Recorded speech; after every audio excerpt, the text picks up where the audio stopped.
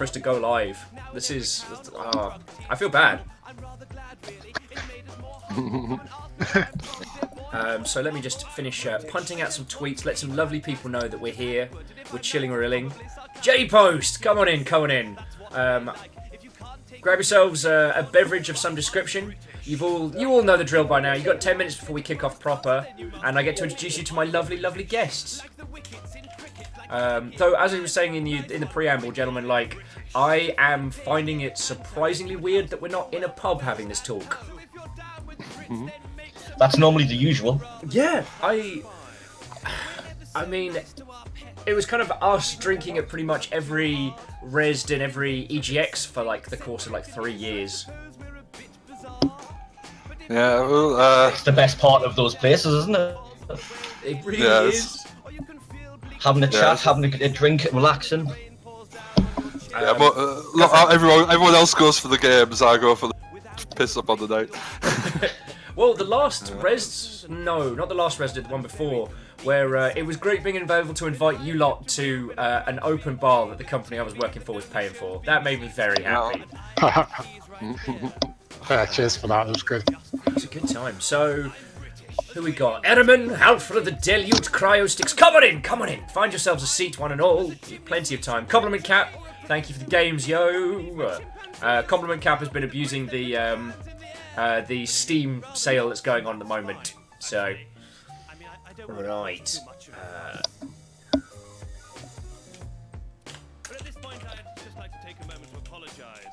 I am almost ready to go, and I've been saying that for several years.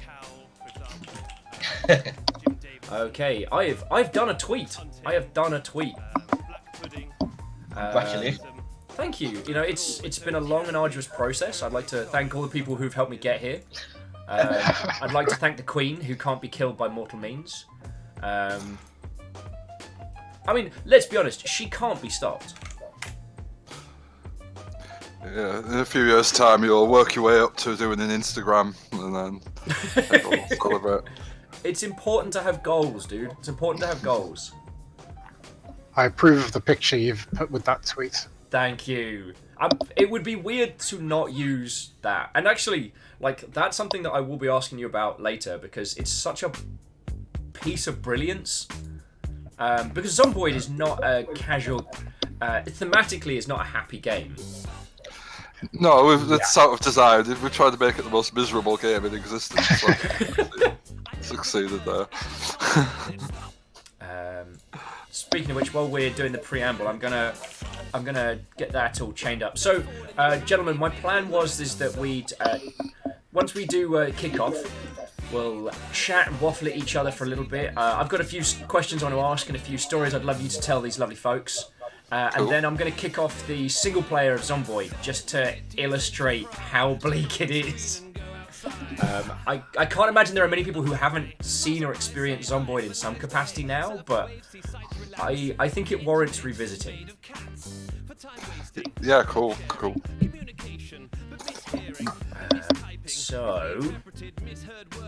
Kestrel says, "What ho?" And they have indeed played Zombiod. Nice. Well, then, Kestrel, you're going to be in for a heck of a day, as I have 3 lovely gentlemen on the line who have all worked on it. But I will introduce you to those good folks in just a sec. Right, and Meebot is not doing its job today. God, it's just one of those mornings.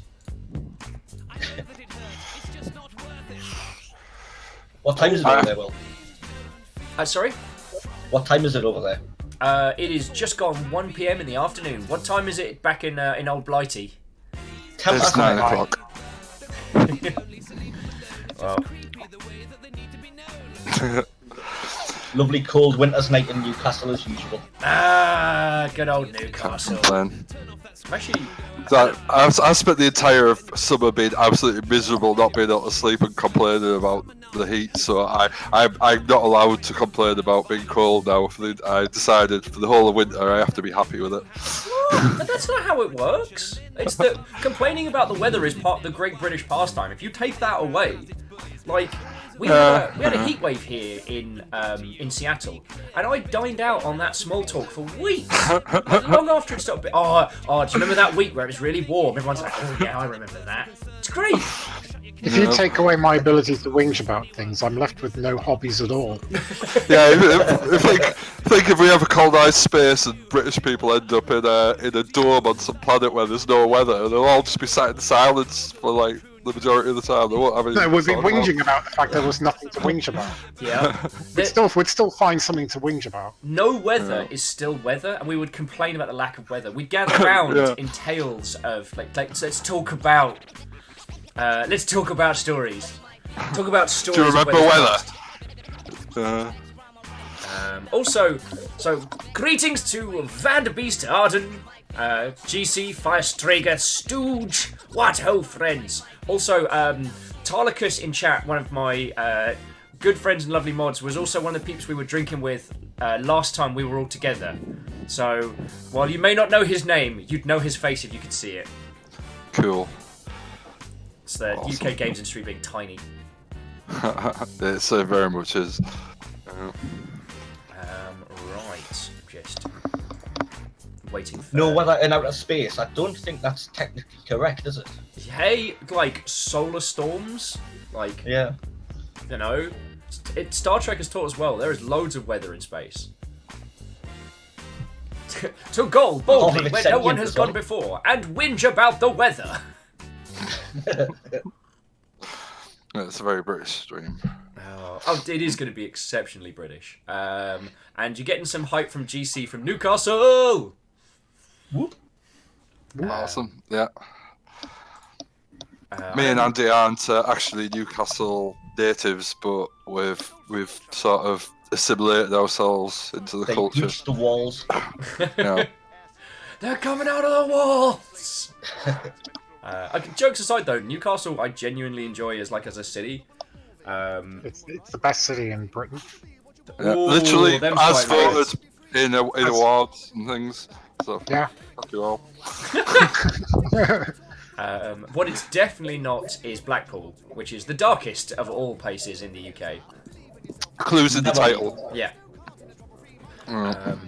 So to G-Man, to Tenwin, GC, everybody, what ho and welcome! I will introduce these good folks very shortly, but yeah, to let you all know, I am been joined by two of the original individuals and all individuals who have worked on the phenomenal Project Zombiod. So we're going to be chatting stories, they're going to be answering your questions, answering my questions, chatting stuff and I need more coffee. I'm just going to pour this coffee into my face. As long as your questions aren't how to play Zombiod, because it's in the past few years it's completely got away from us and we're completely hopeless at it now. So. Oh no! And this is the thing, Zombiod tells you straight up, this is the story of how you die.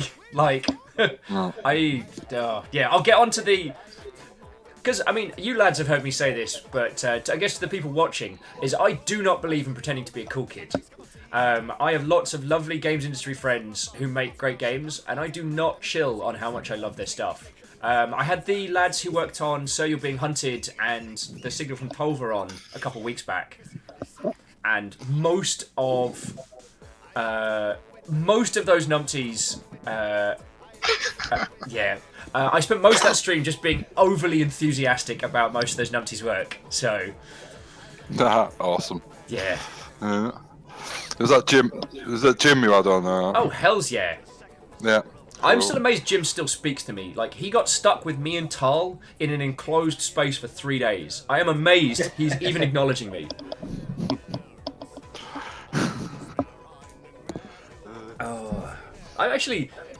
All three of you are very chill gentlemen. I gotta say, why do you put up with my enthusiasm at events? G-Man Dev Prime says that you might want to turn us down a bunch because you're quieter than we are. It's fine. They have to listen to me too much anyway. I'd rather they hear you lot better than have to listen to me too much. On the flip side, a lot of times I watch YouTube videos where one person's louder than the rest or something, and it drives me up the wall. So. Okay, for your sanity, good sir, for your sanity, I'll give myself a bump. That is the first time someone's told me I'm too quiet, though. That's eerie. And Tull's saying that I get louder as the day goes on. That is very true. More coffee, more volume. Yep. More. So everybody filter in. Come on, grab a seat. We'll be doing introductions and we'll start this show proper very shortly. So if you want to go get a cup of tea or a time zone appropriate beer or something of that equivalent, now is the time to do so. It's my birthday today, so Yay! I'm boozing myself up while I stream. Happy birthday, dude! I've got to get make less sense as the stream goes on, I think. Okay, that's entirely fine with me. It'll certainly be an interesting day, one and all. Also, if any of you have somehow not heard of Project Zombiod and haven't picked up a copy, here is a link to pick it up. You can do a thing, and if you pick it up, then it pops up on screen. I've got a cool... There's one of you a very spooky train. That was very vapey, Andy. Oh, you were spooky train, Andy. I could have sworn that I pressed the mute button. Today's going to be a great day. Right, I'll mute now. Choo-choo, Mother Hubbard. Screenfire! What, ho, friend? Come on in. Come on in, one and all. G-Man also saying, I'm going to use your good company as background noise while solve programming issues. GMS2 being weird again. Is that Game Maker Studios 2? So to you, my lovely guests, we have more than a handful of people in-house or in chat who make video games as well. So there may be some like technical questions to your good selves. Cool. I mean, Project Zombiod was a fascinating anomaly that I have been wanting to have this chat with you guys for fucking ages. I'm super keen. Oh, and compliment Caps being a feckin' legend and throwing... Oh! One other thing before we get started as well. You wonderful, wonderful folks. Today is the first day of the Steam Awards. The 2018 Steam Awards. Now, would I be correct in saying that Zombiod actually won a Steam Award in the past? You would be absolutely incorrect. I was going to say, I don't remember that at all. I think I would remember. Yeah. Having said that, like, now at the end of the day, it's lovely when you get votes and stuff, but you know, a game that's sold 5 times as many copies as us is always going to beat us in any category, and it's nice when people throw a vote our way, but we don't put much stock in such things, really. Yeah, we don't win awards. Yeah, but having said that, the amount of reviews that have swabbed today, I think that must be linked to the system somehow, because we've had about 1,000 times as many reviews today as we usually do. So yeah. Very cool. So yeah. So hang on a second. Let me just make sure everything is ready to go, and then I think it's time to introduce your lovely selves to our lovely crowd. Awesome. Okie dokie, Loki is. And links are all cooked. Guests are in. Coffee in hand. Yes, I'm going for coffee this morning. That's what I'm busting out. Right. So, you lovely, lovely folks, without further ado, it is my esteemed honour to introduce you to these lovely folks. So I don't have everyone talking over all at once. Would you like to introduce your good selves to this lovely crowd? Cool.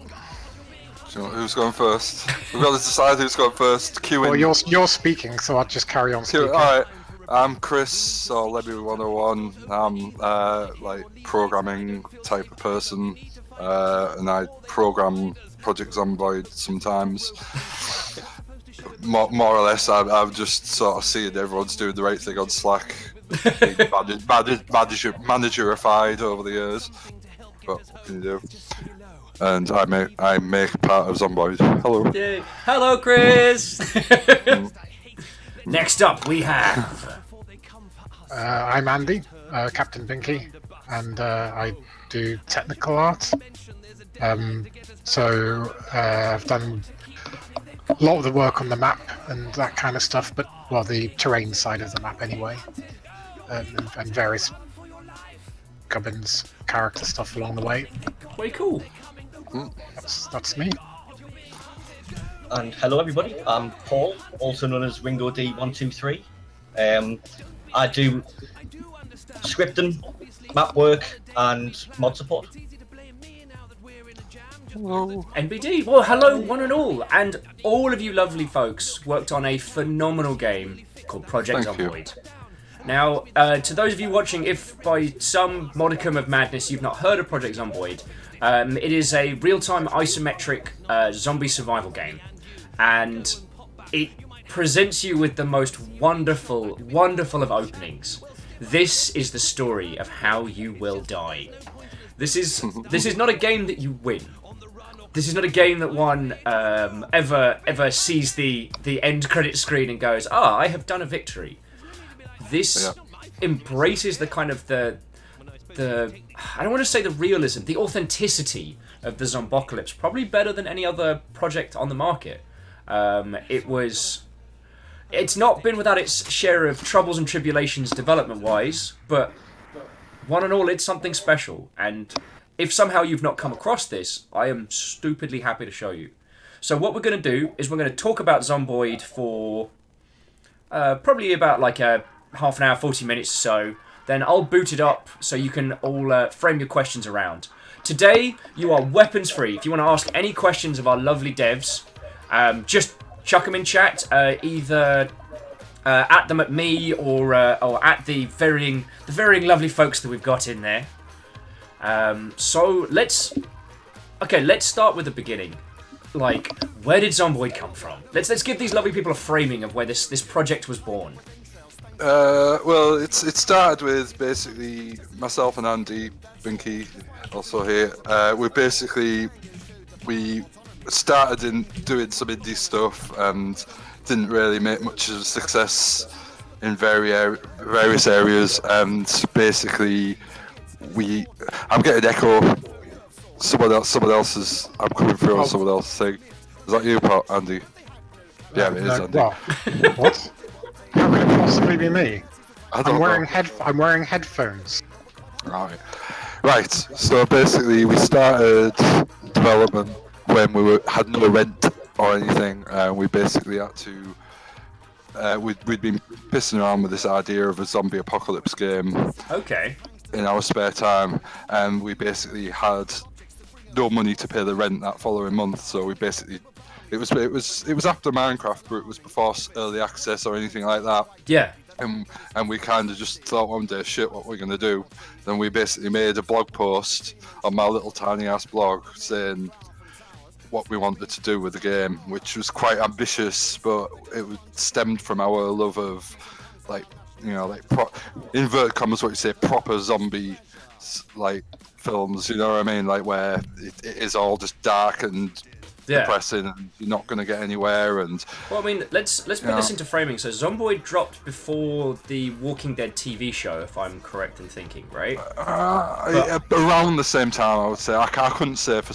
Yeah. We weren't influenced by it because it would have been too new at the time. If it did precede us, then it wasn't early enough for us to have been. We were drawing off Romero and The Last Man on Earth primarily. Such good stuff.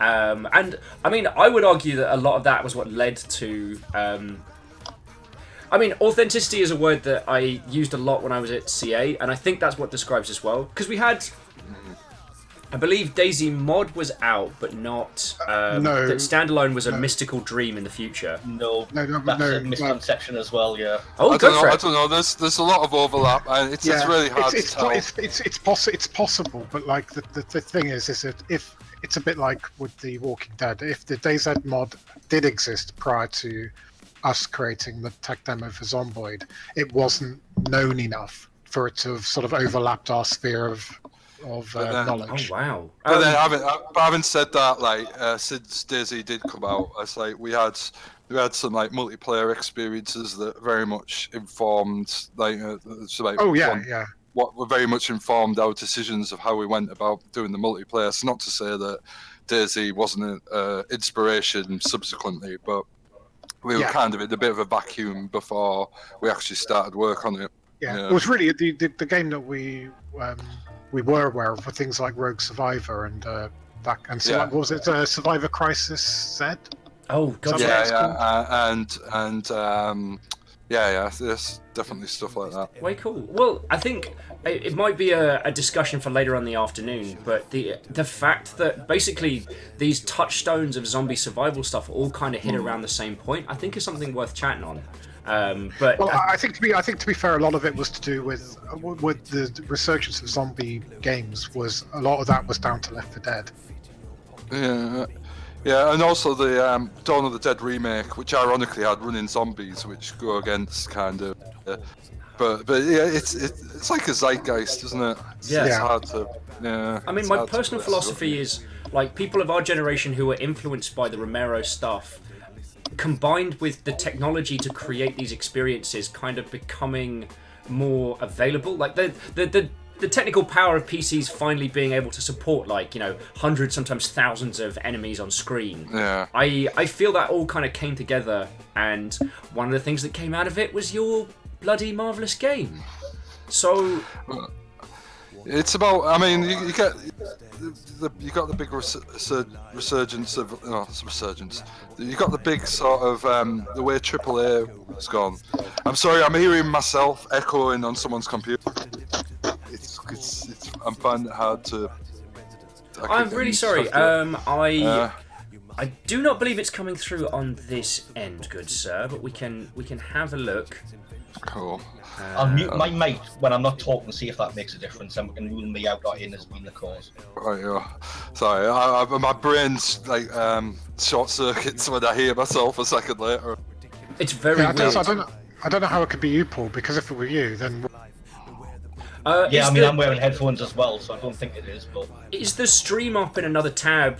Because I've done that to myself. But anyway, I'll go over it. While we're hunting on that one,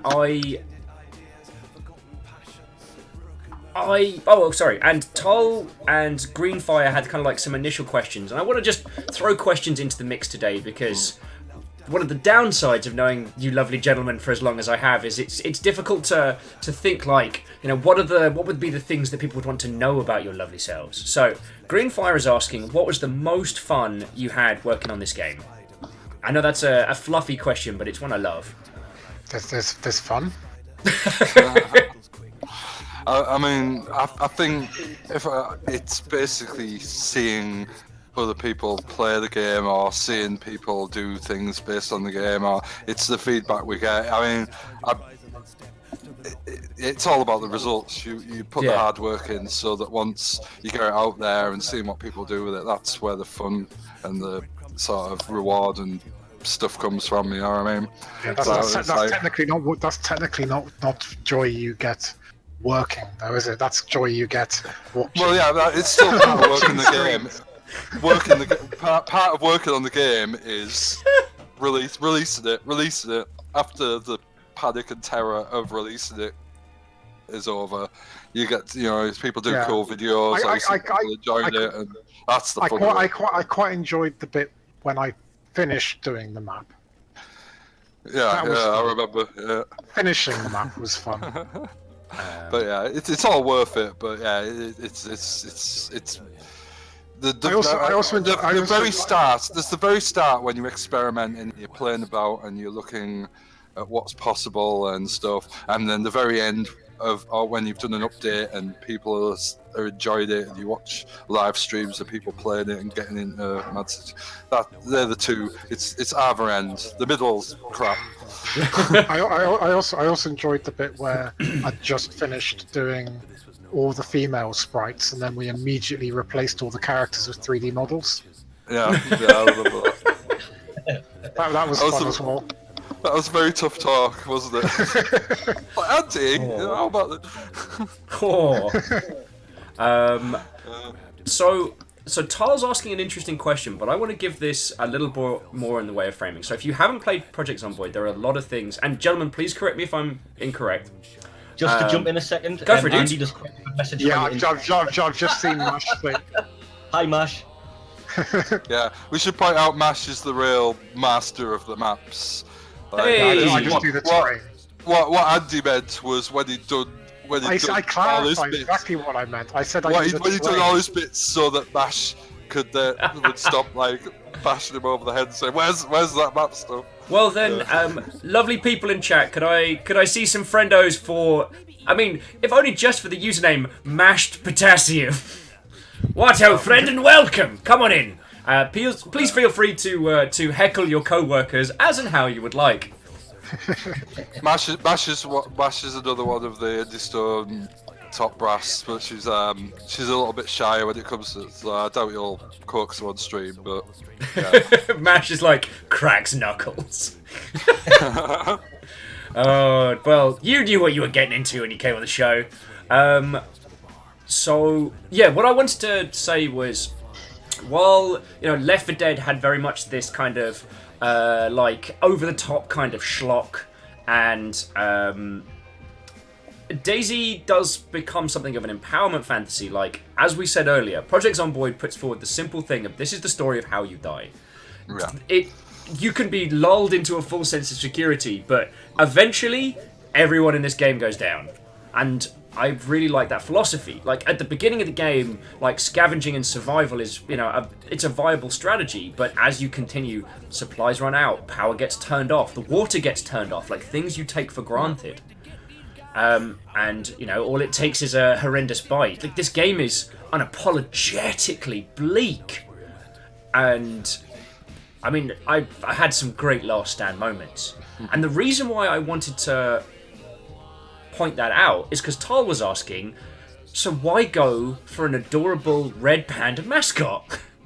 Well, that's Mash. it's Mash, but it was Will who basically was the last of the four to be the original people to come onto it.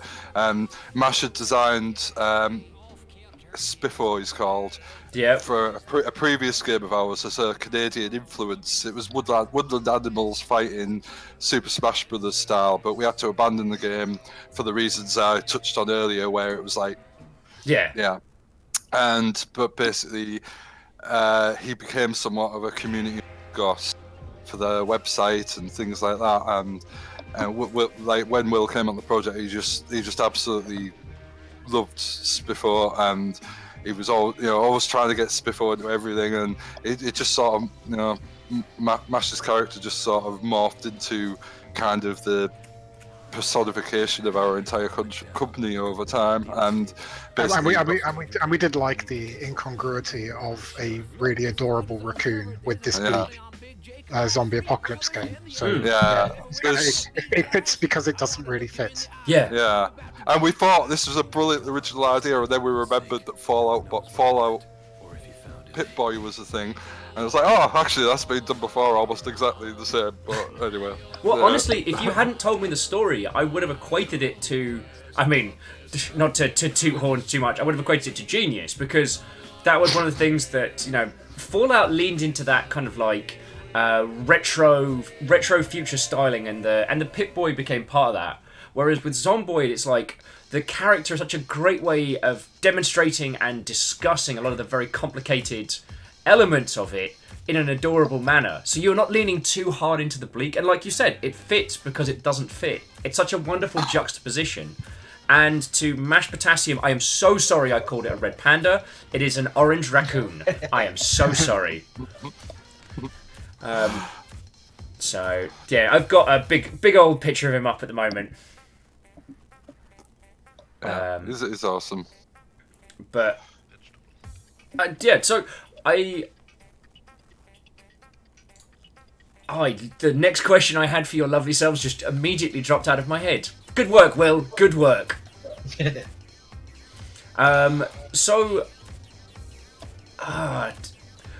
the indie life has not been easy for the Indie Stone. I was just quickly brushing up on Zomboid history, and was reminded of the horrendous problems that you all had with like payment systems and stuff in the initial, and how did you survive all of those bloody challenges? To be fair, at the early on in development, and we're talking about like the first year or so when a lot of those issues happened. Yeah. We were living on a pretty tiny budget. I mean, as you know, the northeast of England is not the most expensive place in England, so you don't need a London style income to survive merrily up here. So we were living cheaply, so we only needed a small amount of money. We really just need enough for a little bit of food and our rent, and the rent wasn't that much. Me and Chris were both living together at the time, so our costs were pretty low. I think if it had been a different studio in a different part of the world, it might have been a different story. But for us, we were small and cheap, and I mean, when we started, we basically set up the webpage and the PayPal account, and we said, like, this is what we want to do. Please give us money, and you'll get a version of the game. And we got $4,000, I think it was. Yeah, something like that. And at the time, it felt like we'd won the lottery, and we were like, it just like buzzing, like, oh my god, like, you know. And then in the subsequent years, like, stuff was going on Kickstarter and making like $200,000 and stuff like that, and that blows my. At the time, you didn't really have this sort of idea. I mean, I think Minecraft was pretty much the only one that had done the alpha funding thing. Yeah, and like similar method to yourselves, like through an in-house third-party site, as in like not through Steam, not through an existing publisher store. There was no option to use things like Steam at the time, and in fact, we couldn't even use Kickstarter because Kickstarter hadn't launched in the UK at the time. We did. So a lot of these things US bank account. Yeah. So a lot of these things weren't us saying, "Oh, we'll choose to do alpha funding using just PayPal or Google Checkout." It was just that there was no other option available to us. Oh wow! And you not only survived that, but as some would argue, thrived. It's worked out okay in the. I mean, it's not without it. I mean, like I say, you've got to remember that the costs are pretty low. I mean, it's what's more surprising to me isn't the fact that we weathered the storm of those first couple of years. It's more, I don't understand how the hell anybody that works in sort of more expensive places like London, San Francisco, those kinds of places, I don't understand how indies can possibly survive in those areas. Oh no, it's something. It's really worth talking about. A lot of the success stories that we've spoken to on the show, like keeping costs low and like hiring and spending sensibly, has been their number one survival tip. We spoke to the Scar Studios, and it's just James and his wife, and I feel bad that I can't remember her name, and I don't want to describe that individual as James's wife, which makes me a terrible person. But they operate as a two-person team. And it has meant they've been able to weather the storm for years. Yeah. Sorry. I was just going to say that you're dealing with, especially before your game gets. Before you really sort of hit that next level of game being relatively well known, you're talking about an income which is so up and down. Every week, every month, it's like sometimes you get sometimes a bit of a streamer streams it and you get a bit of a spike, or sometimes you get an article and you get a bit of a spike, and you can't predict any of those income levels. So the only thing you can do is to kind of work on the assumption that the very bottom level is what you're going to have to work with. Yeah, I mean, we're lucky because we kind of managed to fall right between the kind of success of Minecraft that just basically exploded the indie scene and redefined what was possible for an indie developer, and basically the time where basically after early access has been out a few years and basically everyone's in on the Steam thing, and when Greenlight came out, and basically now there's so much stuff on Steam that new indie developers really struggle to like get out there, and basically you're in the sea, and we were really lucky to fall between these two things where we managed to make a name for ourselves while there wasn't as much out there. I mean, it's a catch-22, isn't it? I mean, like it's the fact that like it's very, very easy to get the game on Steam now, Yeah. is obviously brilliant, but But- at the same time, it comes with the cost of there's a million things on Steam now. So Yeah. And we've spoken about well, that a lot catch-22. during the year, which is like standing out in that crowd is very difficult. And I think one thing that's worth saying is that nothing worth doing is ever easy. Your team did not wait until the industry made it easy for you to do X, and because of that, you were able to launch ahead of the curve. Now, I'm not saying that Zomboid's quality would not have set it above a lot of the herd, but just being seen in that space is very difficult. That's exactly it. I honestly think if we'd have started today, it would be touch and go whether we'd ever get that initial momentum. So I really sympathise for people just breaking out now. Yeah. Well, the fact of the matter is, when we started, there was very little jaded opinions about the concept of an alpha-funded game. There was, like Chris said, there was just Minecraft, so people were kind of up for it. Whereas now there's been some disappointing results from that. So some people are sort of tend to stay away from early access or alpha-funded things where they didn't do it before. We also had the advantage of Greenlight coming into existence mid-development, which meant that we were in the first batch of games on that, and that drove a lot of visibility to our game. And then very rapidly after that first batch, people stopped caring about Greenlight, and then we had the early access starting, and we were, one of the first early access games. So you've got that initial excitement for that too, So we kind of benefited from all these things happening around us as we developed. And yeah, as Chris said, if we were to start now, with all that jaded opinions, all these things being been there, done that. It's like, would we have got any attention? It's very difficult to say. Yeah, and obviously, like, it all revolves around being able to fund the development of the game. So if we didn't have the luck of jumping in when we did, would we have had the money to carry on and do? It's a tough one. Yeah. So but we're very proud. We're very proud of what we've done, but we're not. We know for a fact we've been extremely lucky in both timing and circumstance, so we wouldn't shy away from that. Oh, you lot being all modest. So Greenfire is asking, is there a plush of this cute raccoon? There is in game, but is there one in the real? I think is what is being asked. We would so love that to be one in the real world. It's almost a certainty and inevitable at some point. It's just almost all our. Our motivation is we badly want one ourselves. So, well, a good friend of ours did a. Go for it. Tweet out to pop plushie. The pop people who do all the figurines and stuff. Tell them how much you want a Zomboid spiffle and everything. yeah. Just swarm them. That might help. That we can do. The proportions are already right as well. They wouldn't even have to. They wouldn't even have to fudge it. So Tal was thrown in one I'm sure that you've spoken on before, but I think it's a fun topic, which is that you said that Romero was an inspiration. Are there any other inspirations in this game, and the odder the better?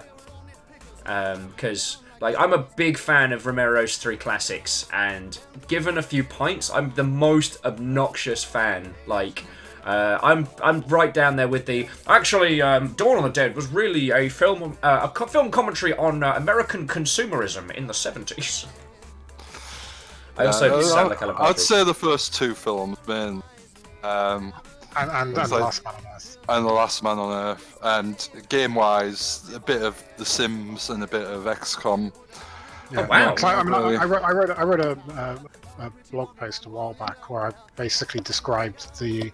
I know that it's based on a book, but the film adaptation, Last Man on Earth, really is the blueprint of a survival RPG. Okay. You watch that film, and you've got the day-to-day life of Morgan, the routine that he goes through, all that stuff. It's just that's the game. Except without the vampires, with Romero zombies instead. Oh yeah. So G-Man was throwing in a good one, which was they're a sucker for funny development stories. What is your favourite funny development story from Zomboid?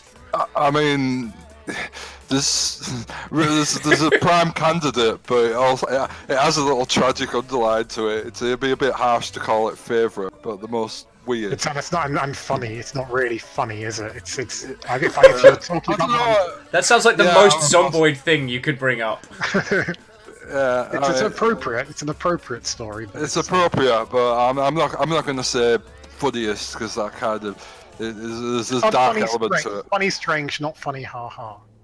Yeah, it was when we were making a push for the first version of the game, and we were doing like blog posts saying, "This is where we are. This is what we're doing. We've got to get this done. We've got to get this done." We're working round the clock, and there was one night we were like working till 4 or 5 in the morning, and we went to bed, and then I basically woke up to a policewoman stood above the bed. A police officer stood above my bed saying, "You've got to get out. You've got to get out." And we were like, "What?" We've got up, grabbed the laptops and things like that, walked out of the apartment complex where we were living, and there was like it was the entire marina where we lived was like the apartment complex was all cordoned off with tape, and there was just no one we could see for like. It was like a zombie apocalypse. Holy crap! It was like the beginning of 28 days later, basically. Yeah. Okay, that's too real.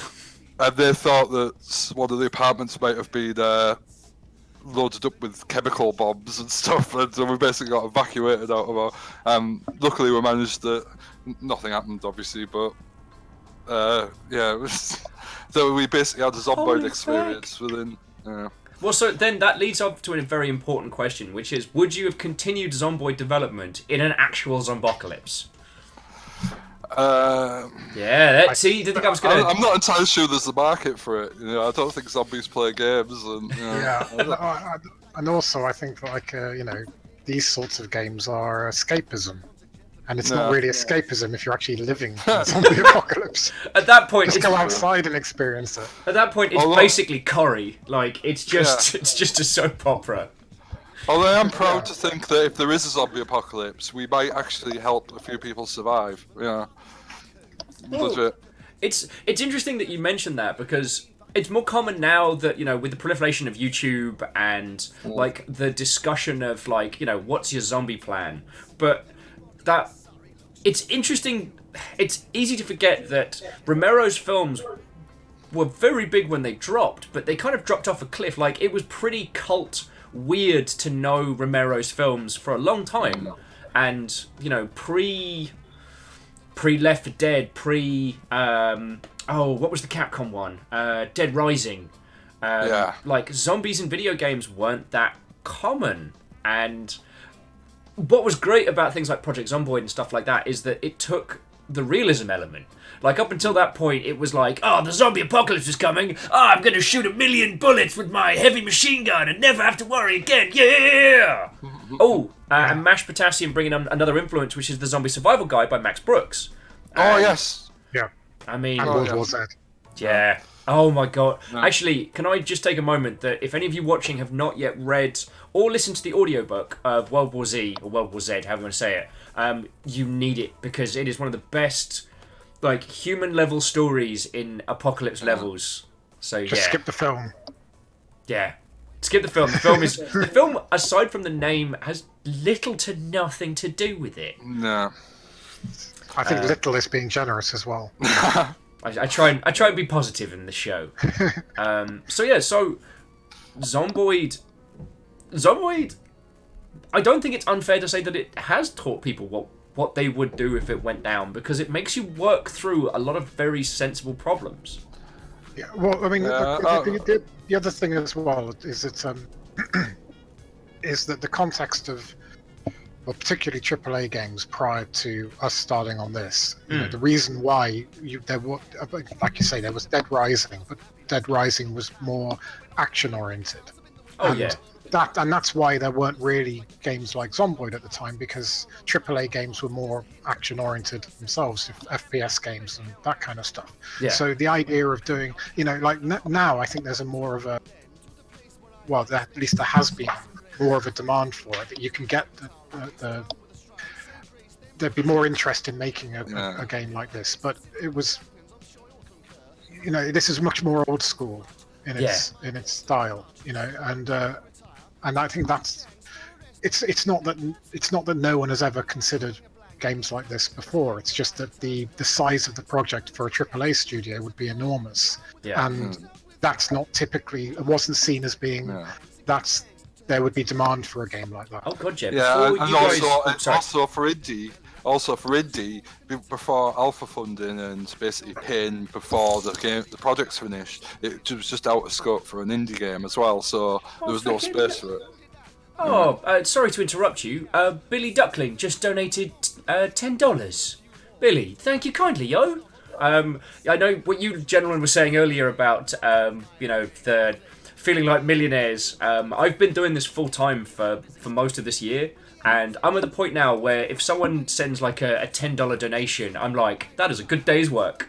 Sorry, anyway, I didn't want to derail it too much, but Billy Duckling, thank you kindly, yo.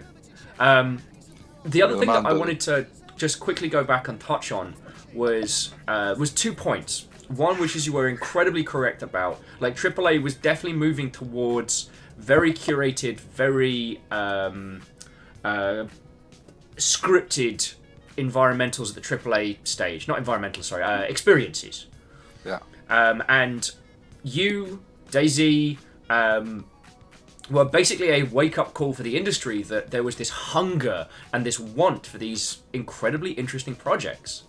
And the other thing that I wanted to say is that, especially in terms of how the map is designed and how the environment is put together, like, I do think you gentlemen are being incredibly modest. Because, whereas with a lot of things up until this point, you know, you had Left 4 Dead, which is like, grab a gun, let's run through the street. Okay, be quiet, because you might set off the oh my god, the zombie horde, blah blah blah blah blam. With this one, it's like, oh, it's cool. We'll just fill up this, you know, we'll fill up our drinking bottles from the tap, and then we'll go on a raiding run. Oh, the taps aren't putting out water anymore. Oh, because the water treatment plant has stopped working because everyone's dead. Oh, there's no power in the town anymore. Oh yes, because everyone's dead. Like, it got people thinking logistically about survival. And not survival in a Russian farming landscape that we may never visit. But, you know, you can project your city onto Zomboid. It's an environment that we can all understand. And that was kind of the motivation behind it. But regarding what you said about the modesty of the situation is that, because you see, everyone in the dog would post on the forum and say, "Oh, an idea where you're actually living in a zombie." It wasn't like an original idea. It was, I guess, we just got the scoop on realizing that idea, given the way the industry was. Do you know what I mean? True. So the manner in which you delivered it was good. And like you've said before, Chris, that part of the reason why zombie films are the good ones anyway. Yeah. They take you need to take a very, very familiar setting. So a school, a hospital, you know, a mall, obviously. A mall, you know, and so the more familiar you make the setting, the more sort of horror you have with the framework of the game. Yeah. You know? And it's like something familiar that's been perverse. So that's why I think it was, again, to go back to my personal favorite, like Last Man on Earth. The routine is so familiar. It might be in the context of disposing corpses, you know, from an apocalyptic setting, but the routine of his life is extremely familiar, that you can relate to it. There's no sort of superhuman abilities. He's not a super soldier. He's not even, you know, he's just a regular guy, and you can put yourself in that position. How would a regular person fare in the zombie apocalypse without military training, without conveniently being immune to whatever's caused the zombification, you know? And I think that's what makes things interesting, anyway. Or without conveniently being the protagonist in a film that's protected by like plot exactly. armor. Exactly. You might just be that guy that dies on day one and doesn't get anywhere, and because you often see it with zombie films where there's some random zombie that you see, where there's like a little element of story to to that particular zombie. And you think, well, wonder what the film would have been like if it had been about that character. Yeah. How would it have changed? Yeah. I mean, I was one of those people who was very, very obsessed with the thematics of that early on, before gaming was really supporting it. So, just when you stop thinking of it as a sea of faceless monsters and you think of it as a sea of survivors who failed, then suddenly your mindset just goes, oh, feck. Yeah, exactly. I mean, it's one of the reasons why we put little personal items into the inventories of the zombies that you loot. Because it's like these are people. So I'm not just bringing this stuff up to create points of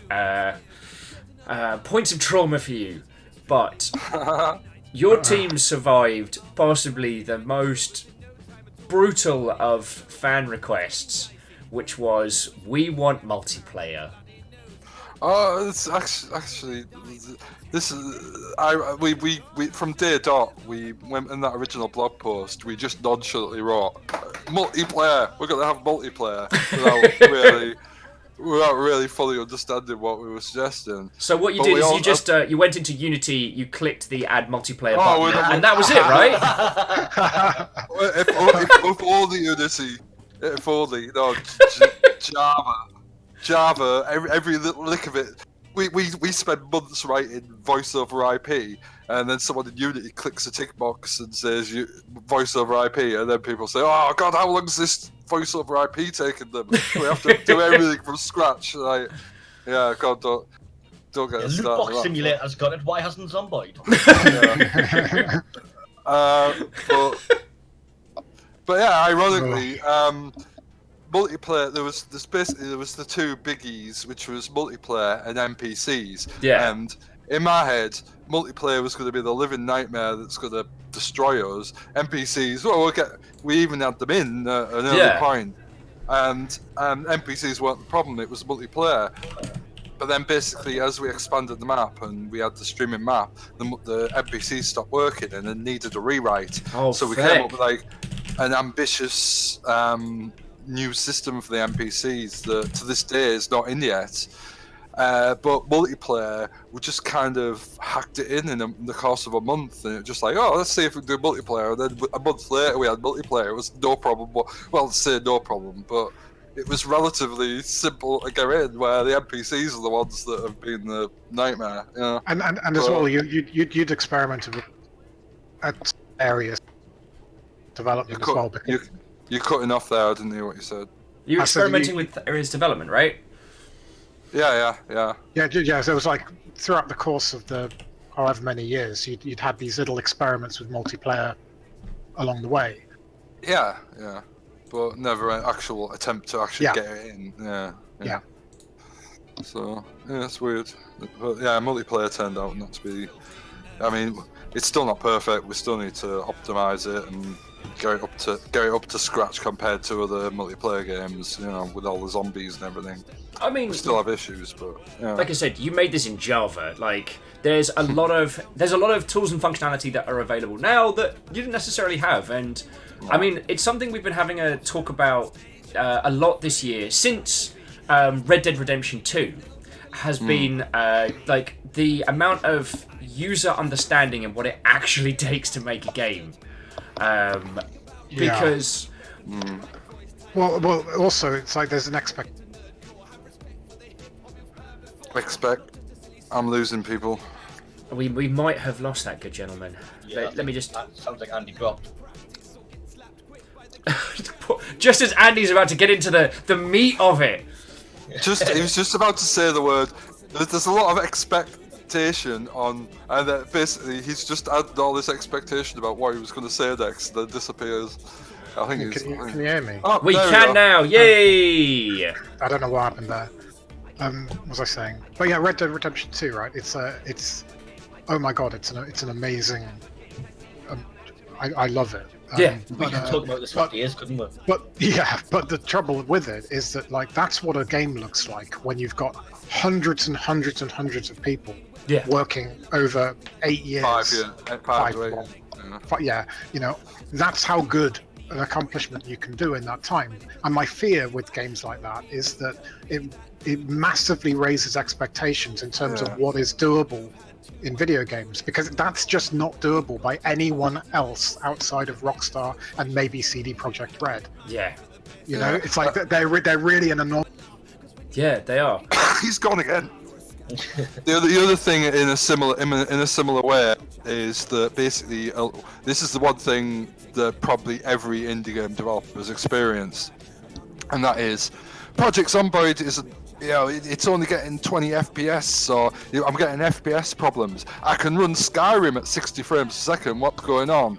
And it's like, yes, Skyrim's more visually complex, but also Skyrim's got an entire team of engine programmers dedicated to optimization. So because something looks more complicated, there's a totally understandable presumption that it must be more taxing on the computer, where you have something that looks simple, but it's only got a tiny team of people that haven't got a team of people dedicated to actually poking under the bonnet and trying to speed it up.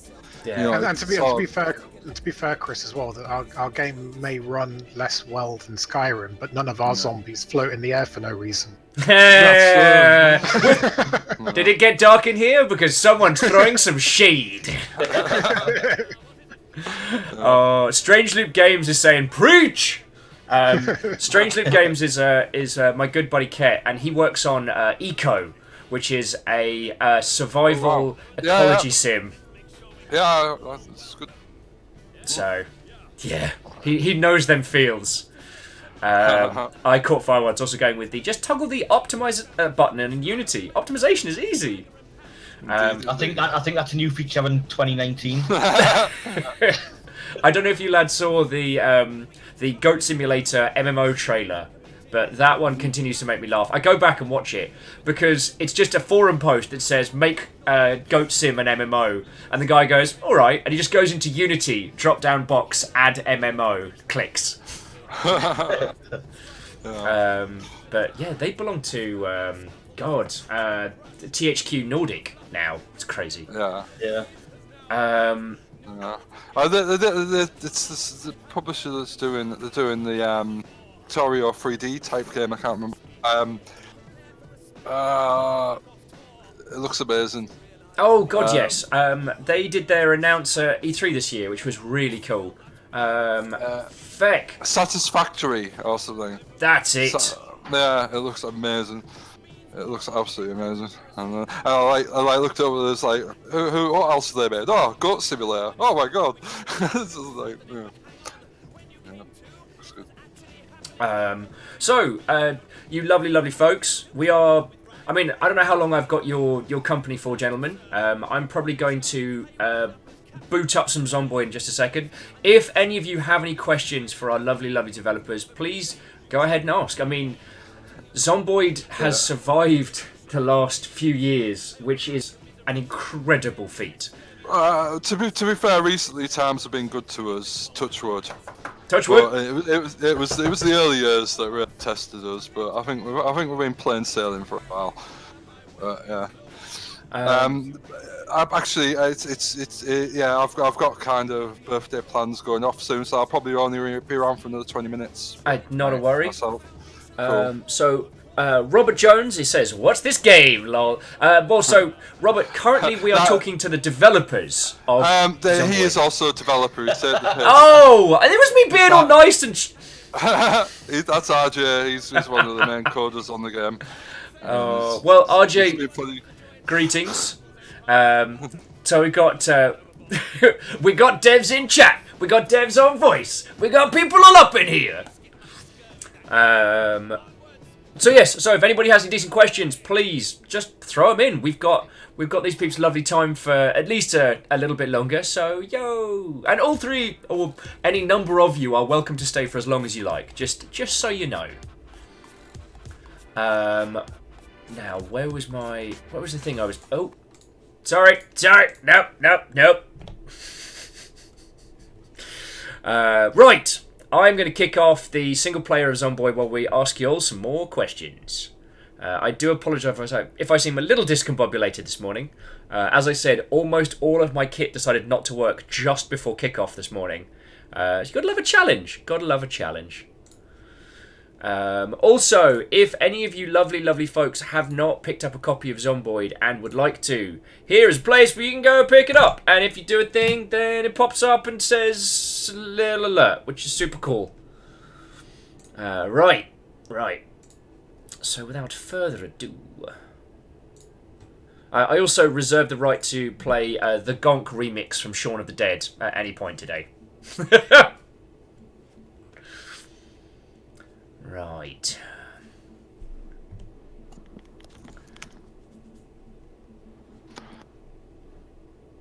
Here's me pushing a whole lot of buttons. I still remember the first time someone told me about Zombiod, and I'd not heard of it. This was literally just after the website variant was available for pickup, and my buddy's like, so I played this game. I'm like, all right, it's a survival game. You got to survive against zombies. I'm like, okay, this is cool. And he was like, so I accidentally killed my wife with a pillow. And I'm like, I'm sorry, what? Yeah, the most despicable tutorial skip in the history of games, I think. Hey, you bastards. Like, it's something special. We thought that set the tone pretty well. It really did. Because the thing is, I can't show it to you all you lovely folks at home, because I know it's going to happen. But basically, Zombiod's got... Oh, hang on, let me just add it in. So the Zombiod tutorial comes from your wife, who... I believe she's broken her leg or legs. How old is this? Yeah, unfortunately, that's not in it. It got took out with the NPC rewrite. But oh no! So this is a tale from the before times. Yeah, it'll be going back in, but at the moment we've got a different tutorial, which is a very entertaining, don't get us wrong, but it's not the same one. Yeah. Okay, so in this original, hang on, let me just quickly configure. So in this original version, your wife, who has injured herself to the point where she can't move, is trying to explain to you what you're going to need to do to survive and how you're going to get through it. And if you pick up a pillow and give her the pillow, you will smother her to death, which skips the tutorial, but also puts her out of her misery because she's not going to be able to survive because she can't move. And you're like, yo, that's dark. Because I believe in that variant, eventually your house gets... Wait, hang on. Push to tilt. There we go. I believe in that variant, eventually your house gets raided. Like, the horde descends upon you. So there's a raider, and there's also the zombies as two separate. Or you set fire to the... Yeah. There's several ways it can pan out. And basically, at any of them, you can basically smother your wife with a pillow before any of it happens. If you don't want to play the tutorial, I'm not 100% sure we'd get away. It's certainly very dark. Yeah. And I'm just gonna quickly hide myself for a second so you can all see. It's doing the little, like, the slow credits at the top above your wife. Oh yeah, so that is. Watch for the lightning. Watch. You see him hugging his wife there. He's hugging. That's Kate. He's hugging her. Yeah. She's all right. Just watch for the lightning. Okay. Or maybe not. Maybe it'll take too long. I was hoping it'd happen soon, but. We got time. I'm just keeping a Hawkeye out for it now. And it won't happen for like 10 minutes now. Yeah. No, I like. But it's also nice to have a little run. Additional code. Shout out to Chris. Whoop whoop. I mean, the little teddy bear at the front's quite sinister. Just glaring at us. Have you seen the film Scanners? The really fecked up one with Keanu Reeves. No. The Screamers, old... Sorry, it's not Scanners. Screamers. Oh shit! Yeah, Screamers is one of my favourite films. Yeah, RoboCop. It's the same teddy bear. Oh, why would you do that? No, it's just coincidence. I like to think of it as the same teddy bear. As the little hand opens, and you just hear the saw. Yeah. Oh. Alright, it is being rebellious to us. Let me just turn on my camera. Just one. Yeah, Oh, and mashed potatoes is... Hey, Vanderbeest, thank you kindly for the bits, yo. Vanderbeest threw us 100 bits with zombie bits. And Mashed Potassium is heading off and says, "May your death be eventful and entertaining." I can't strive to do much more. Right. Oh, and Tal saying, "You got red on you." Right, let's get stuck in. Okay, we see you were infected quite recently. Do you want the tutorial before the inevitable occurs? Do we? Do we want the new tutorial? it's kind of fun if you give people an introduction to what they get. It's up to you. You can skip it, or you can do it. You know what? I'm down to clown. I am down for clown-like activities, but not spider clown-like activities. If you gentlemen haven't played a game called The Hex, oh, there was the lightning. Yeah. That was fucking cool. He's eating her. He's not hugging her. He's eating. That's fucking Plot twist. cool. Yeah. Oh god, I'm trying to remember the name of it. It was a weird black and white film I saw once, which is about a guy who gets infected with like a zombocalypse thing. Yeah. And what's fascinating about it is that it's shown from his perspective of the environment. So there's a bit where he like kills and eats a lass in an elevator, but he's in his mind he's trying to calm her down. She's freaking out and he wants to just give her a hug, calm her down and say like it's okay. But the reality of what's happening is that he is just tearing her asunder. It's pretty grim. Dark. Yeah. That sounds horrific. It is, but it got me thinking about like, you know, the perceptions in those situations are very valid. Weren't we, Andy? Weren't we talking about like a remake of They Live, where basically you're running around, running around the radio station at the end, like shooting people and stuff, and then in the end he's dragged away saying they're like, "Oh, they're all aliens." No, he's just a bat. And I was like, "What?" Yeah. This is how you died. There is no hope of survival. Yeah, there most definitely isn't. Greenfire saying, "Will, remember your kit bag and Z spoon. That is a spoon specifically designed for destroying the dead." Awesome. Useful piece of kit. And totally not something we made up. Right! So I guess that's got like a really long handle on it. Yeah, like a super long handle. Yeah, you want to change down that climate change box. That shouldn't be appearing in the tutorial.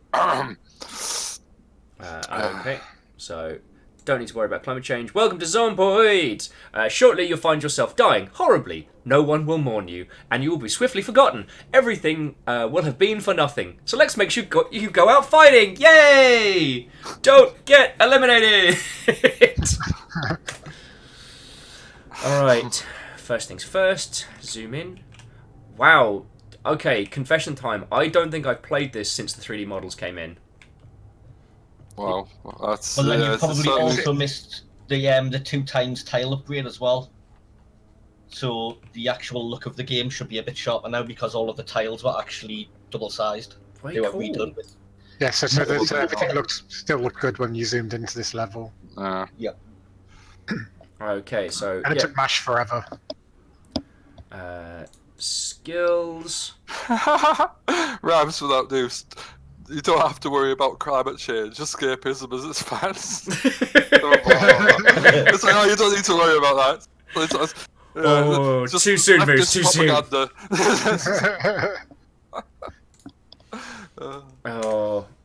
So this is just taking us through like skills and health. So later on, our character here, Joseph Wilson, if we get scratched, we get broken bone, we get bitten, this is where we'll find out about it.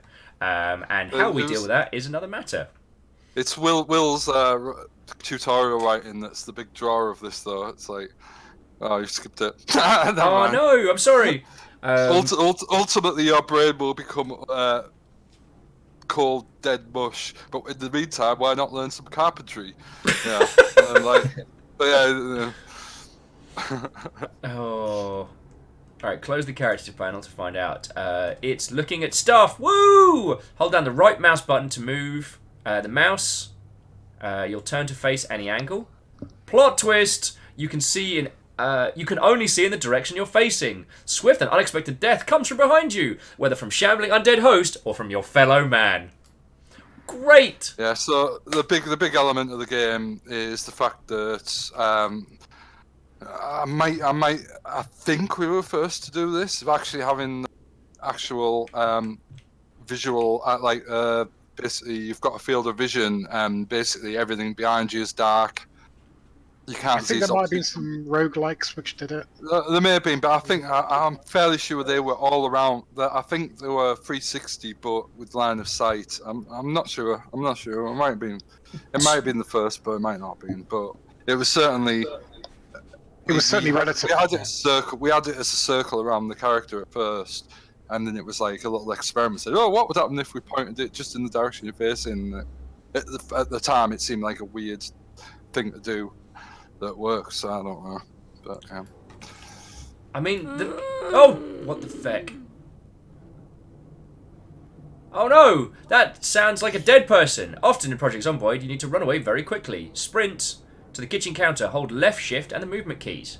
So what I was going to say is that while I don't know who was the first person to do in real time this level of like this line of sight vision stuff in this particular style, yours is definitely the one that has done it the best. Like, there were some classic roguelikes that did it, but they did it on a turn-based style, so... Yeah, shout out to Darkwood, which... yes! Oh, because it was like pixel perfect, like these lines emanating, and we couldn't do that because of the technology involved, but the way the line of sight worked in that was amazing. Like, yeah. Yep, so the tutorial is telling you there to eat dead mouse.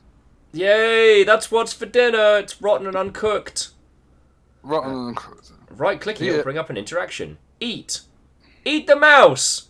Oh dear lord, we just found a dead mouse in a kitchen. We're just gonna scoff that down. So we're setting the stage here. Oh dude, why is it crunchy? And then people won't be able to see the moodles on the right hand side. But... Hang on, there we go. Just says that's better. Apart from the nausea, press space to continue. Okay, let's find your. Let's fill your water bottle up before the water is cut off. Right-clicking items in the world will bring it up. So fill empty bottle. There we go. And now we've got a bottle full of water. Okay, you automatically drink from any water that's carried in your main inventory. Now let's see what's in the cupboards. Open that panel back up. All right. Okay. So is this all new to you, Will? Did you have the old UI when you played it? Yeah, I think so. Which makes me feel like maybe it's been longer. Maybe it's been a lot longer since I last played this. You know what I mean? Yeah. All right, but I got a frying pan, so I'm happy. Also, I'm just gonna quickly do some reading, and some more reading, and some more reading. Because now I'm smart. Are you trying to break our tutorial there? No. Don't go outside the instructions. If it breaks, we'll be awfully embarrassed. Anyway, pressing E will interact with objects, most notably doors and windows. Now, press E for the pure joy of it. Ah, a zombie! Sneak out the window and beat it back to death. Hold E to climb through the window. Alright, she hasn't seen us. Huzzah! As well as sneaking, strafing and looking around, holding right mouse button will ready your weapon for an attack. Use the right mouse button and the WASD to sneak into position without the zombie hearing you. You're great. Now, swing with the left mouse button. Remember, fast repeated swings have less power. Build up your attacks. Wabamf. Take that, Mom! Oh, God! Now she's on the ground. Feel free to hammer left button to pierce her brain to bits with a broken skull. Oh.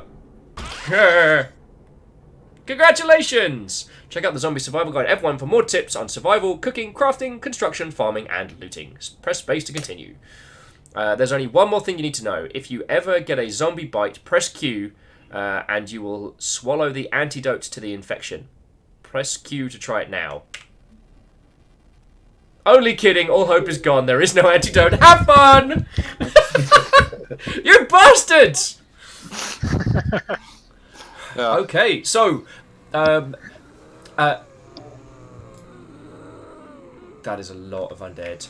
Oh God! Oh God! You bastards knew this was gonna happen! We can do it, we can do it, we can make it! If any of you have any questions for our lovely devs, I'm gonna run for the hills! Ah, in your face. I should point out, you need to accept your fate. There is no escape from this level. It's a small little subset of the level, and basically you can run around just look as much as you like, but eventually you're going to have to just stand there and get eaten. No, no! There is no escape. No, see, This look, we're Project clear. Zomboid. I'm fine. This is Project Look, Zomboid. look, I'm fine. I am fine. All right, let's go. Let's keep heading into the trees. It's all right. I'm gonna live off berries No. and. If you press Q, you'll open a mini map. Yeah, there's Q's, like, there's a mini map that shows the route out. No, it's not. Q is shout to tell people where you are. You bastards! I trusted you. I trusted you, tiny panda. Oh, God. You've learned the most important tutorial tip in the entire Zomboid. Don't trust the developers. Here we go. So we found ourselves. Honestly though, if you keep running like this, you'll basically just prolong the experience so that you're just in this tiny map where there's nothing to do for hours without dying, and eventually you'll starve to death. But I would recommend if you're not going to get eaten, I'd recommend quitting out and starting the proper game. Fine, I'll go face the horde. I'm not quite sure why we didn't put a fence around the. Because we never got round to it. That's exactly why we didn't. All right, if I'm going out, I'm going out swinging. You know who said that? Fallout Boy said that, and I don't know why I referenced that. Well, you know. Oh crap! No! No! No! No! I take it back! I take it back! No! I take it back! I don't want to die! Am I bitten? No, I'm overall, my body is okay. I don't need a game to tell me that. Ah, feck! Ah, feck. It's alright, there's one or two of them. We can take them! It's alright, I'm just gonna hide in this little shack here. Is there anything? No, there's not. You didn't leave me like a stash of guns or something? Devs.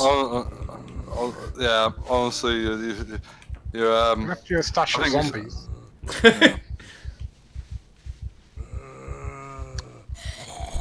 I think you should go in like a champ and just see how many you can take out.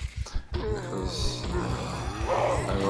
Oh, top score. Oh god! Oh god! Nope. Oh, that's... Pandemic, one zombie at a time. There we go. Help me!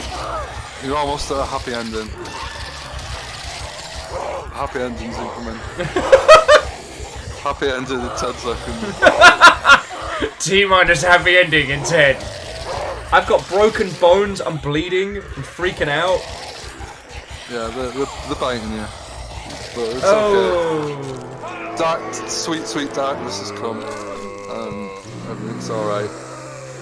Congratulations, you survived for 10 minutes. If you hang on a second, see, we've got a better animation system coming but they're technically biting you, even though we haven't got an animation for them crawling on the floor at the moment.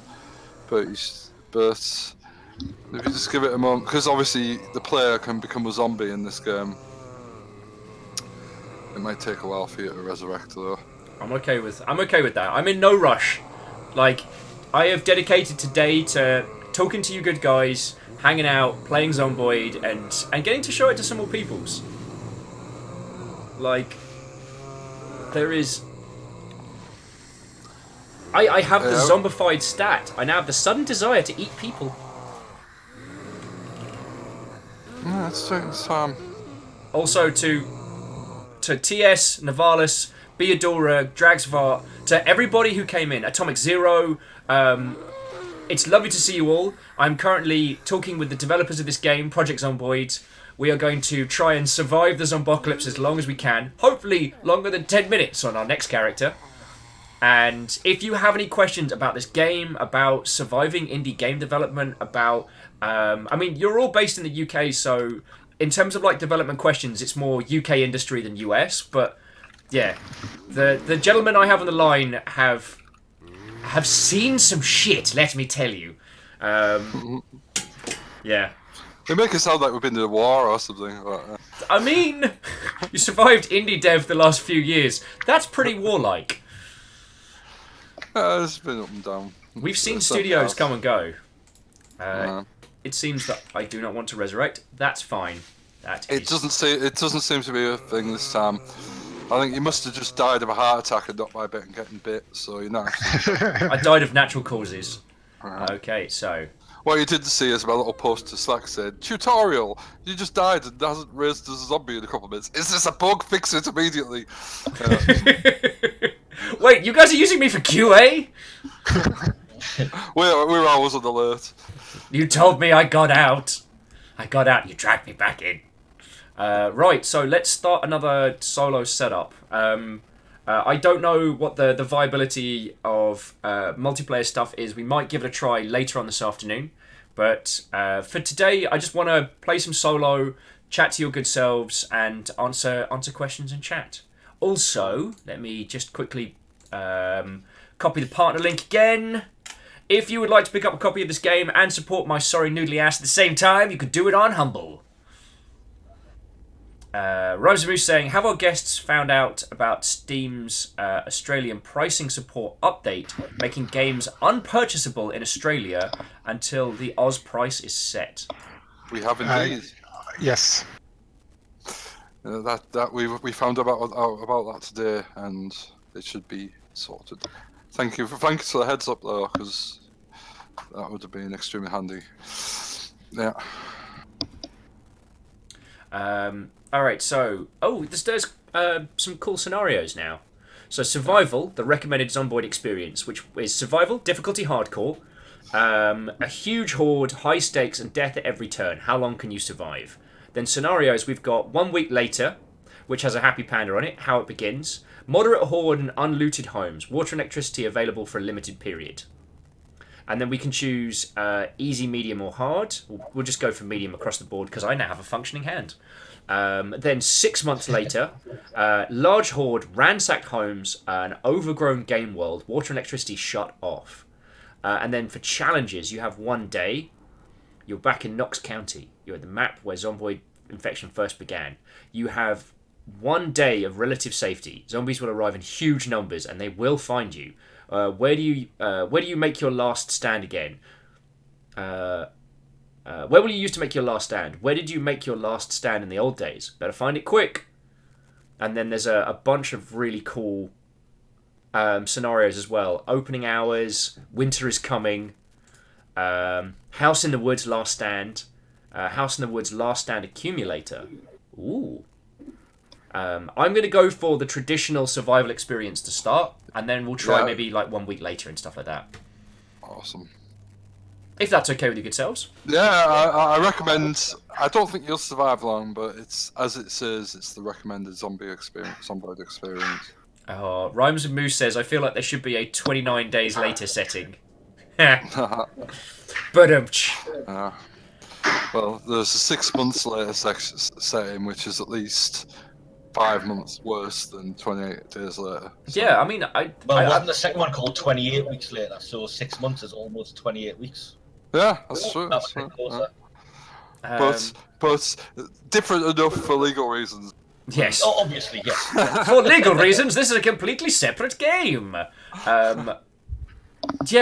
So actually, I'd be curious to know your thoughts and feels on the different kind of like infection variations. Because personally, I found like the classic Romero Shamblers did such a good job of inspiring dread, not horror. I mean, obviously there's horror with the gore, but you know, the zombie horde is this unstoppable. You can't stop it. You can't negotiate with it. It's always coming. I could answer this question by, if you click back, custom sandbox. Click custom sandbox. Yeah. This will answer every question you have on this subject. Custom sandbox. Click it. Yeah. Wait for. I think we're a bit delayed on the stream. Indeed. Come on, stream. But basically, if you look to the right-hand side of the custom sandbox options, Yeah. you will see an area that's greyed out with a tick box above it. I think you Okay. might need to click next first. Oh, Okay. right, shit. Right, okay, click next. That's why it wasn't. Click next again. Okay. And is that Nice. under Oh, advanced zombie law. Click zombie law. It's all changed since the last time I was in here. There we go. That answers all your questions. Oh, just in case you can't see, ladies, gentlemen, and individuals of all persuasions, there is a box at the start of the sandbox options that just says "proper zombies," and that's it. You have to admit that you're not using proper zombies if you want to change it. There's also sadistic AI director. Bloody hell. Anyway, but I'm going to go back for the traditional experience. Cool. Now, do you recommend a particular map? It's all the same map. It's just different starting locations. Oh, okay. But probably Rosewood or Riverside. If you want a little bit of not dying immediately, they're probably your best options. I'm going to go for Riverside. Because we can go down by the water and gaze out. And hey, Caffeine, what oh friend, how are you doing? All right, so the continued adventures of Mr. Viking. I didn't actually come up with that name, but that's a story for another time. Forename Mr. Surname Viking.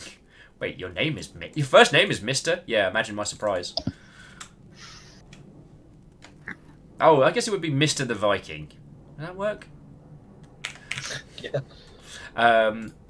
So yeah, I guess one of the things that I wanted to say, well, I wanted to chat to you about is that as we're seeing game development change, game development has changed drastically over 2018.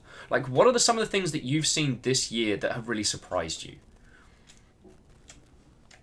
Surprised? Yeah, I mean, Honestly, the first for me, even though it's not really technically a surprise, especially in hindsight, is just the absolute beauty and detail of the Red Dead Redemption 2 world. It's just like nothing I've ever experienced before in my life. It's just by far the best digital world I've ever experienced. that's fucking cool. Yeah.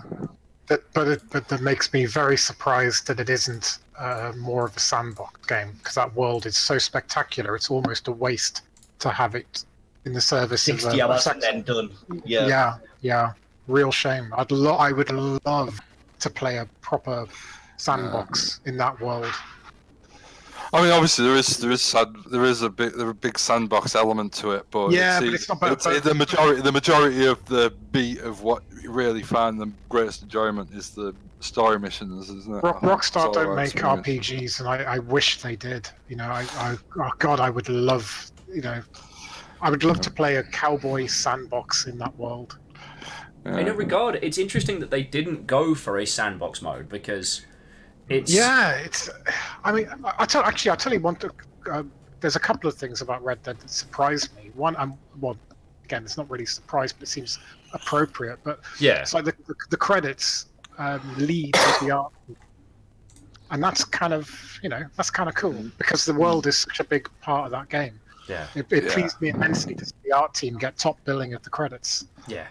Because one of the things that I was talking with people about yesterday was Ghost Recon Wildlands, which is not a game that I would recommend people pick up, but visually, the world of that game is just gorgeous. It's so well designed, it's so well put together, it looks and feels massive, and at the same time is just an artistic marvel.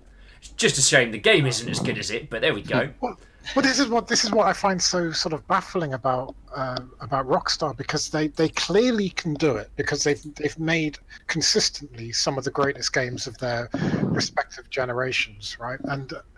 And you look at the replayability of say Skyrim, Fallout 3, Fallout 4, you know, and these are games which are like, I mean, no disrespect to Bethesda, but storytelling is not their strongest point.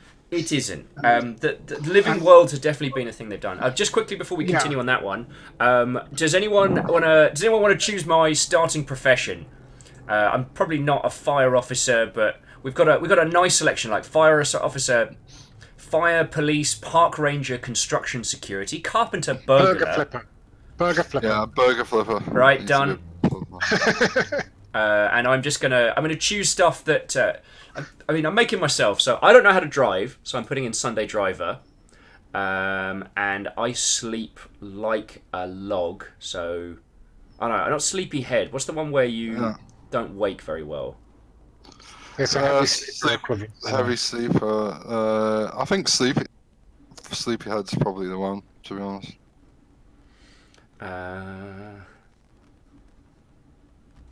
Because I'm not someone who needs more sleep. I just, when I'm out cold, I am out cold. Jumping back into chat. Rosamund says, I believe I saw underweight. I mean, that's fine. How are you? I'm Sorry, not. Chris. I said, how are you? I can't understand what you're saying. I think you do that on purpose, Andy. Are you hard of hearing? Well played. Okay. I mean, it's got feeble. I'm quite noodly. I think. I don't think that would be unfair. You're not setting yourself up for a long game here. But I'm gonna have lots of skills. Alright, so let's have a look. Things I will claim. Iron gut. I can eat some messed up stuff. I mean, I would consider myself a lucky person. I'm not a brawler. I recently broke my hand accidentally, so can't really. Can I? Sorry, I won't faff around with character creation too much. DX Man saying, why isn't shark trainer a profession? Got to get out. DX Man, get out. Because the game's set in Kentucky and there's no sea. Rhymes with moves. TCSCTH says, why isn't streamer a profession? And it's like It wasn't a profession. As much as I look, yeah, it's set in 1993, the game, and not only that, but as much as I love streamers, I can't really imagine what skills a streamer would have that would add to the survivability or subtract from it within the zombie apocalypse. I don't think zombies accept bits, and But zombies can give bits. They don't accept them, certainly. But as we've seen so far today, we've already received 100 zombie bits. Yeah. All right. So I've spent, and let's just go for it. Okay, these are the end times. Oh, it's not going to be a long game. How long do you reckon before I set off a fire alarm? There was no hope of survival. Alex Swavery with Zombits.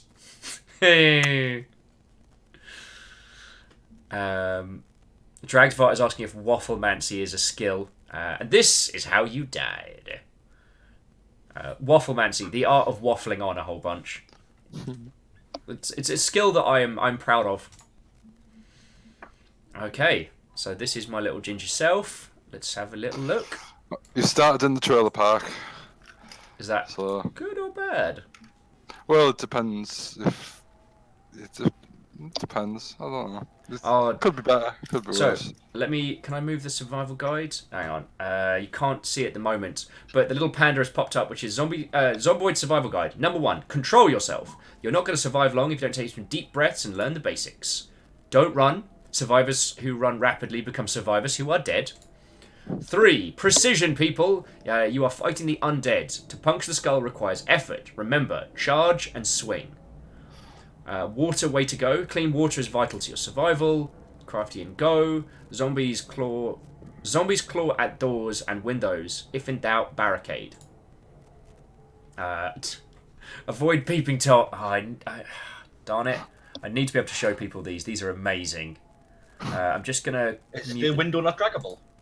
No, it's not. It's attached to the right hand side. Alright, so I'm just going to bring it back so people can see. So don't run, made me laugh. Then precision, people!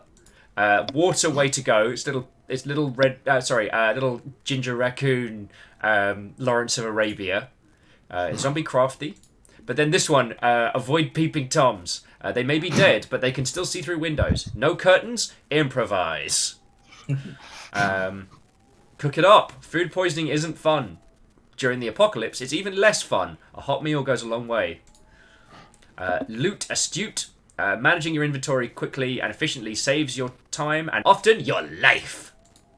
Vehicles. Vehicles bring survival benefits, but they also bring noise. Revving an engine will attack the horde from a long distance. And new weather. Okay, so F1 to bring that up if we need it again. Chat's back on. Okay, let's do the dance. So I was a burger flipper, so I know how to cook a thing. Let's have a look see. So what have we got? Plastic bag, butter knife, cooking pot. Ooh, bleach. An uncooked TV dinner. I think you probably the last time you played it there was no bags, but if you right click on the plastic bag, you can put it in your right hand, your secondary hand, and then that gives you an extra. Yeah, you Nice. might want to drag your window a little bit because it's covered up by the. What do you call it? I forget I can thing. move a few of these things around. I do apologise. Cool. But yeah, so you've basically got your different containers. There, you've got the carrier bag there, so you can put stuff in, which will allow you to carry. And start with the carrier bag and look for a proper bag. Okay. So what have we got? Nothing in the oven. Does the oven work at the moment? That's going to be an interesting question because we can pop ourselves a little TV dinner in. It'll be great. It'll be great. All right. What have we got in here? Got some bath towels. Got some more bleach. Just in case we decide that we're gonna give it all. The telly. Telly off. There we go. No, telly off. Okay. A Valutech television. Brilliant. Oh, fishing for beginners. I'm sorry to duck out here, but as I said, No. Big evening planned and stuff, and I won't have to scoot. So it's been lovely talking to you. Dude, I just want to thank you for coming in and like chatting stories and hanging out. Like I've been wanting an excuse to get you all on the show for ages, and like Zombiod's an important game, and it's one that I feel people will be talking about for a long time. So just thank you for your time, yo. What about the other two Mother Hubbards? You staying with us? Yeah, I can do it. Yep. Yeah, well, yeah.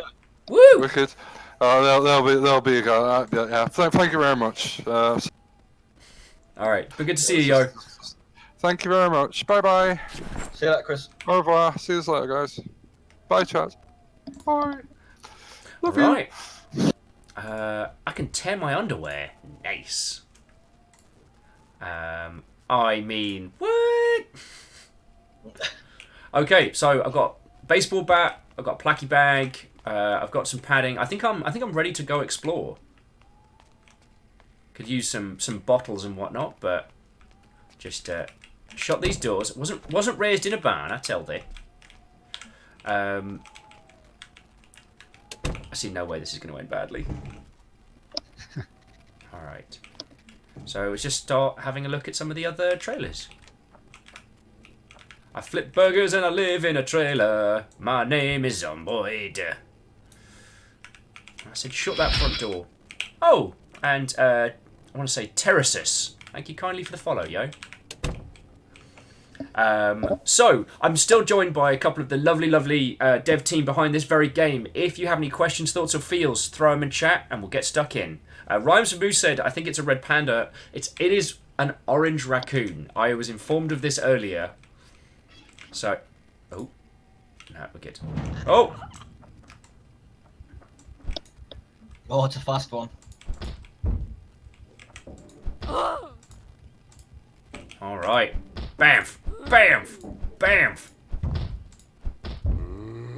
When they're on the floor. Oh, yeah. Shit, the bed! Oh, run! Just run! Run! I'm trying! When they're on the floor, well, and that way you'll just stamp on the head rather than degrade your bat. Okay. Alright. Why is there so many of them? It's alright, I've got an idea.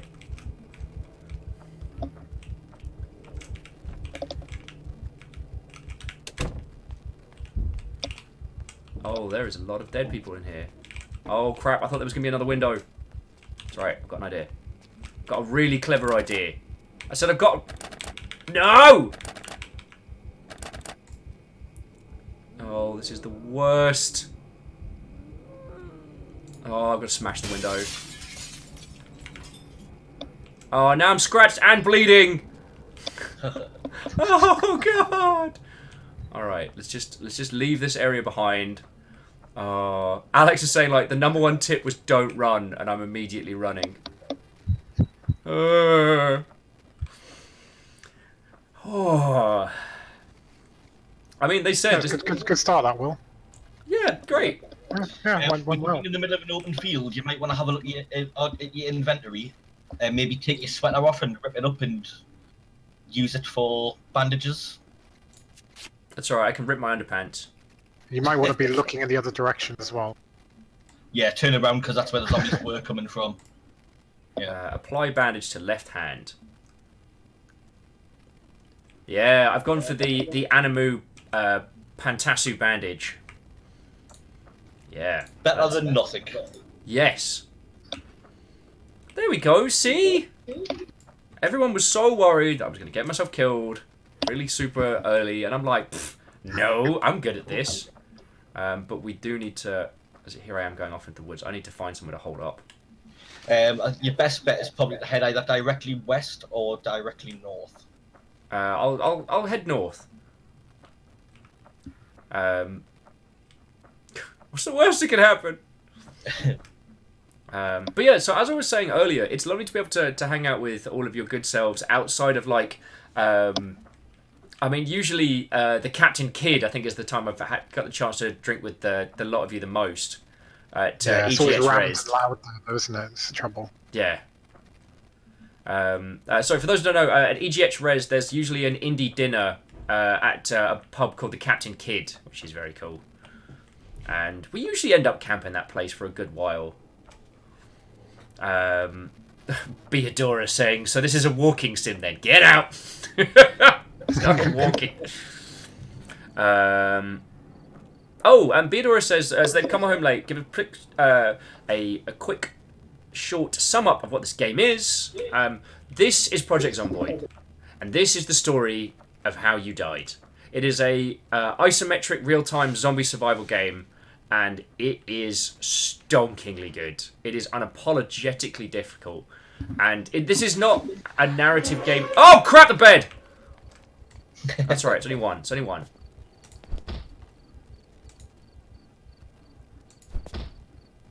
Yeah, so when they're on the floor, if you stand over them towards the head and press spacebar.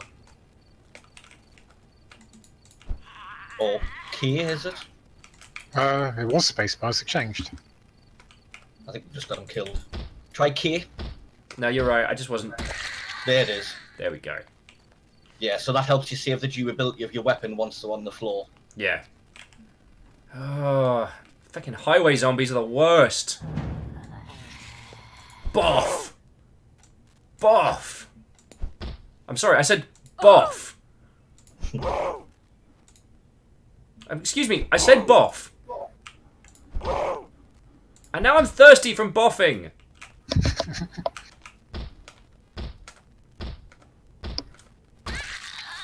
Don't forget to check their inventories. Oh, yes. Thank you. So it's skirt, shoes. Let's have a look at the other one. As I desperately need a drink now. Oh, got some lipstick. I'll grab that. Darned. And I'm going to assume that making bandages from dirty items is a fast way to get yourself an infection, right? I certainly don't think it would help. Okay. You can't see me, you can't see me. Oh, I'm going to end up dragging a horde. I'm thirsty. I'm grumbly. I scratch my hand on a windowsill. Welcome to Project Zomboid. How are you? TS saying that those zombies are incredibly rude. I know. Oh, a car. I don't think my chance of a car working. Of course, I don't have the ruddy keys. All right. Any recommendations on where I should be heading?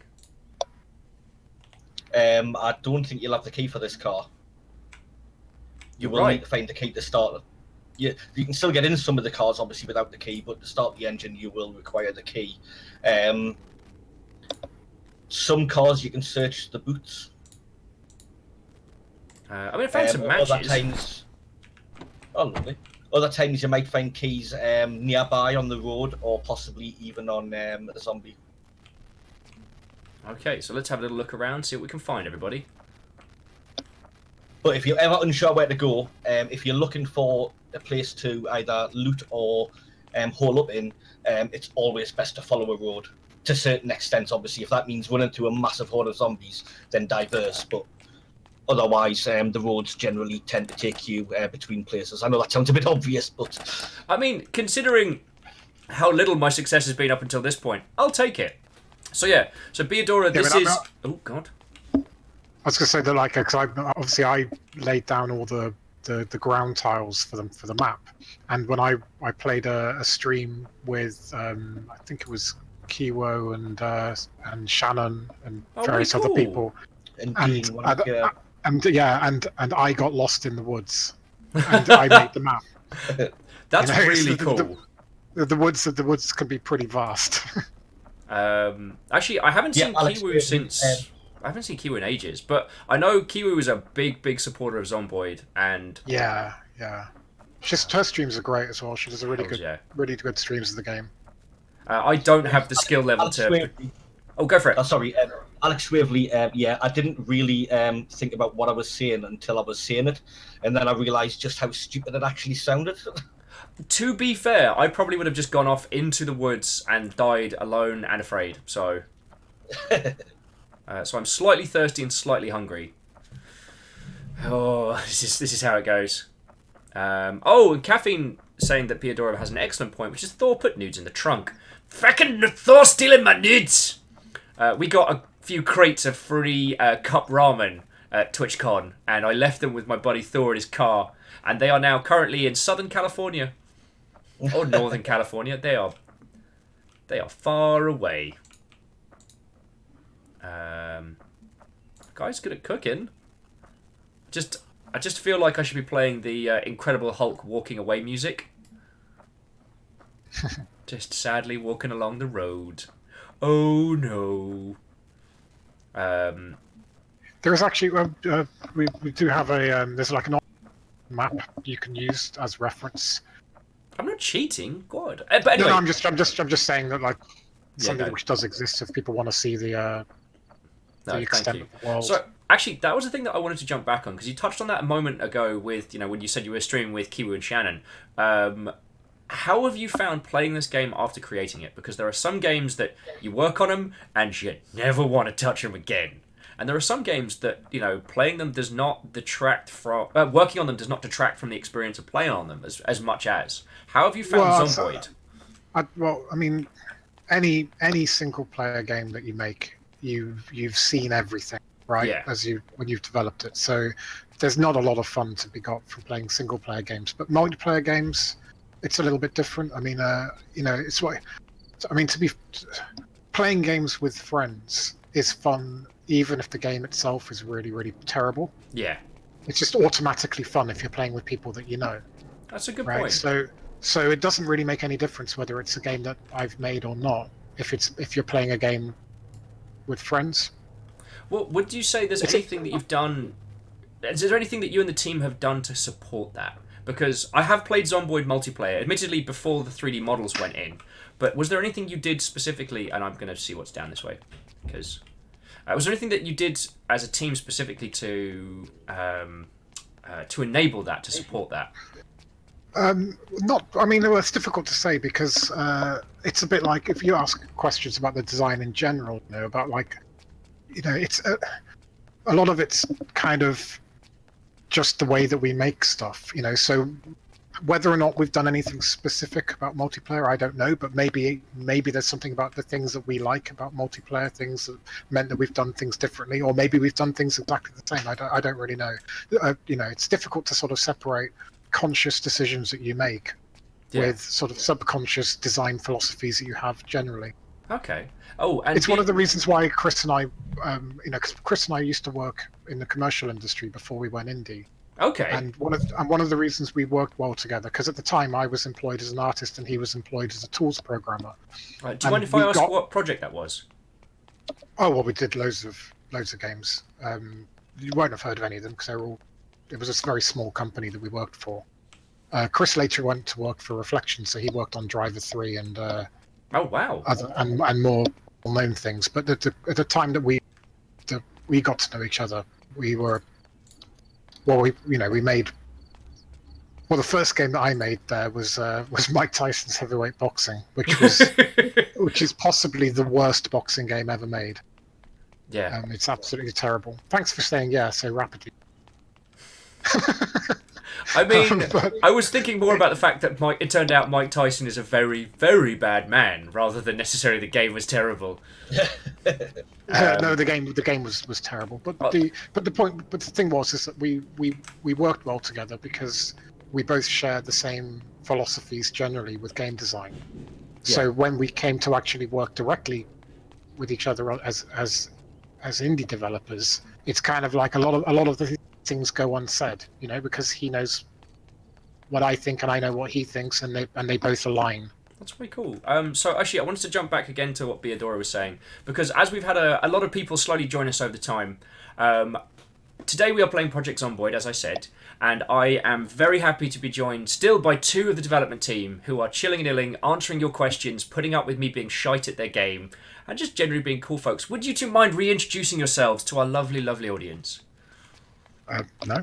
I'm Andy, Captain Binky on Twitter, and I'm a technical artist. And my name's Paul, also known as RingoD123 on Twitter, and I'm a scripter, mod support, and mapping. Way cool. I have had the esteemed pleasure of drinking with these good gentlemen more times than I think I can count at a lot of UK industry events, and I've been a fan of Project Zombiod for a long-ass time. I won't claim to be the first person I know who found this game, because that was my buddy Paul, the one who killed his wife during the tutorial. She is very dead now. My wife? It's my wife now. So I found a farm. This could be useful. Yeah, you all thought I was going to get myself killed. Alright, remove the dirty bandage. Oh, I see a roof. And the roof is not on fire. So jumping back in, Beadora was saying thank you. Terrasus is asking, I have a question. Maybe by way of animals, like deer, big rats, wildlife to make the woods feel a little bit more...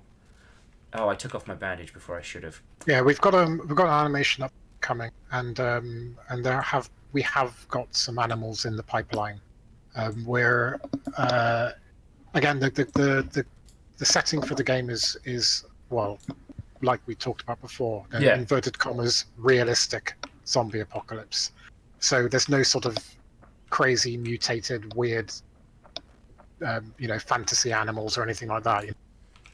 Just real animals, So, but yeah, we'll have stuff like that coming. Way cool. Along with the animation update. All right, let's see if we can get into this house. I think the actual, I because we haven't done any work on this for a while, but I think we agreed that the law is that animals aren't susceptible to the whatever causes the zombie, whatever's infectious about a zombie bite doesn't affect animals in quite the same way. It might make them more feral. If you hold down E at the window, you'll climb through. Thank you, dude. Sorry, I was being not the smartest Right. baseball bat in the shelf, which is not a sentence that makes sense in the slightest. And if the window seems locked or you can't open it, you can hold down E while at the window to keep attempting to open it, and sometimes after a certain amount of time, he will actually be able to. Like, he's managed to, wedge it free, if you like. Yeah. Alright. That's a zombie. So yeah, so we're thinking about sort of more feral, aggressive animals than sort of zombified animals, if you know what I mean. I think it's safe to say that most people have played some of the Telltale Walking Dead. But one thing that got me thinking was, especially in the second season, the opening where you have the dog with you. Like that's something that stayed with me, because that's not a Oh. It's one of those things that's I mean we have some dogs made. Again, like the actual way that we implement them is a little bit. It'll be customizable in the because it's particularly with dogs. It's something that like some people aren't going to want to see that. You don't want to be going around in a video game. So that'll be toggleable off. Oh, okay. But it's like everything with this, everything we add in is always added to the sandbox settings, so you can tweak it and turn on or off the things that you like or don't like. So it is a sandbox survival game. I'm gonna eat a whole cabbage. Delicious. Instant popcorn. Grab that. Don't just eat raw popcorn. But I can eat 2 bags of chips. Nice. Yeah. Replace your bandage. Oh yeah, good point. I think I've still got some bandages left. I do. No, I really like that idea, and I don't want to say the board game mentality, because it is more just the kind of like survival aspect. But Zombiod is one of those games which you try and you try over. It's not a one and done experience, and I really, really like how. Oh, can opener, taking that. I like how you and the team have taken that into consideration. Well, it's like we want to have multiple survival strategies, right? I mean, it depends on the character that you build at the start, and it depends on, because the whole point of games like this is that you're doing a what would you do in the zombie apocalypse. Yeah. Thing, and people have different skills, right? It's one of the things that makes it a little bit complicated when it comes to designing a game like this, is that people's skills and expertise vary. So what people consider to be everyman skills, aren't consistent between people. So there'll be people that will say, well, I could make whatever out of metallurgy, or I can do this level of blacksmithing, and anyone. It's like, well, no, not anyone could. Some people can do DIY. This day and age, anyone can once you've watched YouTube videos about it. But back in 1993, but also you say that anyone can if they watch the YouTube videos, but not everybody does, right? So you might hypothetically think you could do it, but actually physically doing it is a lot more complicated than that. So what we want to try and have in there is many of these things as skills that you can learn in the game, and then if you have those skills in real life, you can then bring those skills into the game and realize how you would survive personally. So that includes particularly in America, which is something that it's not so commonplace over here, but hunting and trapping as a viable survival strategy. That's one of the core reasons why we will need animals in the game, because going out and living off the land and hunting animals should be a way of surviving in the game. So it will be. And those are skills that will genuinely apply. And So basically there's multiple ways you can live a life around urban places and sort of survive by barricading and being very careful and and making yourself a little impenetrable fortress. Or you can go off into the wilderness and survive that route, and these are two very different styles of playing. You can go the farming option and create your own, grow your own crops. Yeah, and or you can just literally loot and cook what you find. And I think it's one of the benefits of this sort of style of development, that if you were to sit down, if we'd have sat down 7 years and and come up with a list of all of these things, the project would have looked so enormous that you'd be scared off ever trying to make it. But if you do an early access or alpha funded type of game, you can do these things sort of piecemeal, and then you don't get over. You just gradually expand these things. The farming that we had in the game, 4 or 5 years ago was very, very shallow compared to what it is now. The medical side of things, you can play the game, particularly in multiplayer, where you can be the medic, and the skills that you get, you can keep your friends alive. Because it's with the medical side of the game is actually kind of complicated. You can get. Sorry. No. I apologise for interrupting, because what you were saying was really good there. It's just I left the TV dinner in the oven for too long and it's burnt. So I ate it, and now my character's feeling a little sad because he just ate a burnt TV dinner. Yeah. But it's what you're saying is correct. We've gone to a point now where, yes, YouTube tutorials of all these things exist. There are whole companies that now exist around creating what would be the best way to put it? Content around that create content around surviving the zombocalypse, Zombie Be Gone, and all sorts of fucking setups like that. I'm just going to cook the fish. Yeah, I mean we had. We had. Sorry. You cut off, Andy. Oh, sorry, but yeah, on the forums or on the company forums, when we were implementing like the smithing side of things, there were many a disagreement about exactly what should be possible. That we were kind of we felt that it should be about sort of more bodging than sort of creating these beautiful things from scratch. And people say, well, I could do that. I could build a table from scratch. Yeah. It's like, well, could you really?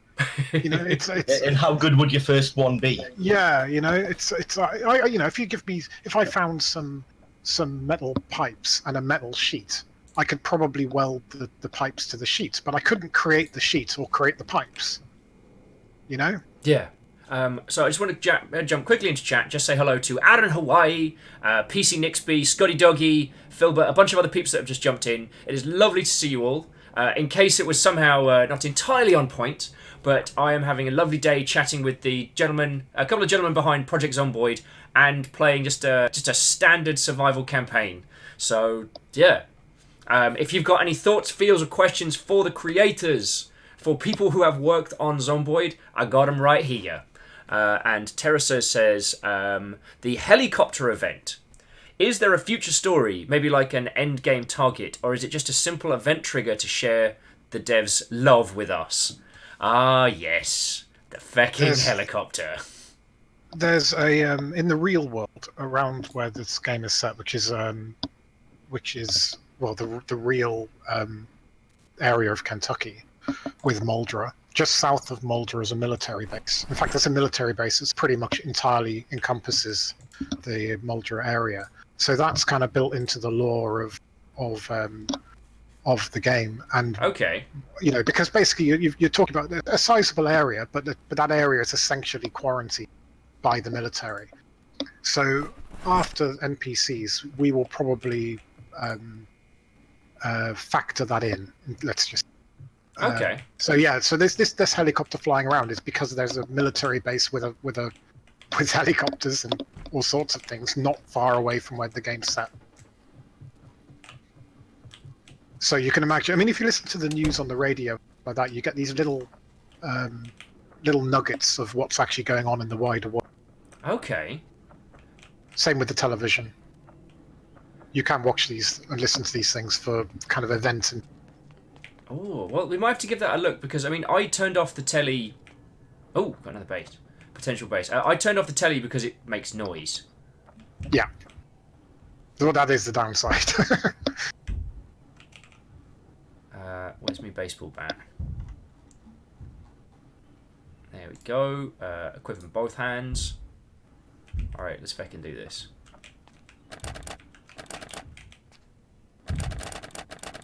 see if we can force the door open. So you know where I mean, we've Sorry, please continue. I'm going to try and get into this door. Like, there's some Zeds caught in there. Hopefully I can get in. Because I am desperately thirsty. So... yeah, there's a fair amount of artistic license in the world, but it's relatively close to its real world equivalent. I found a gun!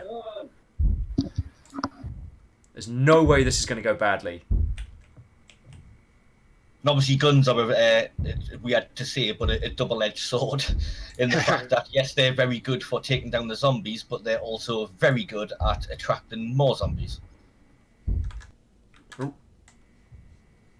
Yeah, and probably more zombies than you've got bullets. Yeah.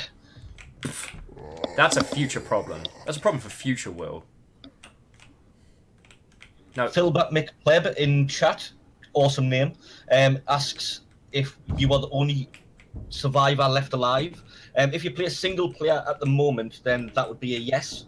But it's not meant to be designed that way. Eventually, there will be NPCs in the game world as well, who will be other survivors and other groups of survivors who are working together and everything like that. And obviously, you can also play multiplayer at the moment, in which case, yeah, you play multiplayer with people. So at the moment, single player, yes, but generally, no. The multiplayer for this, by the way, is absolutely stonkingly good. And if we get a chance to get stuck into it at some point, we absolutely will. I don't need to tell you, gentlemen, how fucking good the multiplayer is on this one. If you get a good crew of people together, like Zombiod, it's unforgiving brilliantness. Ooh, eat a leek. I'm just going to eat a leek straight out of the oven. I'll actually say that at the moment, the single player is probably slightly harder than intended, because multiplayer actually, because you've got, or if you're playing multiplayer with friends rather than just with sort of PvP random people, yeah, it more mirrors what the single player will be like, which is that, you know, as you can see with your skill set, yeah, you have to kind of specialize, and specializing when you're the only survivor is kind of difficult, you know. Whereas in a multiplayer setting, you've got someone that can cook, someone that can treat injuries, someone that can hunt, someone who can, you know, someone who can craft. Whereas trying to do all that yourself is difficult. So also, I don't mean this to be as a dig against the game or of anything like that, but I would like to put forward that it is a bug that eating an entire tub of ice cream to yourself does not raise your mood. I just ate an entire tub of ice cream that I found in the Zombocalypse, and surely it would only raise your mood while you're eating it, and as soon as you're finished, you're going to feel like crap. That is an excellent point, and I also think you're going to feel like crap, and also unhappy that there's no more ice cream. Oh, but I found a whole video game. Take that with me. All right, what you got for me? I still haven't found anything to put water in. Can I just drink from the tap? Can I just you should have an empty bottle in your inventory. Yeah. Have you not? If you're actually getting thirsty, then you've got your empty water bottle in your inventory. I don't think you I should got just one. right-click on a sink, and you should have fill bottle. Yeah, but if you don't, you can just drink directly out the tap. So yeah. Ah, there we go. So for at least while we have an inordinate amount of free water. Rotherand's just saying drink from the toilet. It hasn't gotten that bad yet. Alright, heavy load. So I'm liking the other so what you can do, you've got a heavy load. If you open your inventory, we can make this our new house. You could do, but if you open your inventory, yeah, and then right click on your carrier bag in your inventory, and equip that in your secondary, right. Then you'll see on the right-hand side of your inventory, you've now got a plastic bag icon. Yeah. If you click on that, that is the contents of your plastic bag. Oh, so I can start moving. Empty, I can start moving things. Start carrying everything across. Exactly, yeah, and that'll alleviate your main inventory weight. And then obviously you can get things like duffel bags, which you can literally put on your back, so you can still have your hands free while having the backpack on that has most of your stuff in. Nice. We've got some dog food, some canned bolognese. The dirty rags we're just going to leave on the floor. The ring, you know, I never thought I'd need it, but here we are. See, look, look at this. I'm actually surviving the zombocalypse. You all thought I was going to get myself killed. Can't get into the bloody car, though. I mean, I could look around this area, see if there's another farmhouse. That might not be a bad idea. There's these little houses. They're not going to last us. Remember, if you can't see zombies, zombies can't see you. That's a science fact and truth. So Bryjax and a few other people have jumped in and said this game looks really interesting. And Bryjax, this isn't a dig at yourself, so I do not mean this as it might sound, but I find it fascinating that there are people who haven't encountered Project Zomboid yet. Like, it's not. We're not a particularly widely known game. Outside of our core player base, you know, it's not. We've never really done any marketing. I guess so. I mean, there was a real kind of like there was a real buzz about it when you initially dropped. I think it was Rock Paper Shotgun did a lovely bout of coverage. But yeah, I'm desperately trying to remember because I heard about you from someone else who was working at the Creative Assembly. And right, yeah, that's right. Yeah, I remember. So I think our Will introduced us. Oh first god, time. yeah. All right, don't worry, everybody. I've got a gun. Can I just open the door so they don't break it? Nah, it's fine. All right. I think I've still got like 5 or 6 bullets, so we're good. Cent Zero is asking, is there a sleep mechanic? There is, and there are also skills that affect like how long you need to sleep, or if you'll wake up. Come here, come here. Wha-bam! I mean, wha-bam! Yeah. So, to those of you who just joined us, the two gentlemen that I have on the line via Discord work on this project, and I've had the good pleasure of knowing them for a great many years. So, if you do have any questions about the game, just throw them in, yo. If you're looking to pick it up, if Tal, Caffeine, or any of the others could reshare the humble link, I would be sincerely grateful because I need this zombie to not. Why can't you just go through the window? Feckin' zombies. Just feck it. Bryjax is asking, how big is this map? There's a good question. It's very hard to put a number on it. Yeah. In real size or in... How about both? Am I able to post a link in chat? Oh, please do. You are entirely weapons free, good sir. There is a link to a online version of the map. Hopefully, you won't be like too bothered about spoilers and stuff. But that is the entire game world, and you can use your mouse wheel to literally zoom in to be the same size as you can see Will playing in game at the moment. That's also the map as it is right now, as opposed to yeah. There is actually an expansion coming as well, so the map will get bigger than that. You know what? I'm just going to equip baseball bat, equip in primary, put the gun away for now, because I'm going to have to get in there and bloody. Yeah. Oh no! No, there we go. Took you long enough. Boff. Boff. Oh, my guy is sad, sleepy, and terrified in equal measure. I know them feels, dude. I know them feels. That's a combination. That combination of moodles is also why you're having trouble meleeing the zombies, because you're basically exhausted. All right, let's have a quick look around. No.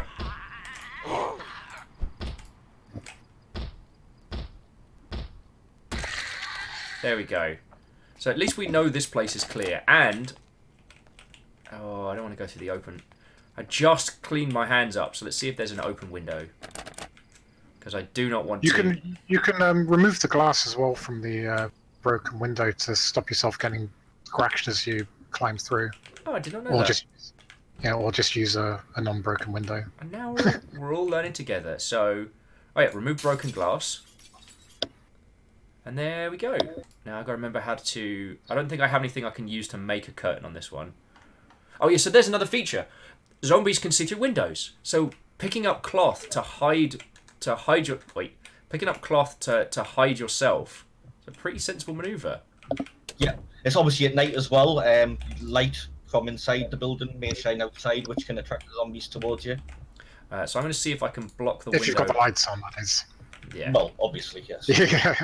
Yeah, well, just to make the point, you can turn lights on and off while there's still power.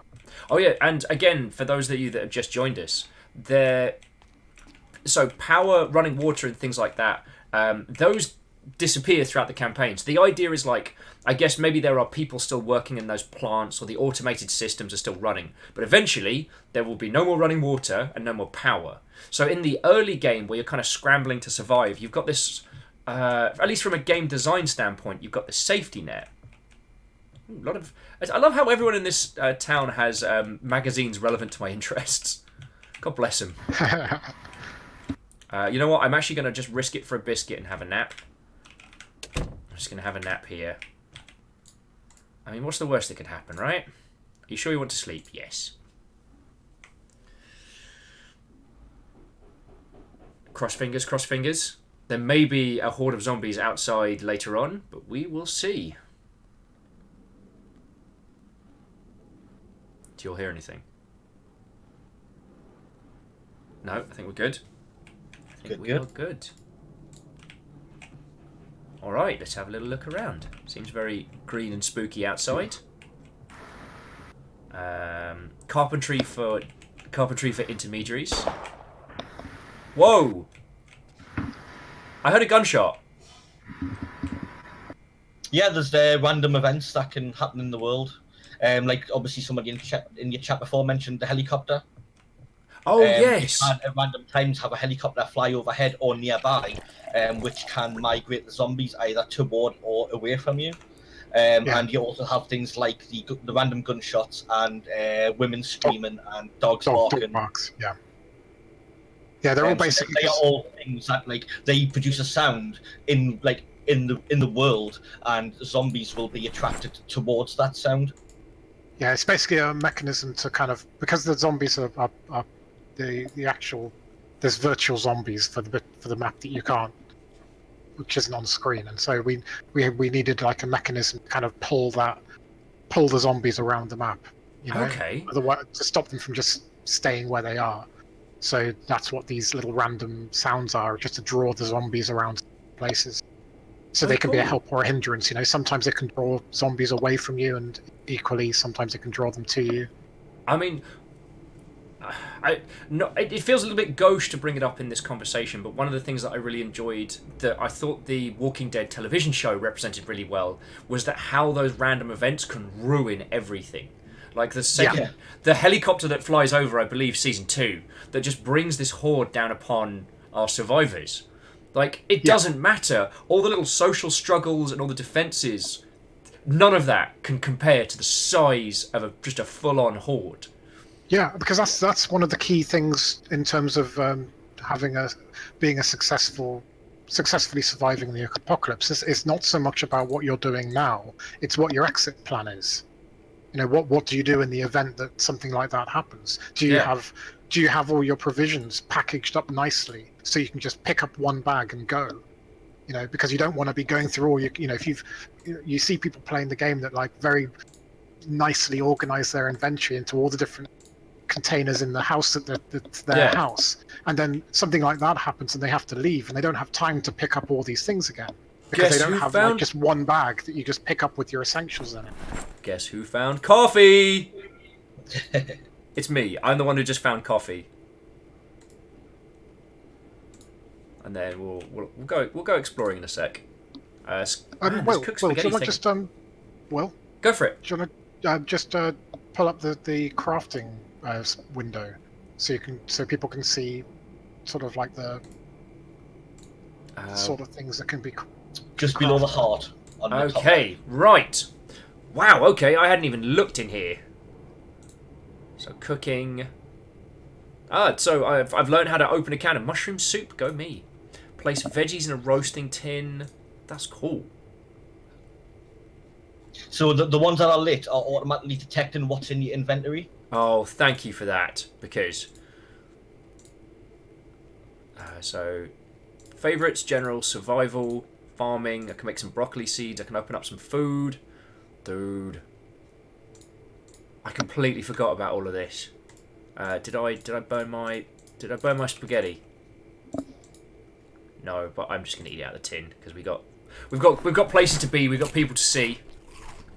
Oh, and Brayjack says they're going to pick up a copy of this. Well, I'm very happy to hear that, yo. Because Awesome, I'm a huge fan of this game, and it makes me happy that for someone this is the first encounter of it. Now, where did we come from? We came from up that way. So there's a big old fence. So that's probably like open farmland. Let's go on an adventure, everybody. Let's go on an adventure. Salem was saying, loot! I did! I looted a lot. We're going to find ourselves a place to call home. Ooh, a barn. Can I? Yep, I can overstep on that one. It's gonna be a zombie cow! Possibly a zombie cow! Please don't be a zombie cow. Nah, we're good. There are no zombie cows. Would you have told me if there was a zombie cow? Well, like I said before, it's like what the animals that we do put in will be more feral and less zombies. Okay, now this is a purely fluffy question for Will's. Just, I guess, well, not Will's sanity, but what are your feels on how zombies interact with creatures in media? Because it's one I've always had confusing feels. Yeah. Yeah. It's. I mean, you could probably ask any of us, and we'd give you a slightly different answer. Well, then I'm asking you two lovely gentlemen. In my mind, right? Zombies are the base. You strip away all humanity. Yeah. And what you're left with is a zombie, right? So they don't do anything which isn't inherent to people generally. So I would be perfectly content to see zombies eating a corpse that they find, whatever that is, whether it's a deer or a human or whatever. Yeah. They'd eat it. But would they kill a deer? No. Because it's not sort of it's not natural. Firstly, they'd be incapable of hunting it. They don't move fast enough. They don't have the sensory capabilities to take down a wild animal. But they're opportunistic. So if they're hungry, they'll eat whatever they can find. Does anyone hear that sound? It sounds like a gazebo! Got a little barbecue. This is great. Put a magazine in there. We've got a lighter. This is going to be great. We're going to cook it up. Barbecue info. Fuel is 15 minutes. And then I think I use the lighter. Do I have to equip it to use the lighter? Aaron says, is that the sound of Aaron getting a new monitor? Should bloody be. Aaron, you're going to come play Monster Hunter with us? It's a kaleidoscope. But I think one of the best depictions of what I would consider to be sort of really good zombie creation would be the first series of The Walking Dead, where you see I forget the guy's name, but his wife, where she's a zombie outside and he's got the sniper rifle and he's incapable of shooting her. But she instinctively walks up to the house and tries the doorknob and then walks away again. And she doesn't know why she's doing it. It's just some base instinctive thing. Yeah, and that's kind of how I see. Memory. Exactly, that's how I see it. So whatever the person did in life is the sort of thing that they would do as a zombie. So if you weren't a hunter, that you wouldn't even attempt it. Whereas a survivalist that gets bitten and turned into a zombie might instinctively go through the routine of checking traps, but not actually checking the trap, just going to the place and fiddling with the thing because it's some sort of hardwired instinctive memory. Yeah, the classic kind of. Yeah, but they're not doing any of this deliberately. Oh shit! Oh shit! So here's another feature of this game, you lovely, lovely folks. That's a burglar alarm. And that's very loud, so I need to not be here, because that's going to bring a horde. Oh, which way are they going to come from? I've only got 4 bullets. This is very bad. Please break open the door. Please break open the door.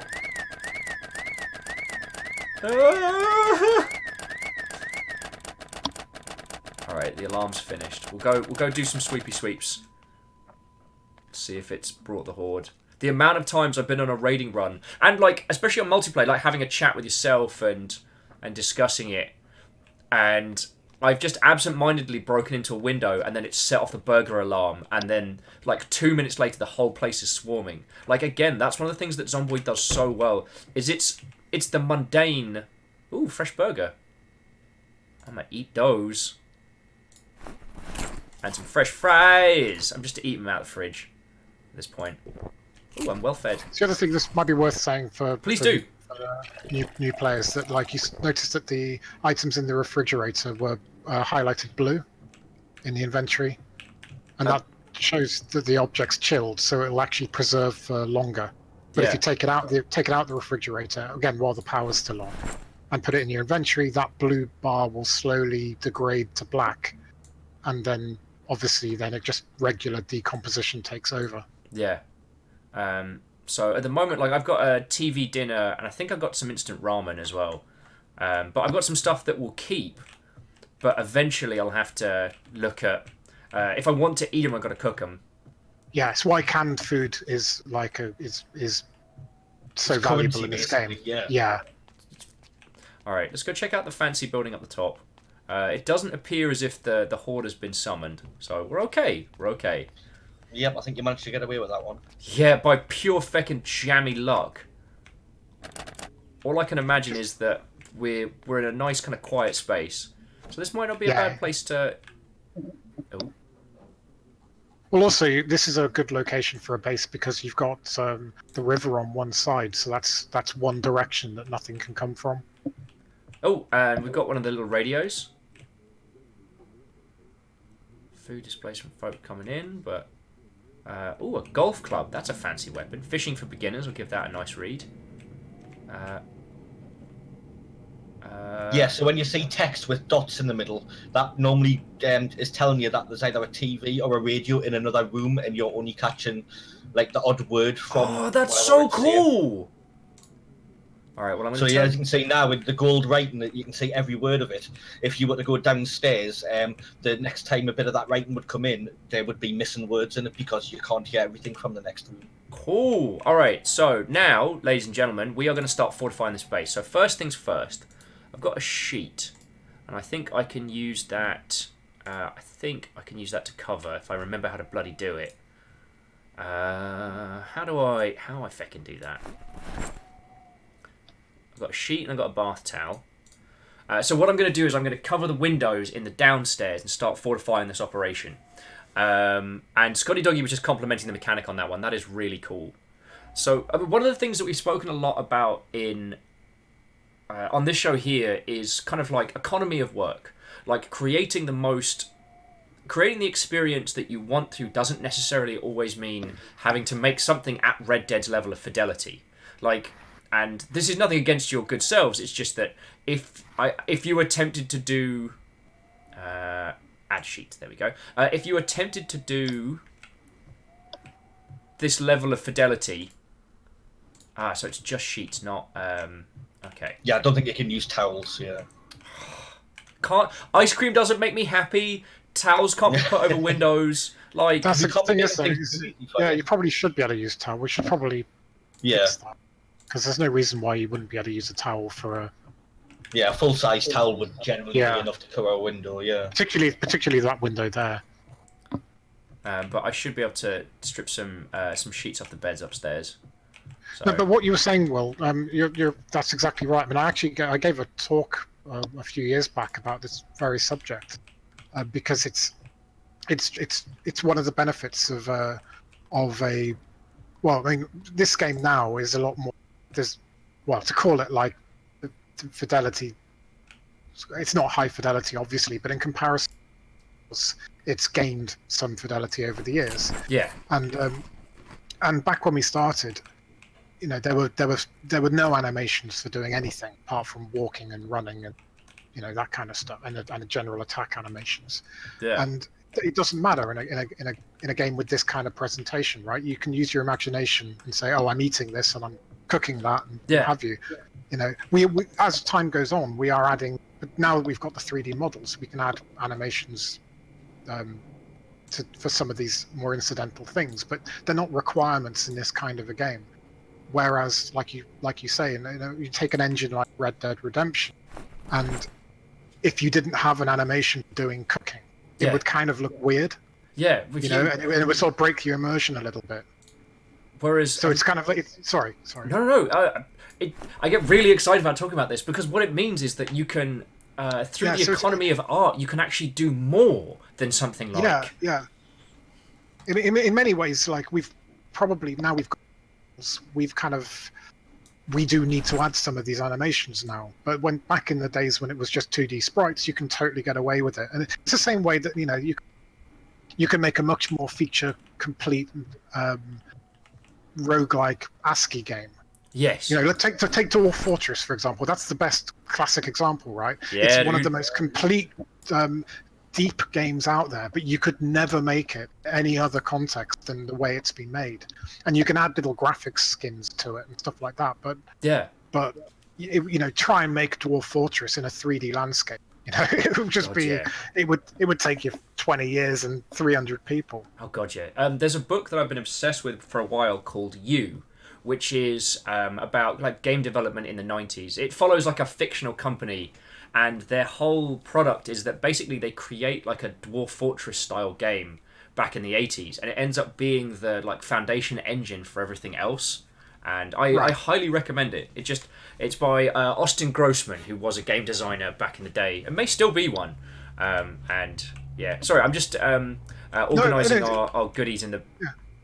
It's a really fascinating thing because it's you know, you go back to the 80s when we first started playing video games, you know, and it's like, and there was a fairly linear trajectory between there was like the advancements that games were making. So you saw you played Lords of Midnight or something like that, and it was your first sort of survival RPG type experience, you know, and you've got games like Midwinter and those things which were really sort of starting to push the fidelity and retain all these survival aspects. So it really felt like it was kind of just onwards and upwards in a linear progression.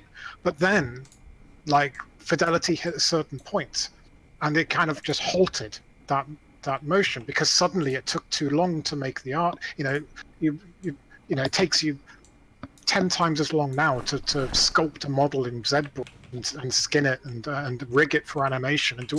You know, it could take an artist a month to make a character in that. To that level of fidelity, whereas it used to take you a day to make a 100 triangle PlayStation model. Yeah, you know, and it was done. And it's something that I don't think we discuss enough. I mean, there's been a lot of talk about the. I mean, I know we keep picking on Red Dead today, but that's just because it's a game with such ridiculous. And before I continue my rant about like creativity and simplicity and art style, a Casey Paleface jumped in and just to say, great game, cheers to the devs that they've been playing. Oh, excuse my tea burps. That they've been playing for a couple of weeks, and they wanted to come in and say cheers. And Scotty Doggy just you too. So Casey Paleface, your message has been passed on. And Scotty Doggy saying, a tea bag and a kettle. Truly, this is Will's game. I'm making coffee, yo. Who wants coffee? And I'm doing that very Zombiod thing of getting all my tools in one place, so I know where everything's at. So yeah, putting all the goodies on the shelf. But I'm keeping the can opener on myself because. Right. Put those on there. But yeah, just. Sorry, you were saying. Yeah, no, sorry. It's just you know, when I apologise. You cut out a little bit there, good sir. Sorry, it's just when Deus Ex first came out. Oh, you know, it really God, yes.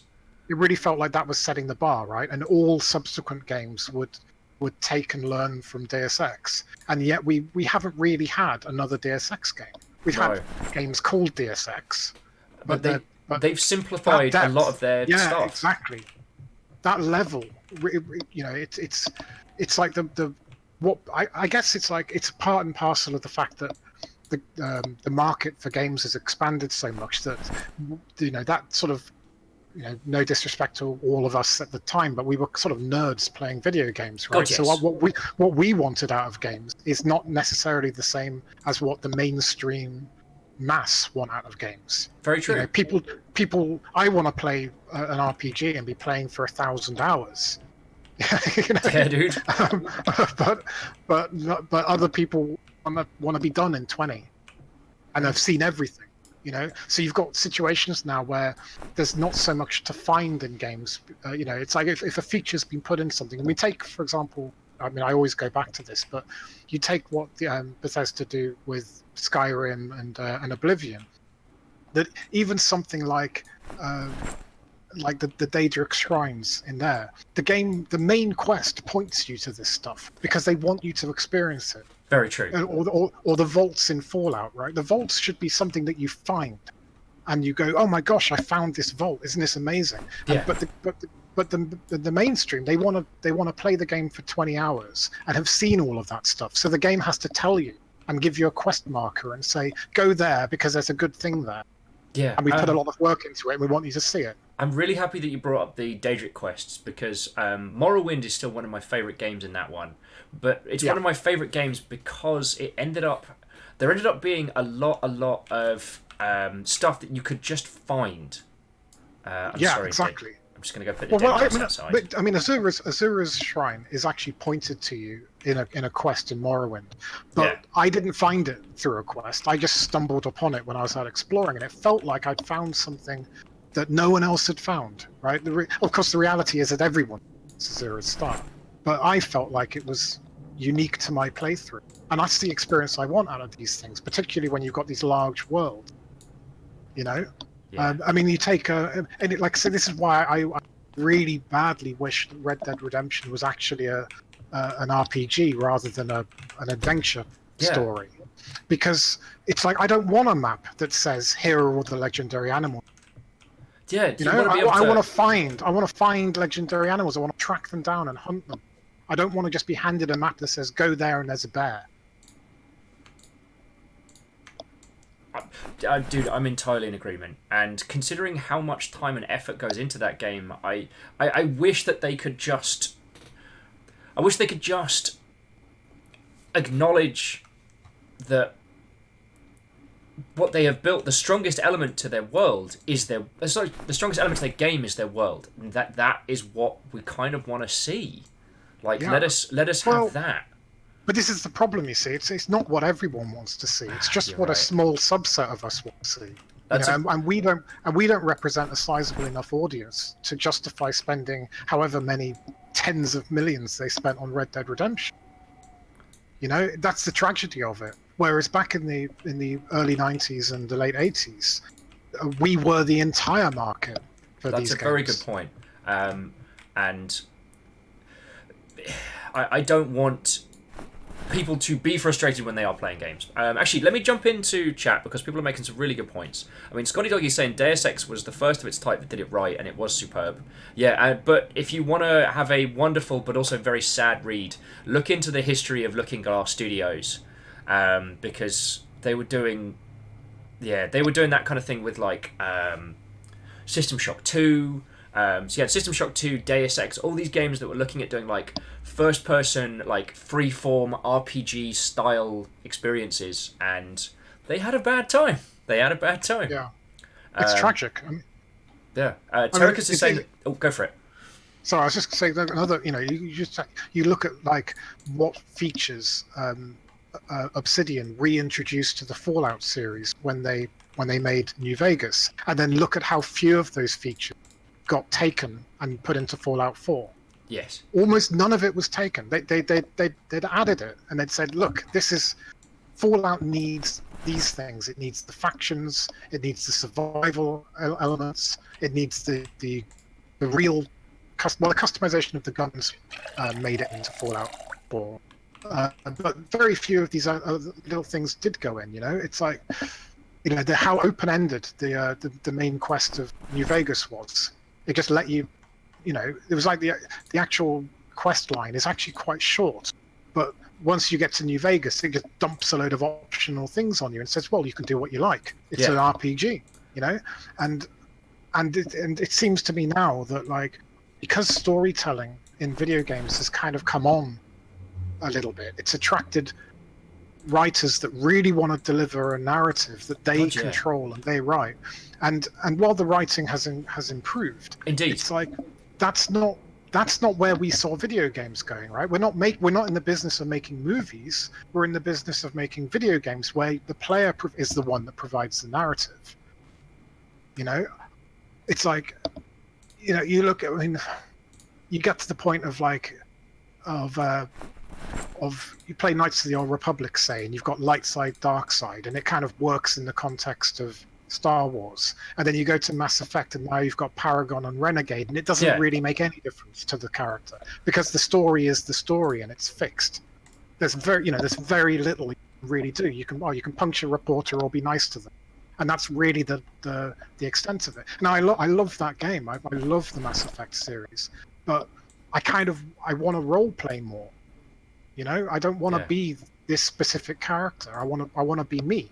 No, I entirely understand. But I do quickly need you to tell me how to make a cup of tea. I put water in the kettle.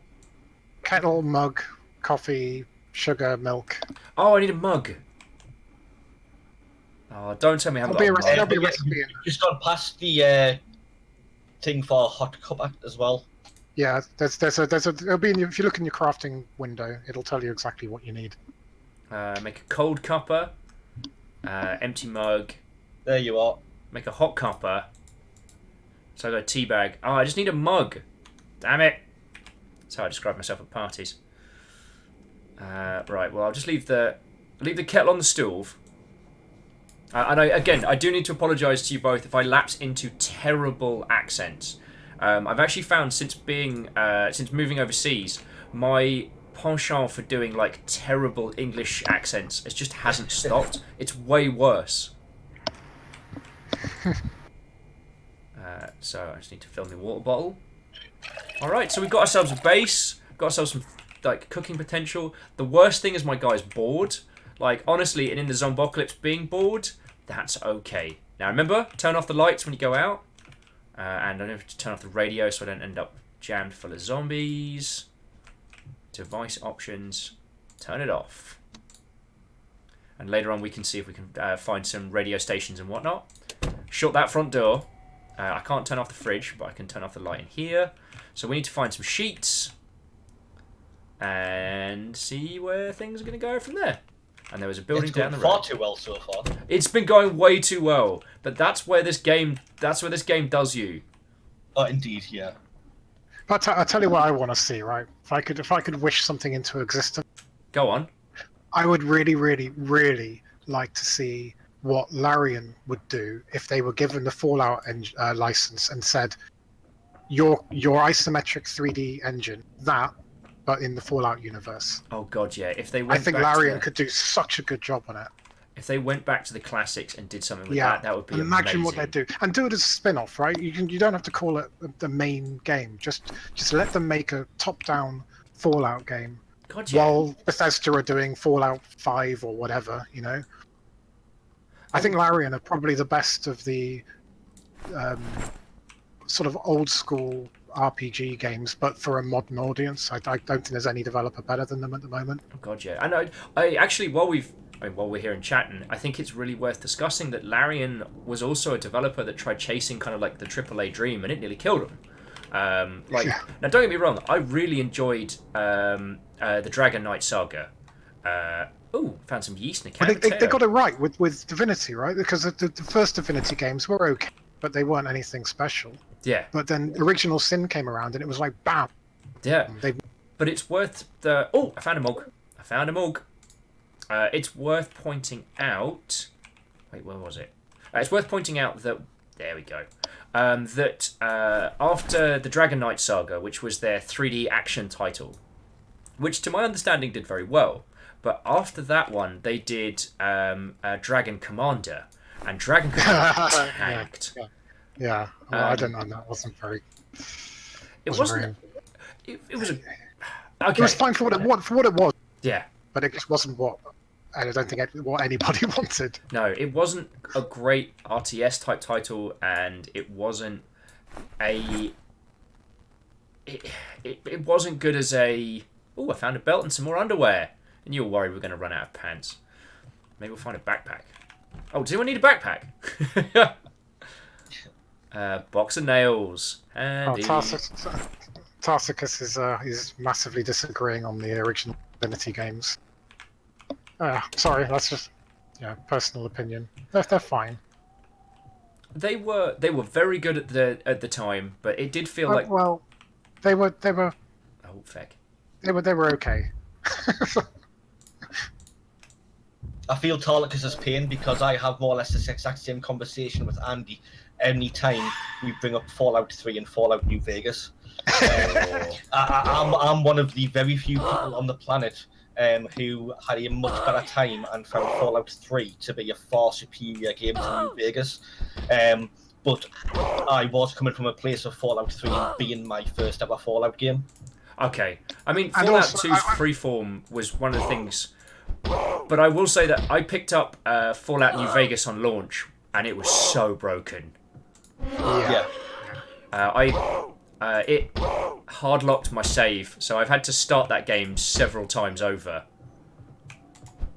Yeah. Well, look. I mean, I'm not. New Vegas was perfect. It's just that it was. Well, I mean, I'm probably going to be a little bit get disagreement for this as well. But like, I think Fallout 1 is better than Fallout 2. I don't like the meta stuff in Fallout 2.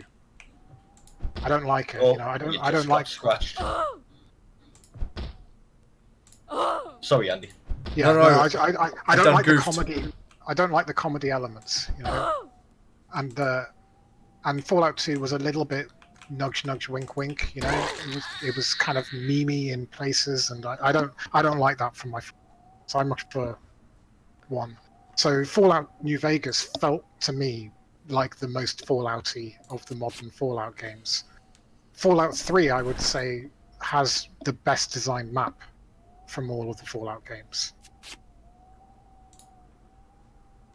All right, so I've got a Well, all the modern disinfected. Fallout games, anyway. But see, I want to play a like the first one. The timed first half. Where it's like you're on the clock. You've got to find that water chip, and you've got to get back, and you're on a limited window of time. And you think when you're playing the game that's the game, right? And you get back to your vault, and you've got that water chip. You think, I've done it, I've completed it. That's the game. That was fun. And then you find out that no, that really all preamble. Yep. And the real game is what you do now. And it's like, my God, what a way to start the game. That's the best opener to an open world game I have ever played, and I want to see a modern Fallout game with that principle. It's one of the things that I haven't had a chance to tear into Fallout 76, and I've been reading a lot of varying opinions.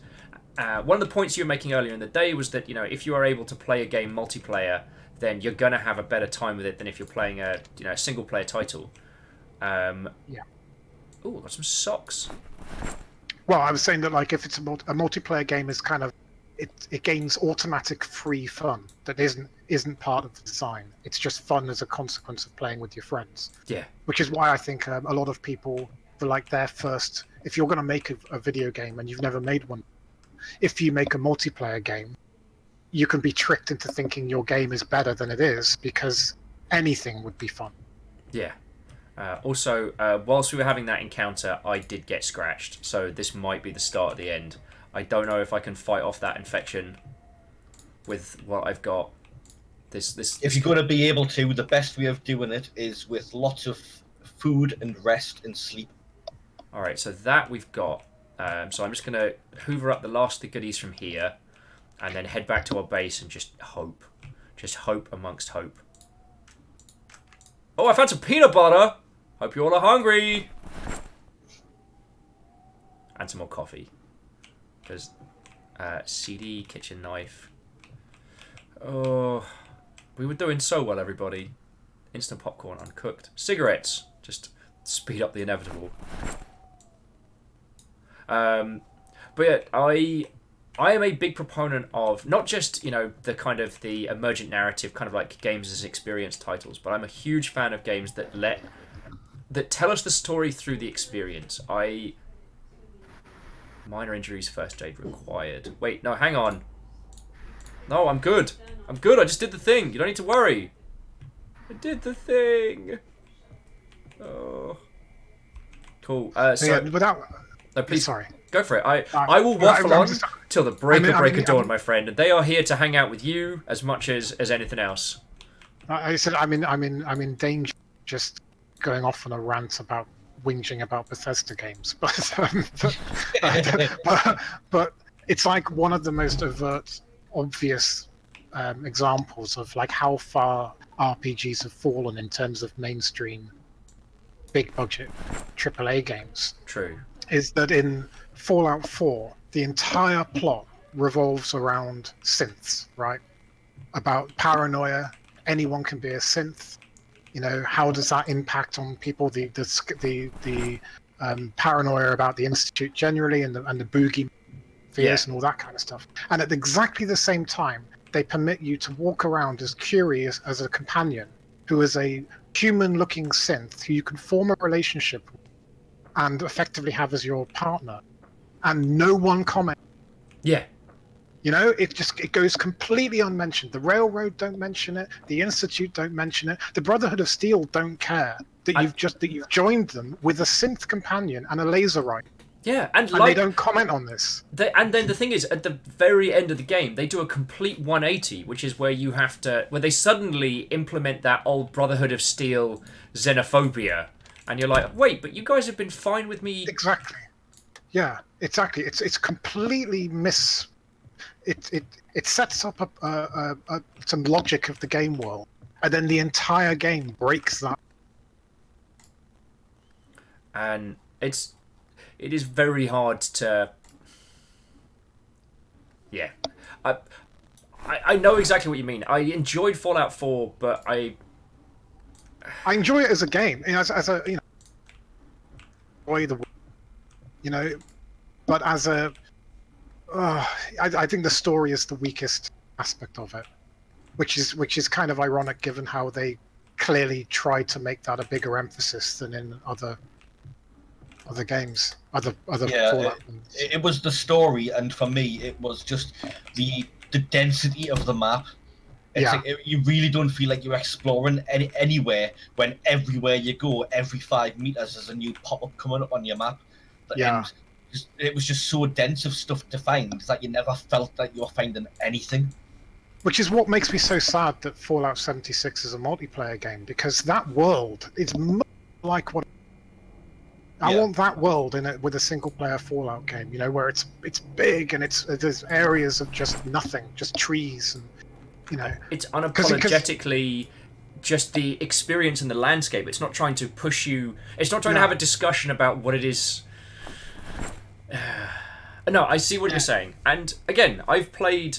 Actually, no. I am proud to say that aside from the leaked build of Von Braun, I've played everything Fallout that has been released. That's one of my. Have you played Wasteland 2? I have played Wasteland 2. I really enjoyed it. Yeah, me too. And I'm really looking forward to Wasteland 3, because Wasteland 3, to my understanding, they're going to go with a multiplayer system whereby you and I are sharing a game world.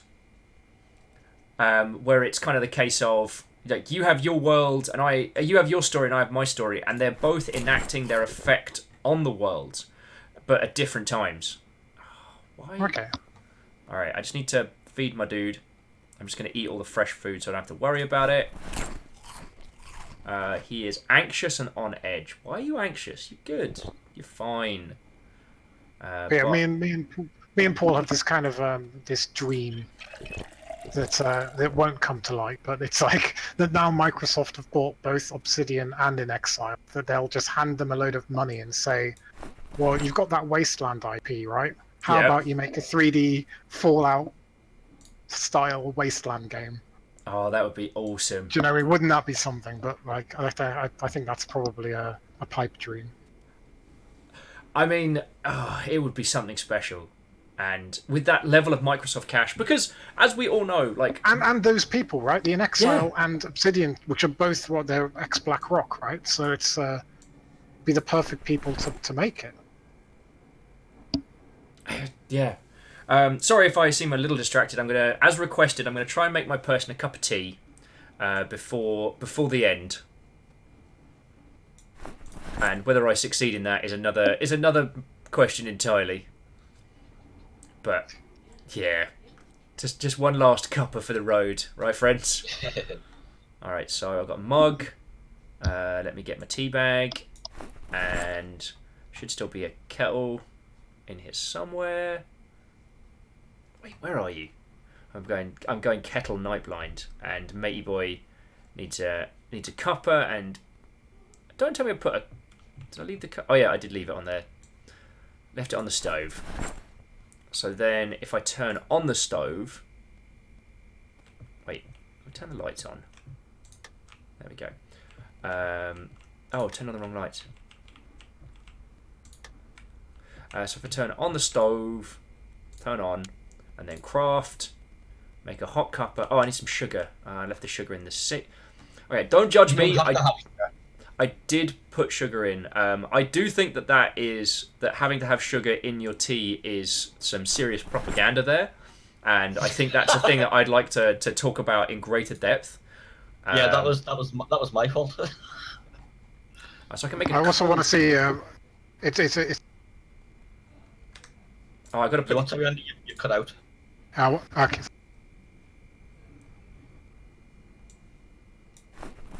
All right, now we just heat up the kettle, and then there we go.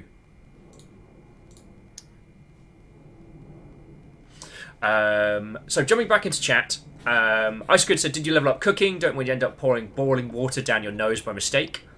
Tal with, "Have a cuppa, head to the Winchester, and wait for it all to blow over." So Casey had a question about next patch. If you would like to answer that. Please feel free to.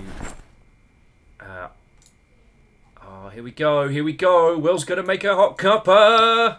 Craft 1. There we go. And a hot cuppa.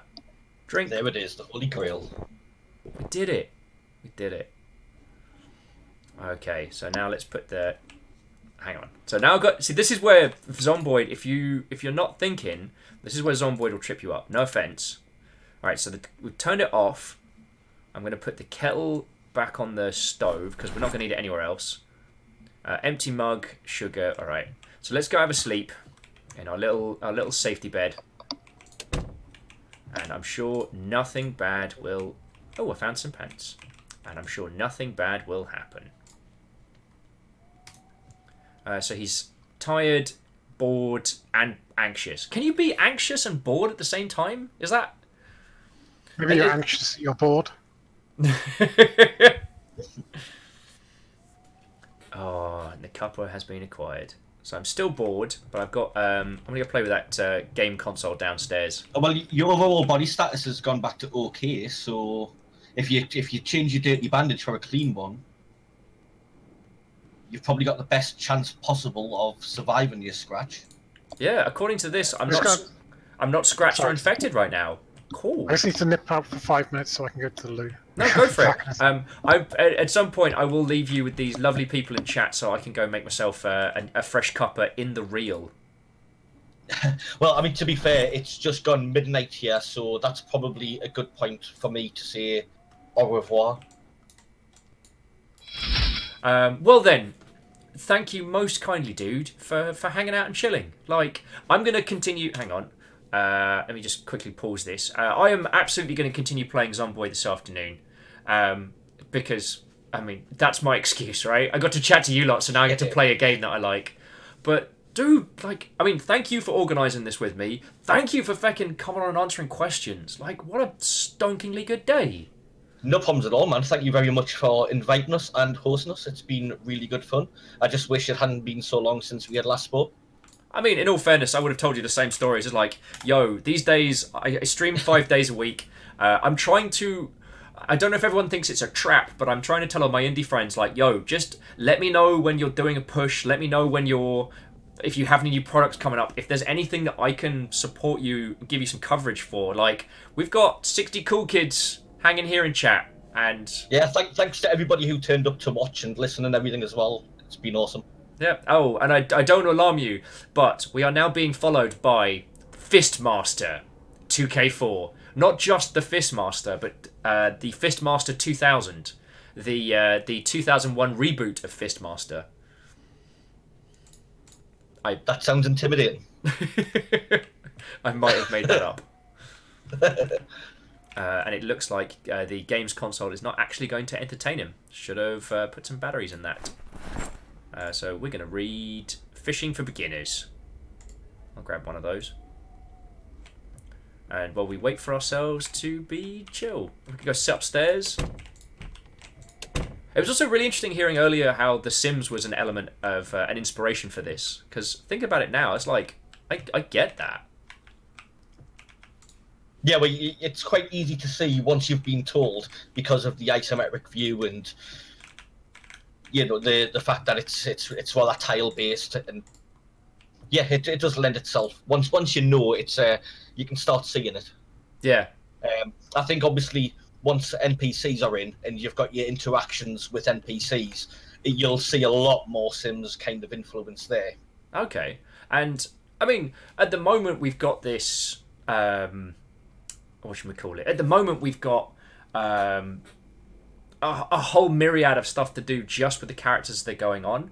I mean, I feel like so far I'm getting very jammy with this run. I thought this was going to be a way quicker experience, but like the only reason we're surviving well now is because we've got running water and we've got electricity. Once the electricity goes, then we stop being able to refrigerate our stuff.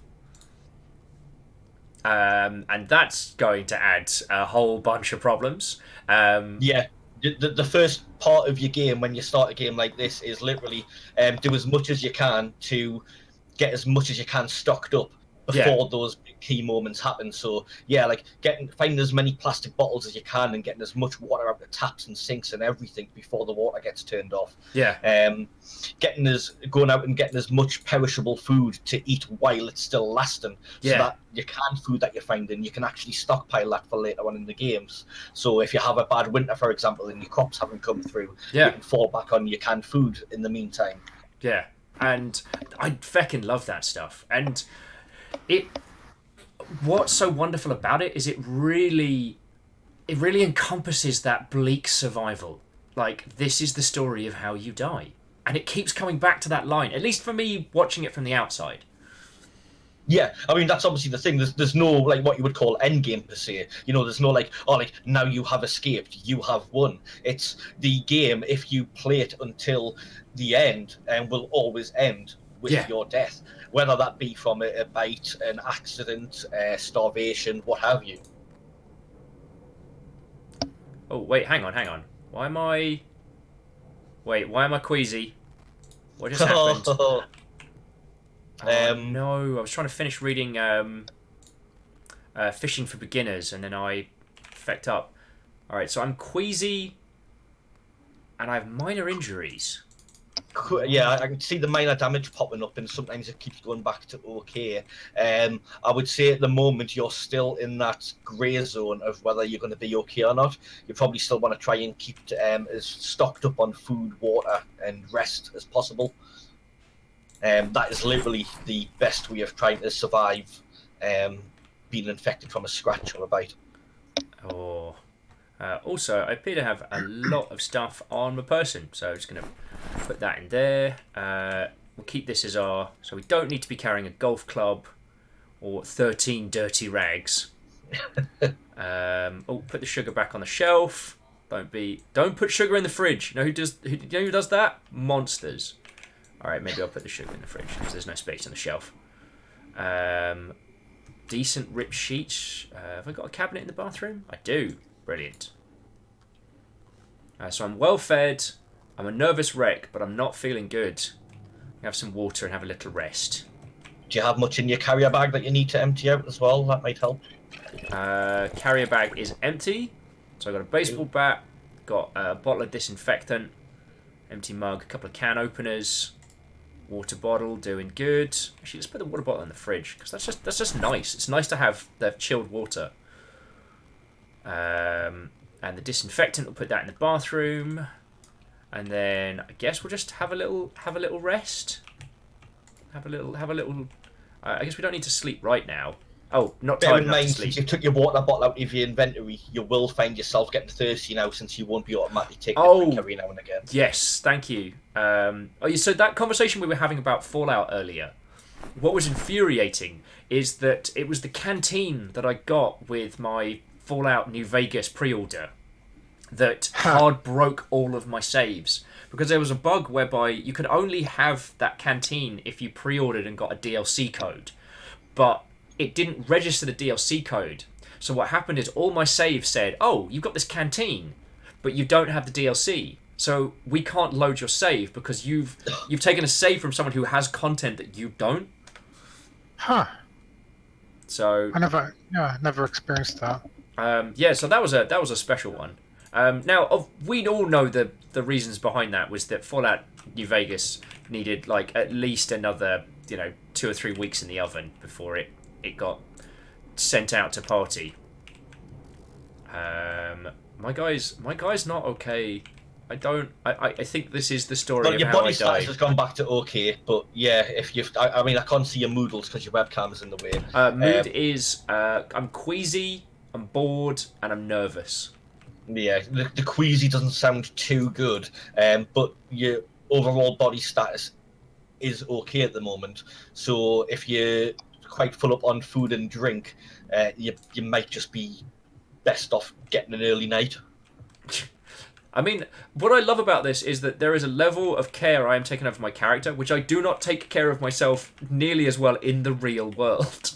Yeah, you know what? An early night would be a really smart move. I should do that. Does not do that in the real.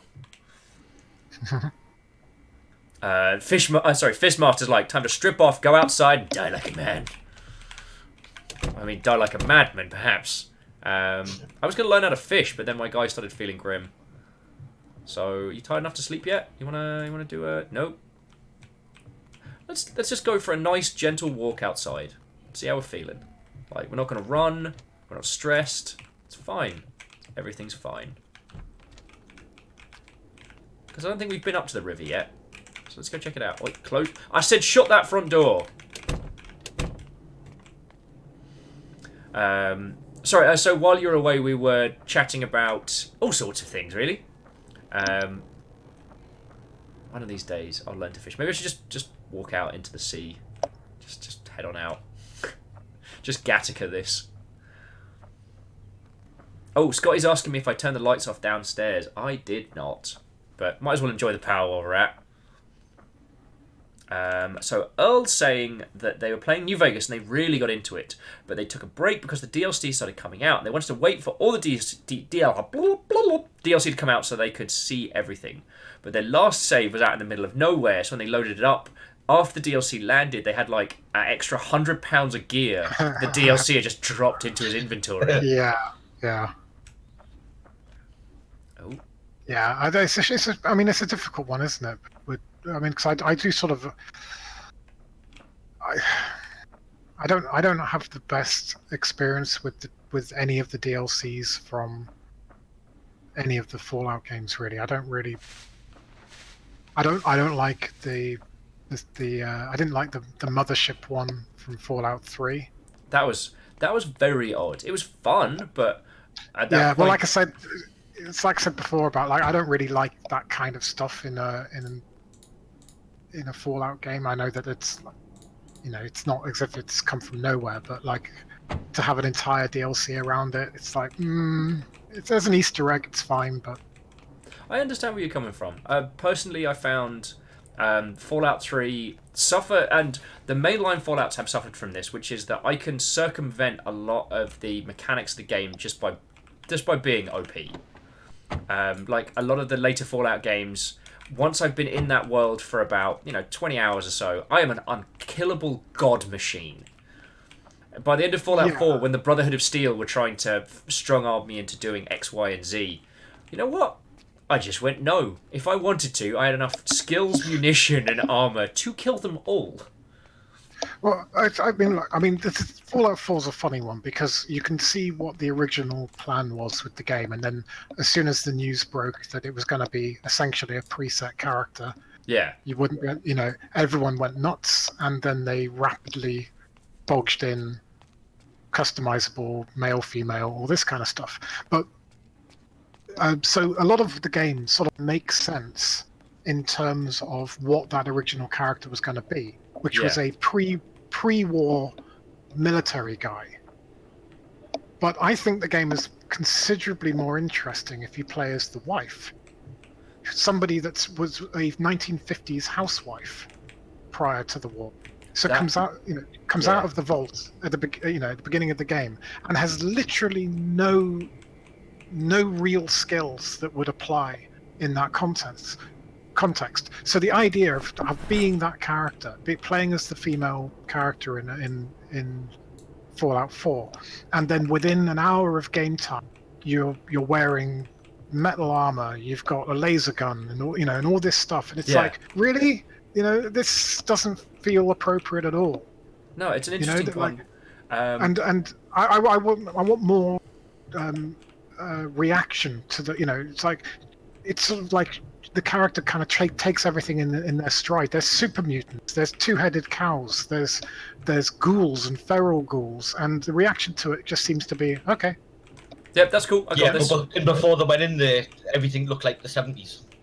50s, but yeah. But the 50s, yeah. So it's a complete change of what they're used to. But there's not even a single line of what the hell's that dude with green skin or anything. Yeah, exactly. No reaction to any of it. And like I say, the speed at which that character acquires firearm skills makes more sense with the military husband.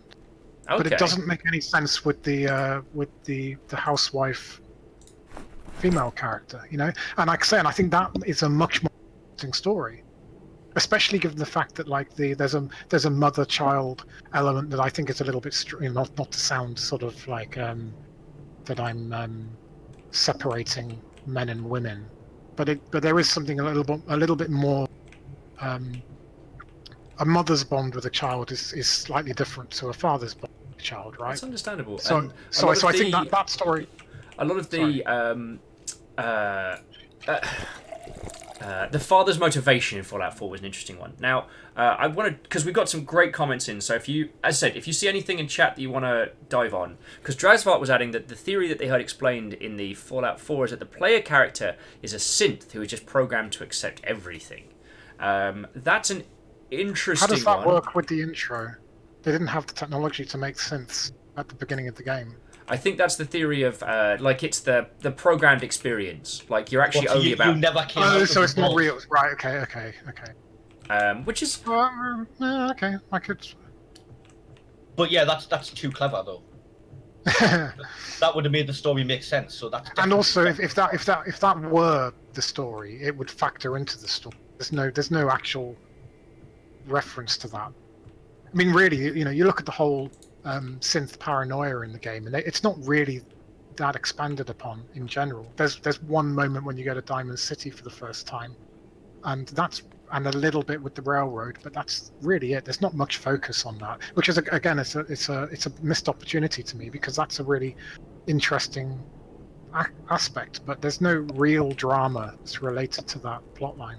I mean, maybe it's just me as a video gamer. I personally found that with the synth plotline is that when you're introduced to a synth, it has glowing eyes and is this robot thing, and you're like, okay, well, how the hell can that guy be a, synthetic? But then it turns out that no, the synths are actually these other guys, and they look human and react human in all intents and purposes, but then aren't. I can see they were kind of because you referenced screamers earlier on, and that comes from a story. I know that you guys know this. I just wanted to say it for conversation's sake.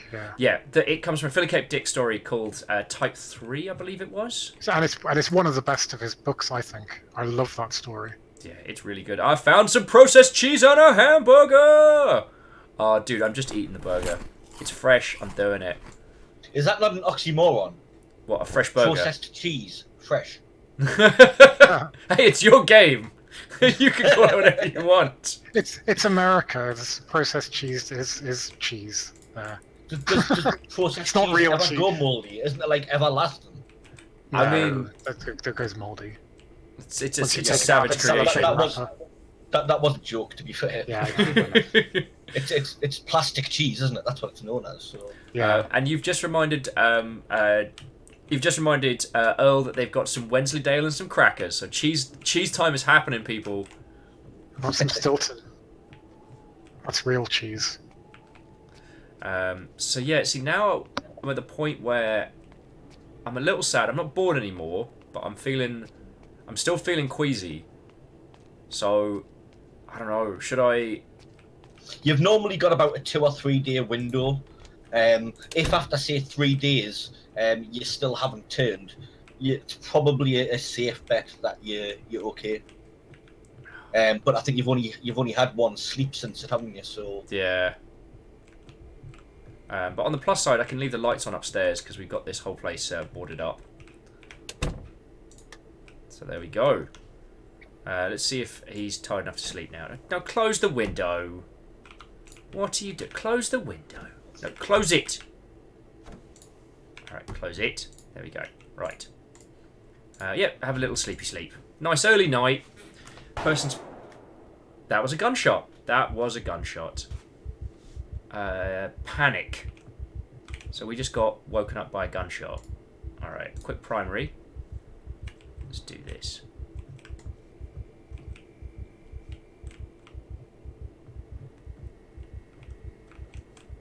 Alright, there's no one in here. Now, do we see anyone? I don't see anyone.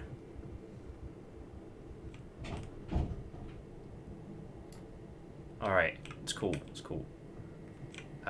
Body overall status slightly damaged. Oh, that's not good, is it? Oh, God. I would say it's about 50-50 at the moment. Like, it's hard to call. Alright, well, I'm gonna just drink a bunch of water. Stay hydrated, friends. And then, have we got any just fresh food left? No. Alright. I'm a cook up a TV dinner. You know, we've have a cup of coffee if I really fancy it. Alright, so we turn on the stove and make us some breakfast. And then we put the TV dinner in the oven. And there we go. I'm learning how to cook things. Caffeine's like, what's that, Will? Drink more whiskey? Okay. I forget, Caffeine's over on the East Coast now, so he's several hours ahead of me. So that I do apologise that a lot of you were bringing up a bunch of really good points on Fallout 4. And then that gunshot scared the heck out of me, so I stopped. And now I'm going to eat an entire TV dinner. And then go back to bed. Well, I'm going to use this opportunity to actually go this time, like I said I was going to before. Yes, like, again, thank you so much for coming here today. It was really good being able to, you know, chat. I've had fun. It's been great. You don't have to lie. You know, you can. Like, there's an ocean between us. I'm not a good liar, dude. I think you would know. Oh. I said turn that Anyways, light out. it's been fun. Thanks to everybody who turned up and chat and everything. Thank you, thank you very much, Will, for inviting and hosting. Right, and if you all have an open invite, so if you've got any cool stuff coming up that I can support or show off or chat about, like, yo, you know, you have my axe. Yes, we have you on Discord now, and obviously we know your channel and stuff, so it'll be a lot easier communicating going forwards. Sounds good. All right. Thank you again, dude. Not a problem. We'll have a good one, mate. All right. And what about your good self? Are you going to stick with us for a little bit longer? Or are you? Well, I do need to eat something because I haven't actually had any tea yet. So I might, unless there's any remain outstanding whinging to be done on Fallout. I should probably go and eat something. Okay. Well then, dude, thank you. And again, if you're, you are always welcome to come on. If you ever, I sadly don't have the fiscal solubility to pick up a copy of Fallout 76, but I would love to do a first play with you. I think that would be a lot of fun. You know what I mean? So yeah. because just well, you know, you can reach us easy enough. So yeah. I'd really like that. So yeah, to you lovely folks in chat, throw up some tiny friendos for our lovely guests that we've had today. And dude, thank you again. But I am going to go inside and pause it, make myself a cup of tea before we continue, because my guy's going to die. So dude, thank you again, yo. It's a pleasure. Thanks for having us. You know, it's been cool, and I do apologize for spending most of the time talking about Bethesda games and not Zombiod. Yeah. Oh no! Everyone here hates talking about video games, and you know Bethesda games. Who likes those? No one has opinions about those. Dude, thank you again, man. But you know, it's like, you know, whenever we meet in person, I spend time whinging about stuff. But you are still one hobby. of the most positive people I know who has very, very strong opinions about games. So do no worry, my friend. Well, you only whinge about things that you love. Exactly. It's the same as why I understand it when, you know, I understand, like, when you see negative reviews for our own game, that a lot of that comes from people that really like it. You know, Yeah. so I get it. So you criticize what you love. You don't criticize what you hate, because what you hate, it has no impact on your life. Yeah. And to everyone chilling and illing, if you've not picked up a copy of Project Zombiod and would like to, it is currently chilling and illing in chat. There is a link that you can go from there. So, dude, once again, thank you so much for being a guest. And yeah, I look forward to doing this again soon. Yeah, me too. Thank you very much. All right, good night, dude. Thanks, and thanks to all in the chat and everyone watching. Whoop whoop. Thank you. Whoop. Ta-ra. All right. So now it is just our good selves. So, you lovely folks, hang on, let me just pause Zombiod before I get us all becking killed. So, I'm going to go grab myself a fresh cup of tea, maybe some leftover pizza, because I'm kind of feeling it. And then I'm going to continue with this run of Project Zombiod. I'd love it if you'd all chill and ill and join my good self for some continued mischief.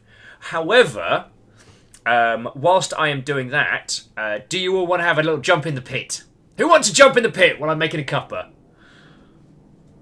Who wants to do some violence? Earl says, ooh, tea. That's what I'm missing with my cheese and crackers. And Meow Kitty Sakura's like, mosh pit! Greenfire's like, perfect timing. And Alpha is just thanking the devs for stopping on by. All right. Yeah, Caffeine's like, mosh pit, mosh pit, mosh pit. Okay, I don't have any giveaways to add to today's mosh pit, so it is just going to be beating the bloody hell out of each other for the sake of it. To those of you that have just joined us for the first time today, this is a lovely little game made by Pixel Maniacs, which we use for giveaways and for generally just keeping ourselves entertained. This is Mosh Pit Simulator, King of the Pit, if you will. And when it kicks off, all you need to do is type !dance to join into the pit. You can throw bottles. It'll be great. It'll be great. Oh, Tull says, I can donate a key of something. Tull, if you've got a key to donate, then yo, we'll do... I'll change the reg. Tull, what is the key? Actually, message me on Discord.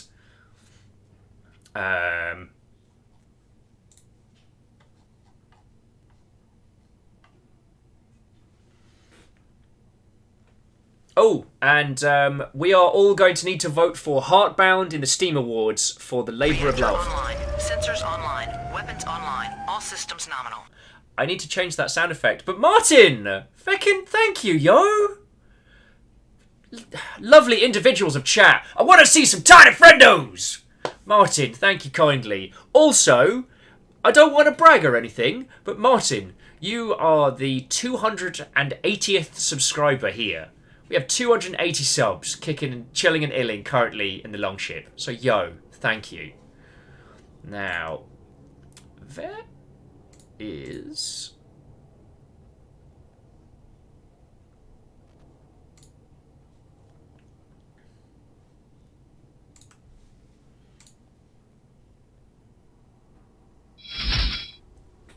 Oh, and Casey Paleface, thank you kindly for the follow. Right, so, what has Tal sent me? Oh, okay, you lovely, lovely folks. So, just to mix it up, we're going to do one round of Mosh Pit. Whoever wins this one gets a Steam key for Psychonauts. If you haven't played that game, yo, it's entirely worth it. So, prepare yourselves. Registration time is going to be a minute. Bot's going to kick off now. And this is to win a copy of Psychonauts, alright? This will be a Steam key, which has been kindly donated to us by Tolicus. So, if you want to get yourself a copy, now's the time! Bring the thunder! Bring it to the pit! We got Vander Beast, I call fire, Alpha of the Deluge, Marshall Ray Drags, Vada, Ramsey, Moose, and a Scouty Dog here! Caffeine, Pluto, Noah! Max Atreides! I got a ceiling and a Macarits, and there's a haze shift. I don't know where I was going that one at all. Right.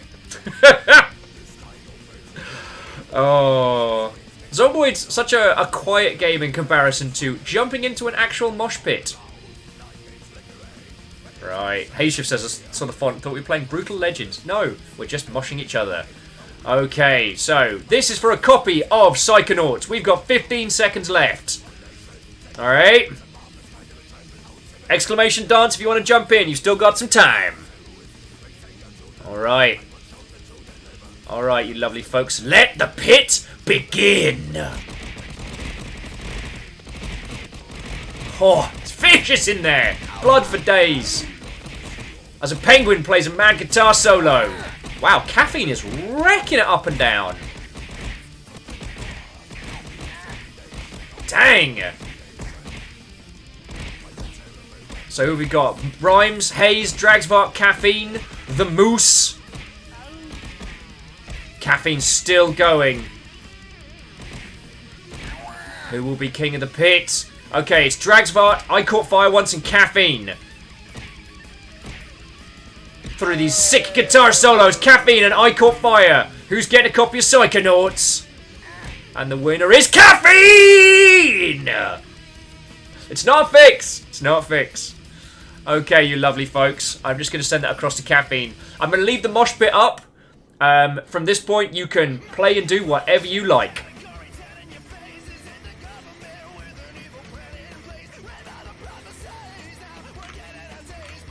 Alright, and there you go, Caffeine. One hot key. Okay, you lovely folks, please enjoy the pit. I'm just going to go make myself a cuppa, and I'll be back with you all in just a second for yet more Project Zombiod. More Project Zombiod coming shortly. Oh, getting a cuppa. Oh, I'm getting a cuppa.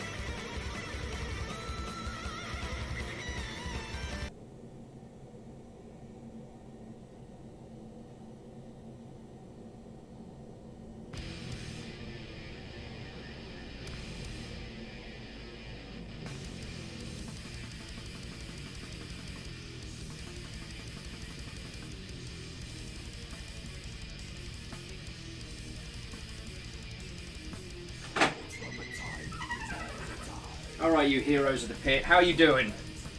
I got a fresh cup of tea, and I got cold pizza.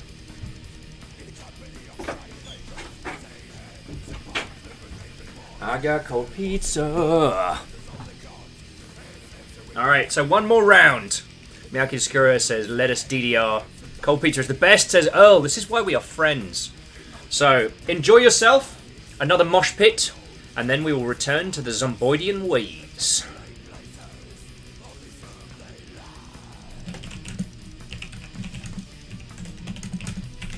So, there we go.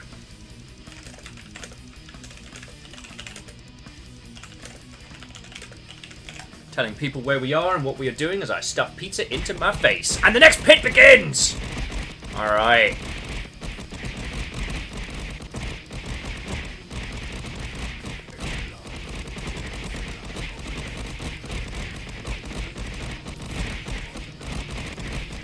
I will never get tired of this. One of these days, next time we have like a really, really big raid, like next time like a bunch of people come in.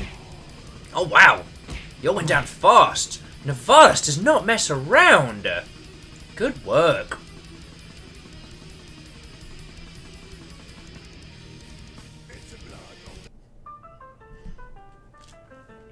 Okay, I gotta get this one. Ladies and gentlemen, and individuals of all genders and persuasions, it's time for the Ragtime Mosh. This is the silent version.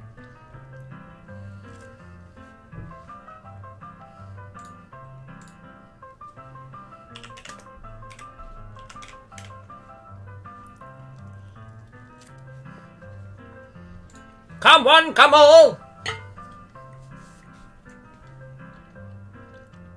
See the magic of moving pictures with this, the Mosh Pit Simulator. Throw yourselves into the pit with all of your might and fury. There's going to be a lot of gumption and words that mean cool and big. I need this cup of tea very badly. With 5 seconds left, who will be ready to jump into the pit? To be the king of the pit? No, not the face. Ah, I did not see that coming. Ouch! Feck. Oh dear Lord! Mosh away! I fucking love this. Oh dear! This is a completely random one and all. I have no way of timing this, so this is so good. Oh no! What a strange metal concert! Ah! I also did not see that coming! Oh, it's J-Post and Johnny for the Ragtime Mosh. Not the face! Help me, good sir! And the winner is... Ah! I got you! J-Post!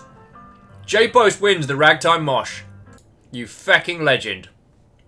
You fecking legend. Oh, let me just pop over here. Okay.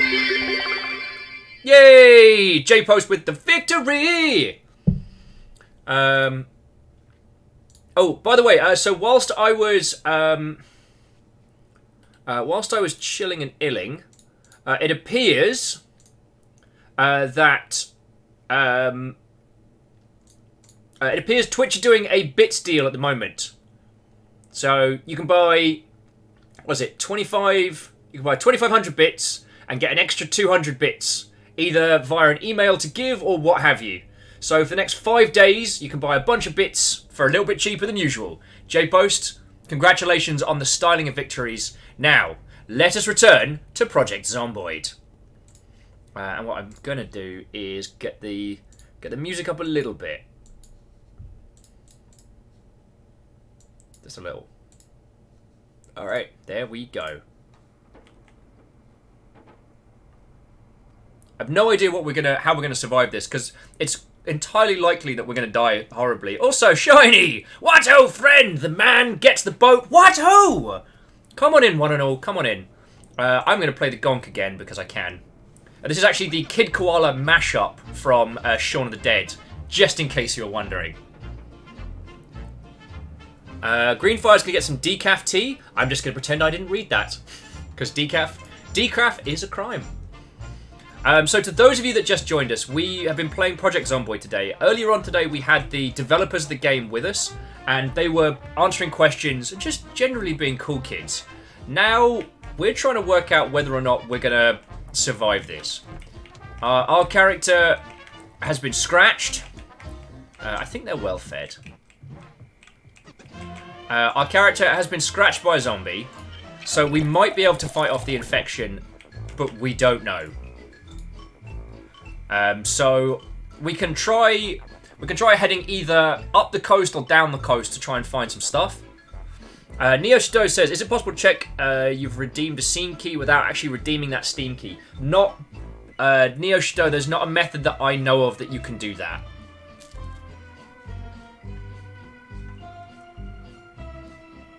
We can make some popcorn. Does anybody want any popcorn?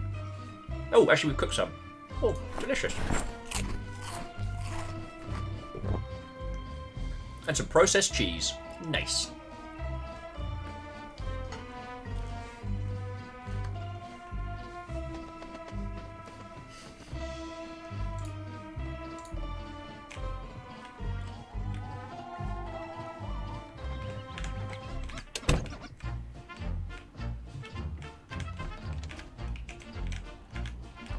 So we've picked all of the nearby houses entirely clean.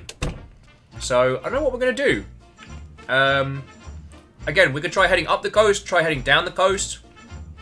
Martin with popcorn is love, popcorn is life. Oh, actually, no. What we're going to do is refill our water bottle. Wait, what's that? Oh, that's the Project Zomboid noise. Okay. I'm sure it's fine. Alright, just, no, we want to... Wait. Oi, you! Oi, you, sink! Actually, I might turn off the, music. If we're going to be under attack, then we'll...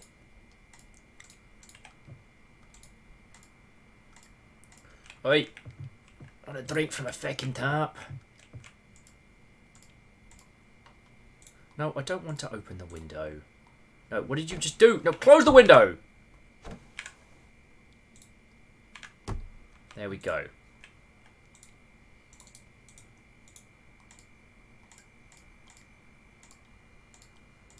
So we play Pixel Hunt with the sink. You know what? I don't even want to drink from that sink anyway. Go in the tap in the bathroom.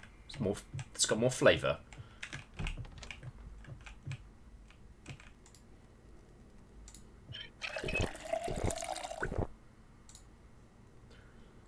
Fill the empty bottle. And fill the water mug. There we go. Alright, Scotty Doggy says, weren't we going to have a rest before we did anything else? Ah, yes. Let's see if we are... Ah, we're going to have a little sleepy sleep. There we go. Hopefully we can sleep this whole thing off and then we're going to feel great and it'll be good.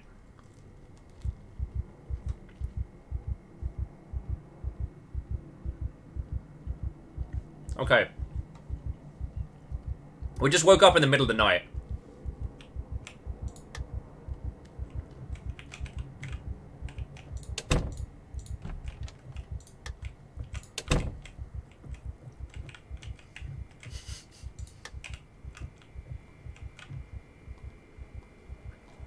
I don't hear anything.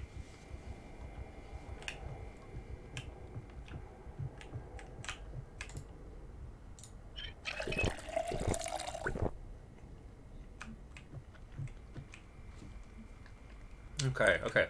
Oh! Neo Shadow's asking how's the hand. It's really good. I got a bump now, which is where the bone's kind of like healed in a strange shape, but that's just a thing that I'm gonna have now. You know, it could be worse, you know what I mean? It could be way worse. Just eat all the cheese out of the fridge. Alright. So what have we got? We've got a baseball, equipping primary, and we've got a pistol. Right, let's... Oh god, that is very dark.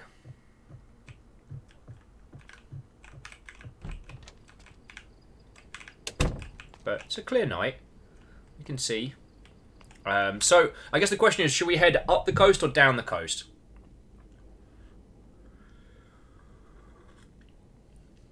I caught Vi once, you're right. I should have shut the door before I went to bed. And Vanderbee's saying, more flavour isn't usually a plus in water. Ah, details, details. The man says, out onto the water, of course. Lamentably, we can't. I mean, we could stay in the house for another day, you know. Actually, you know what? I'm gonna sip my tea, eat my pizza, because I haven't had a chance to chat with you lot in chat today. And while I really... Wait. I really do enjoy... I'm going to read Fishing for Beginners. There we go. And that'll take a little while for us to learn how to do fishing. But it's cool, because we can turn up the speed, and then we'll learn how to do a thing. So, yeah. Earl says, so Will, I was reading how PlanetSide 2 is getting a new faction. Seriously? Earl, have you got a link for that? Because, Earl, that is exactly the kind of stuff that I would love it if people would throw into the Game News channel.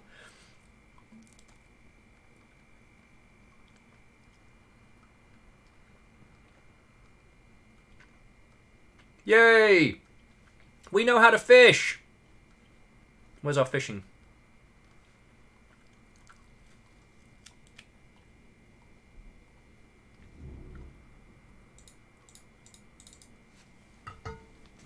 Oh.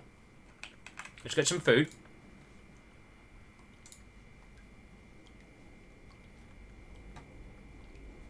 What does everyone fancy?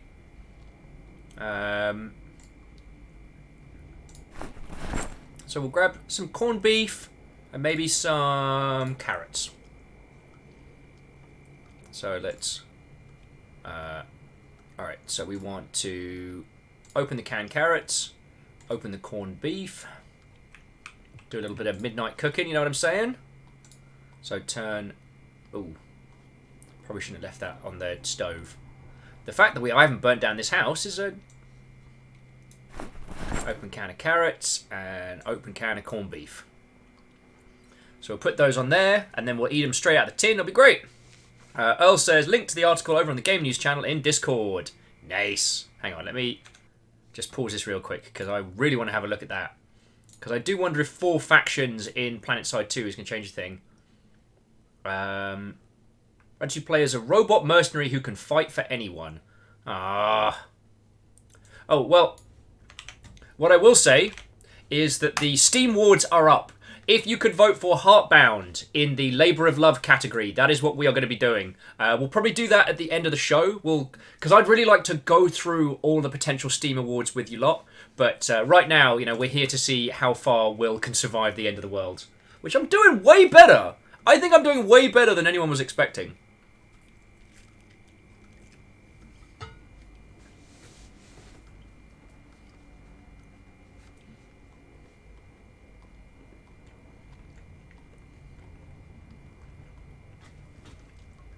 Whip! So Cryostix is saying they're having a surreal experience at the moment. They're playing the movie tie-in game for the Tom Cruise Mummy movie. And it's one of the better Metroidvanias I've played. Rock solid thing. Yo!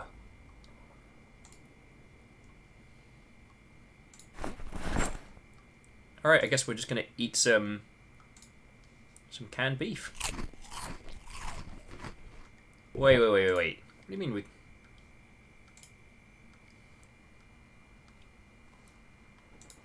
Oh, I didn't open the canned beef. I'll just eat that out of the bag. So bored, severely depressed, find a way to forget reality, and we're not feeling so well. Have we got any magazines left? Because those are pretty good. No.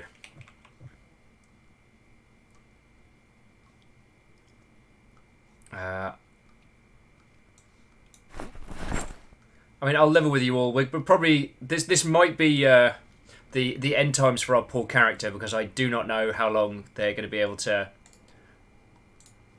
I don't know how long their sanity is going to hold out. They are sad. So okay, our character is currently nauseous, bored, severely depressed, and a nervous wreck. This.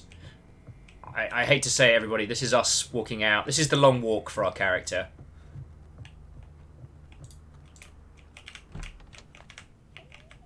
Alright, so we know what lies behind us, so we're going to follow the coast up and then see how it goes.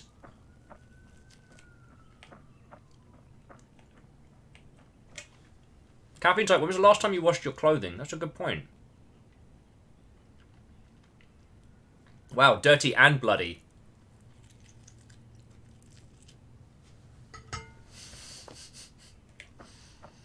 Transport, no!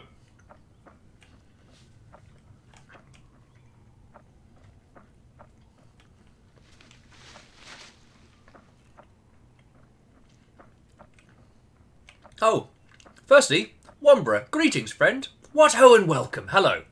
Pleasure to make your acquaintance. The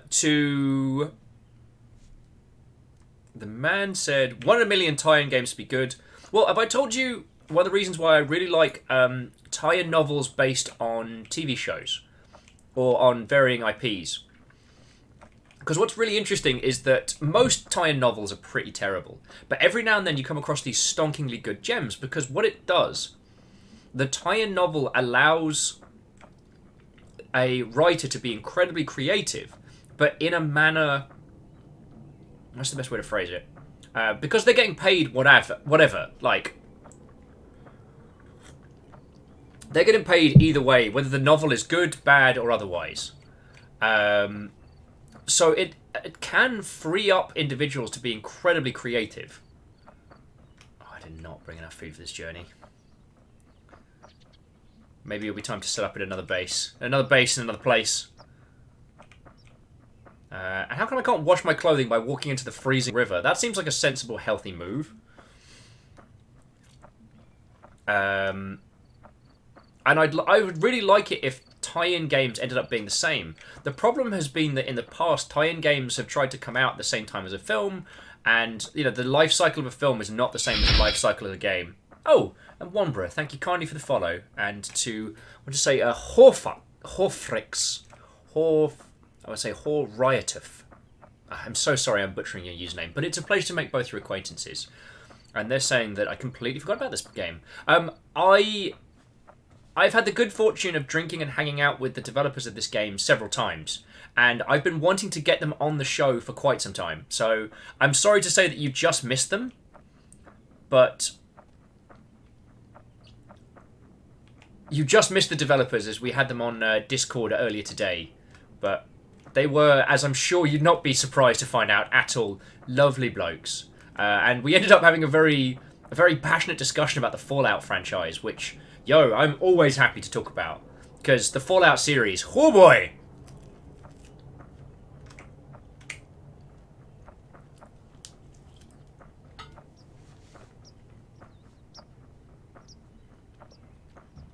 I'm walking off to my own death, aren't I?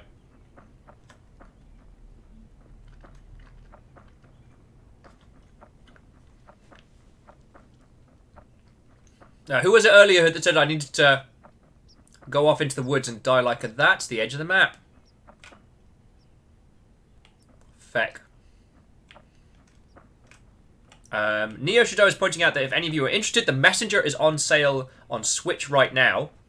Not that this had anything to do with the conversation. It doesn't, but The Messenger is a cracking game. And it's worth bringing up because the developer's been very honest about how much of a bad word that was to achieve. Avir with Flat World is confirmed. God darn it. I Caught Fire says, now we know how big the map is. We do. We do. Skill points available. What should we spend them on? Probably first aid if we can.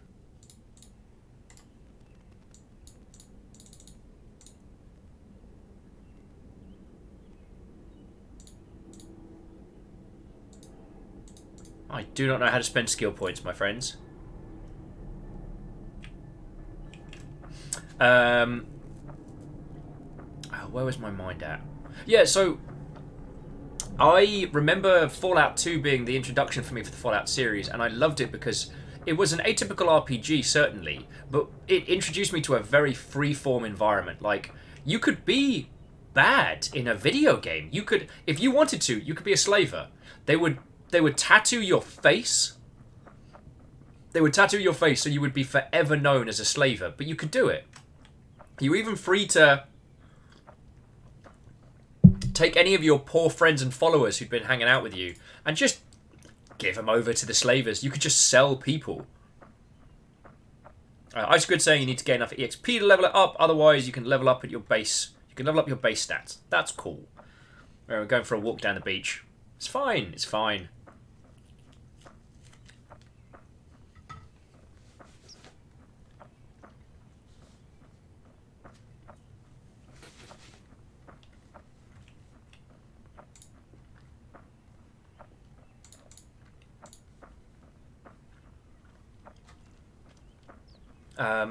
But yeah, so I fell in love with Fallout 2 when I played it because it was just so open. You know, you were free to tackle this whole thing however you wanted. Your only mission was to get the Gek, the Garden of Eden creation kit. This mystical item found in vaults that was going to be used to repopulate the Earth. Like it's a briefcase-sized thing that for some reason would empower you to rebuild the tiny little, tribal village that you've come from. Crystick says also Fallout 2 was likely the first game where, given the correct circumstances, a party member could attack you outright. The man with the anti-nuclear football. It bloody is. I mean, it's a suitcase that makes things better and brings life. It was also incredibly difficult. And Gilbot! What ho, friend? How are you doing? Gilbot saying, happy early Thanksgiving. Got some rad plans. I do. I have been invited to join kind of Ket's family Thanksgiving, which, I mean, you know I'm a bit of a sucker for stuff like this, but yeah. I'm just going to eat, drink, and try and have another sleep. See if that helps us out. And then tomorrow we go down the coast the other way.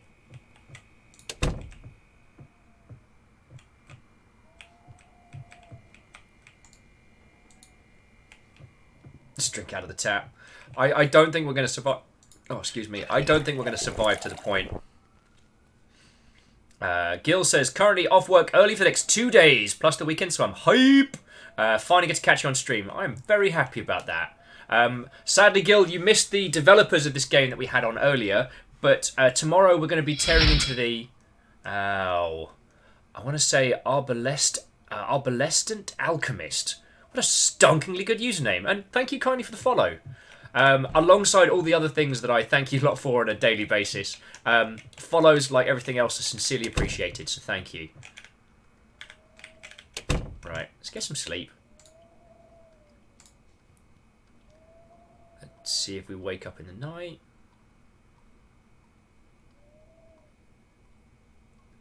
Oh, I think we're in trouble. Minor damage, first aid required. Oh, we are going to have a bad time, my friend. But let's stay fed, let's stay healthy. Icon51 says, I'm a monster, so I'm making ribs by myself for Thanksgiving. Nice. Well, we'll be on tomorrow for a couple of hours, so if you want to come hang out and be cool kids, you know you are cordially invited. I think I already read Fishing for Beginners, so let's put that back on the shelf. Placky bag, water bottle, mug of water. What else we got? Let's have some sardines and some sugar. And let's have some chili, some sardines and chili. That sounds... I mean, actually that sounds horrendous, but you know what I'm saying.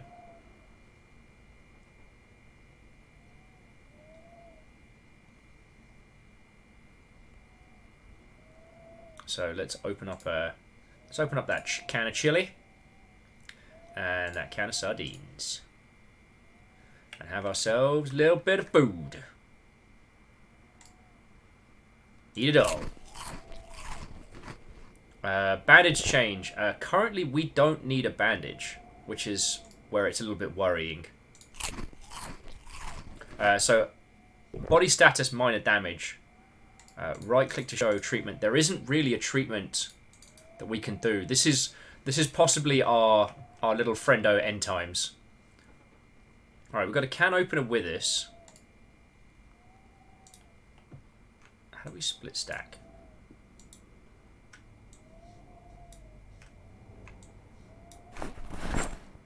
No, just one.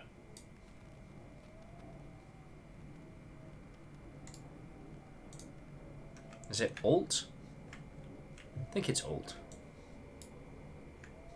No. Sorry, jumping back in, TH says, those are some crunchy sardines. That's where the flavour's at.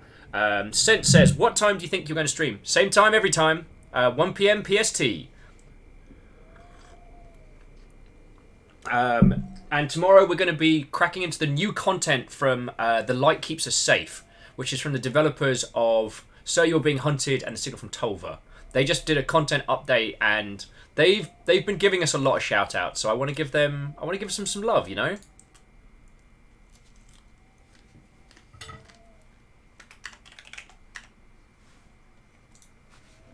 Right.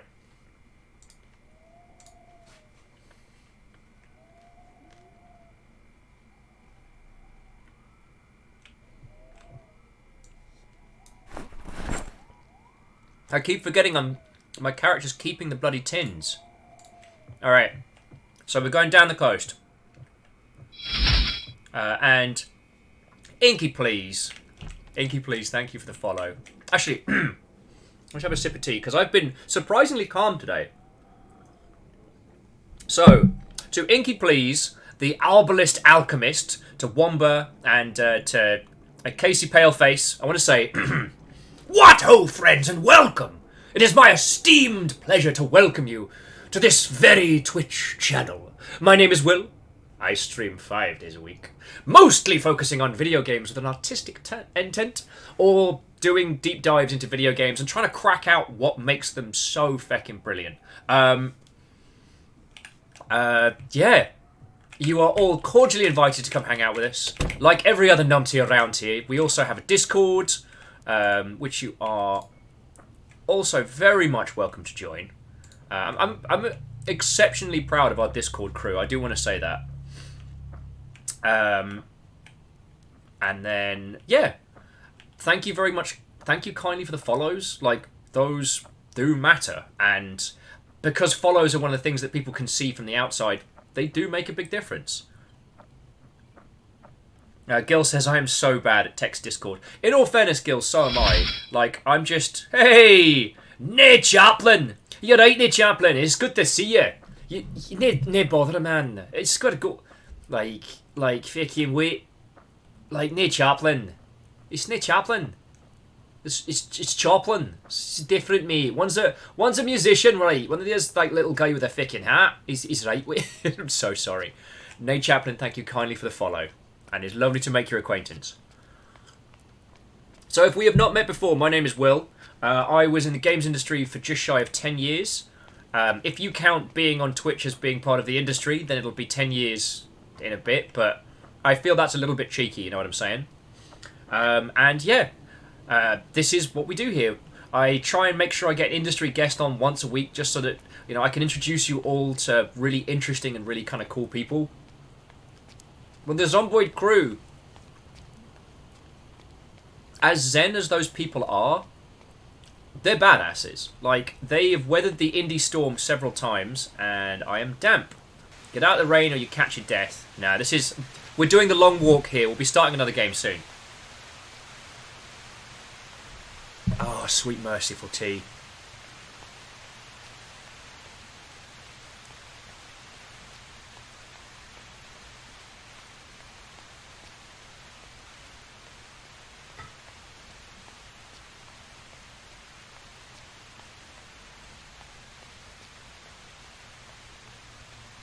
So, Isocrid, while I do like the idea of doing some multiplayer Zomboid, I have not done anything to set it up. And I will consider. Get to the boat saying, speaking of Zen, have you seen the Zen trailer for Black Mesa? Yes, I have, my friend. And I am very much looking forward to it. Hey, and Squidon, thank you kindly for the follow as well. We got a whole bunch of friendo follows today. Yo, thank you all.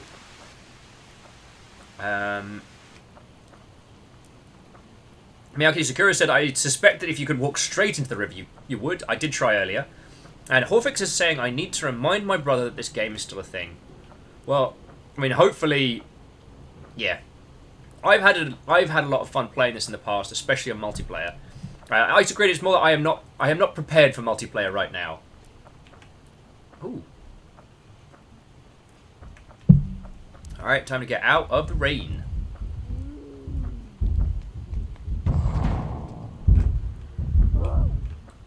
That's a lot of noise. Oh, did they leave the keys? Nope. Take the matches.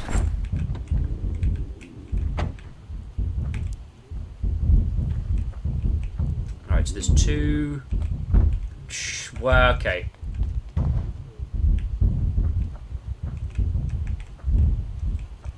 Yeah. Feckin'. Do not open, dead inside.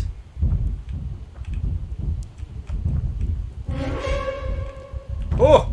Gave our character a scare.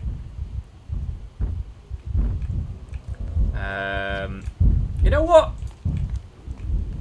We don't have to die here. We can die somewhere else. We can die in this house. Completely unique house. Jumping back into chat. Sen says, sounds like a party in there. Yeah! Greenfire says, sings, what do you do with the charging Zomboid? What do you do with the charging Zomboid? Thank you. Wow, okay. This is where all the dead people are. What do you do with the charging Zomboid? Equip it in your primary.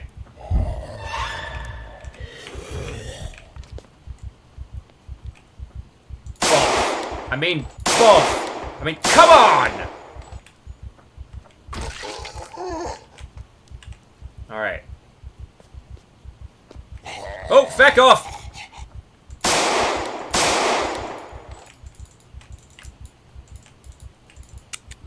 Nope. I might be in trouble, G.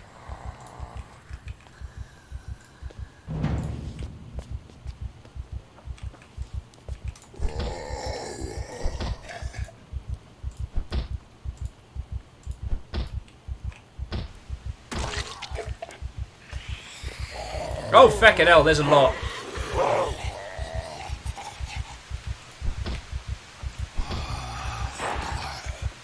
Feck you. It's alright, I got this. I got this. No! No, I'm bitten! No! I had this! No!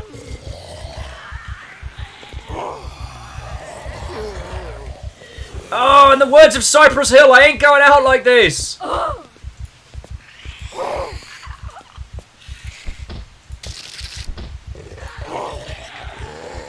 Run me! Run me! This was a terrible idea!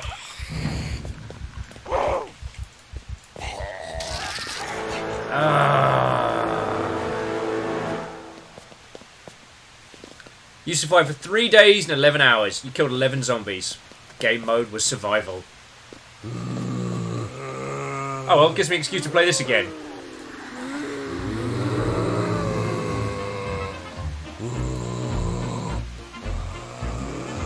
Oh, check it out! I'm undead!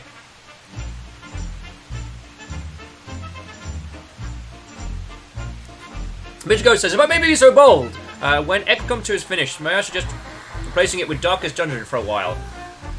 For Darkest Dungeon, me and Fred are going to do a deconstruct on it at some point. Do I get to move around as a zombie? No. Well, that's unfair.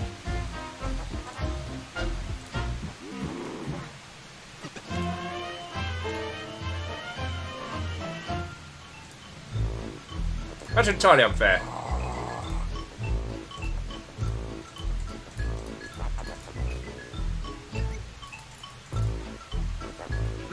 Sorry.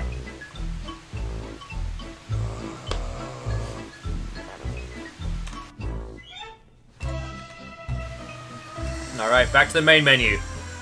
Terribly sorry, terribly sorry. A lot of messages there all simultaneously, so I just needed a little a moment to adjust. So, Mr. Ghost, we're gonna do Darkest Dungeon Deconstruct with Fred at some point because he's been wanting to really get into the nitty-gritty of the design and creation of that one.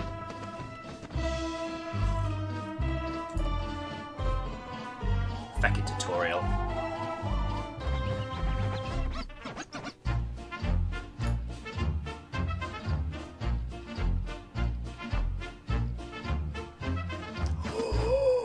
Yo! Who wants to do the mist level? Sorry, and then jumping back into Gil was asking earlier what the State of Decay game we played. That was State of Decay 2, and Gil's adding, Lady Gil wants to know... Oh yeah. That was State of Decay 2, and it's stonkingly good. It's on PC and on Xbox, I believe. And it's... Oh, terribly sorry. And it's made by the wonderful people over at Undead Labs, who are a local Seattleite team. Mr. Ghost is saying, I always thought the best survival tactic in a zombie apocalypse was to get in a boat. Most movies show that zombies do rot and decay, so at some point they will decay to such a degree that they cannot move anymore. So get in the boat and then hang out for a couple of years on some abandoned island. Yeah. Oh, Gil says, did he answer? I take my headphones out for a while and boof. Yeah, alright, so we're going to try a brand new scenario called the Dissenting Fog. People first saw it in the water, a faint white blanket over the Ohio River. It began as a mist and enveloped the town. The townsfolk died screaming in the gloom. Now they walk out there, unseen, unheard, relentless in the pursuit of the living. Yeah, we're doing this. We're going to go with greetings to you, Jeffrey Turner. He's still going to be a ginger though. He's going to have chest hair for days though. Stubble, of course. I mean, he's a full beard. Beard type, full. He's a vest wearer. This one. Look, we're gonna go for a wife beater. A wife beater in jeans. All right. Greetings to you, Jeffrey Turner. Alright, so, what's Jeffrey's profession? My name's Jeffrey Turner, and I was once one of the best repairmen in the whole business. Repairman? My name's Jeffrey Turner. I fish a lot. Doesn't quite ring the bell. I'm a lumberjack and I'm Jeffrey Turner. Not quite as cool. Jeffrey Turner, a local electrician. Jeffers is a repairman. That's what I reckon. The Phil says burger flipper. Our last character was a burger flipper. And here's... So, it's a kind of tabletop RPG style of character creation, which is we get X amount of points. So right now, we are at -4 points. So...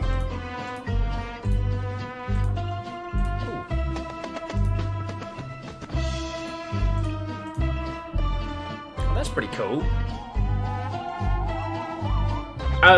So we get X amount of points to... Hang on. Clear it all. So we get X amount of points to spend per character. So if we choose unemployed, we can choose their skills. Like fire officer, police officer, construction worker, etc. But if we want more skills beyond the initial, we have to give him negative traits. So let's say Phil here's not a reader. Sorry, is his name Phil? Justin? I can't remember. So Phil's a slow reader. Phil does not like reading. He could be a smoker if we liked, which means that he needs the smoke to stay calm. He could be unfit, underweight, overweight, thin-skinned. Can a higher chance. He could be deaf. What's that? I said he could be deaf. He could be highly thirsty, but the more of those that we give him, the more plus points. Short-sighted, cowardly, very prone to panic, makes noise while moving, all thumbs, transfers inventory items slowly. Sunday driver, very slow driver. Conspicuous, more likely to be spotted. Pacifist, needs more sleep. Your sleepyhead. Restless sleeper, slow loss of tiredness while sleeping. So jumping back into chat, Mr. Ghost says Jeffrey Turner, the best burger flipper in the damn South. We've just done a burger flipper.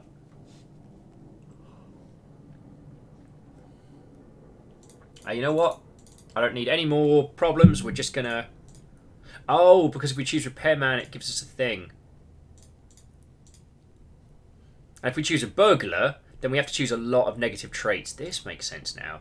Fitness instructor is a maniac. A maniac. My name's Jeffrey Turner, and I work in construction. There we go. Done. Sunday driver. Slow reader, because I am a slow reader. And... I mean... -5 strength for being noodly. -2 strength being feeble. That's a lot of points we could spend.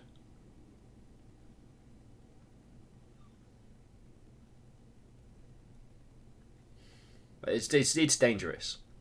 It's very dangerous. Needs more food. Is disorganized.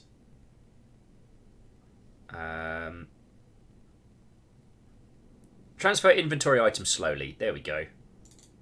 So now we can afford a ×3. So iron gut, less chance for food. Here we go. So we can have cat's eyes, night vision, not affected by weather conditions, needs less sleep, iron gut. Iron gut. Phil knows what he's eating. All right. Oh, sorry, Justin. I keep calling him Phil. Why do I want to call him Phil?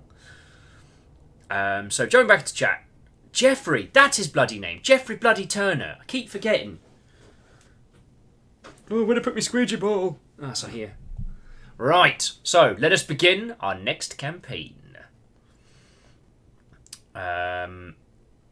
So we are playing the Mist scenario. And if you haven't seen the film adaptation of The Mist, yo, you need to see that. You need to see that.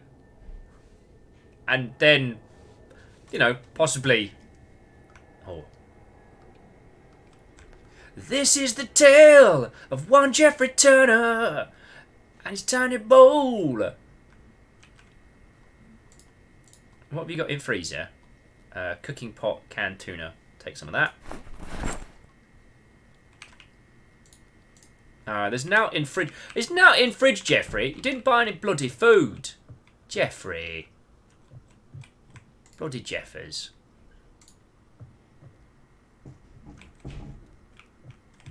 Wait, you'll hear that, right? Mirror seems useful. As does some vitamins. Let's stay healthy, friends.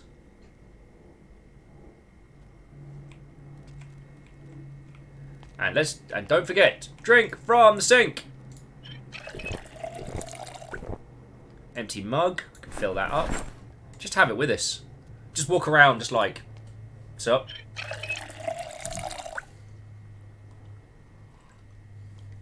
Kelfest says, all thumbs, rip picking up logs. I apologise for reading that in the Alan Partridge voice, but it seemed like the most appropriate. Alright, what have we got? We've got a lot of nothing! Jeffrey... I mean, you bought Angler magazine, so that's good. But you do not read well. Although a book reduces boredom, so... And foraging for beginners, that could be quite handy.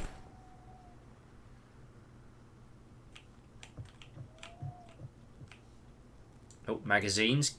Keep the boredom away. Wow, there's nothing in Jeffrey's house.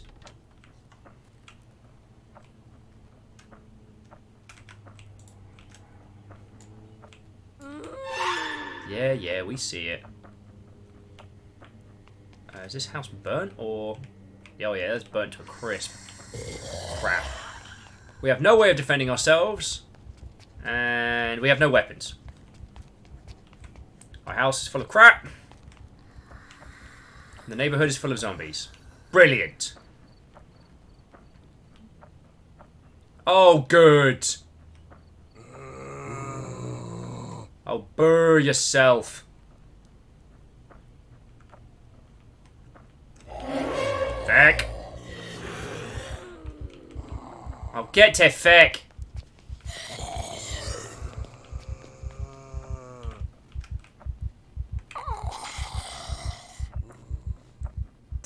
Yeah, severely panicked. Oh, no, not going to open that. Oh, feck off, you bastards! Alright, so Jeffrey Turner's run might be very short.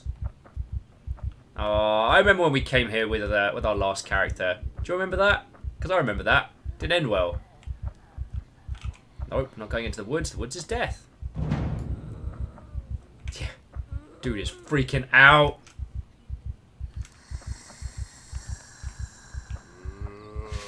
No, what are you doing? Jeffers! Bloody Jeffers. I'm so sorry, everybody. I'm so sorry.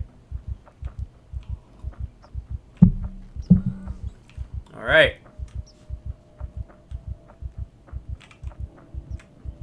This is the end of the drive. Crap.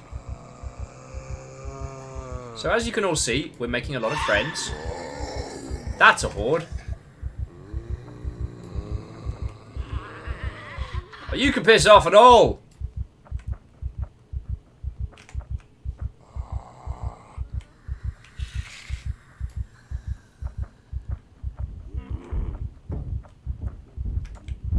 Crap.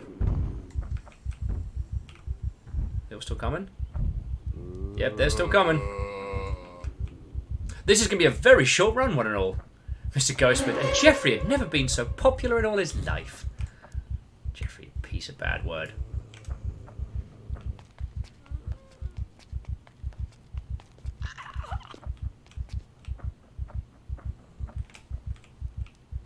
Aha! This chest-high fence should slow these zombies down. Oh, I hit the Q button. I did not mean to do that. Neo Cow, what old friend? Welcome. The industry chat part. Oh my fucking life! The industry chat part of this is sadly over. Oh, they can climb the fence. Hooray! Not that it will shock anyone, but the devs from earlier were exceptionally lovely, and yeah, we had a really good chat about stuff and things, yo. All right, hopefully I can lose him in the. Where am I? Train yard? Damn it, Jeffers! One fucking job.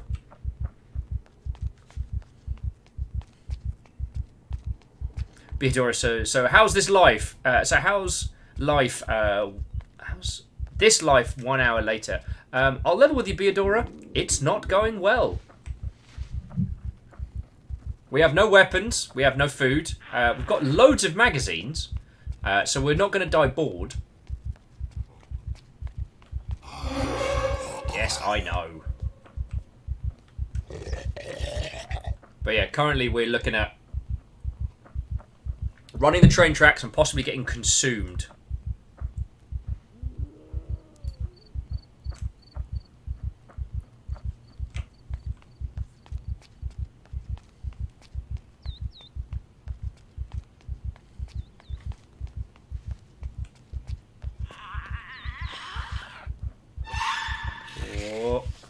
No, no, no, no, no, no, no, no! Sorry, I had to focus there for a second. This is the tale of one Jeffrey Turner. Doesn't have a spoon, doesn't have a knife. Look at me, I am the shambling undead, and I'm going to follow you for all fucking time, because I'm an ass. Oh, I keep smashing Q. That is a very bad move. Alright.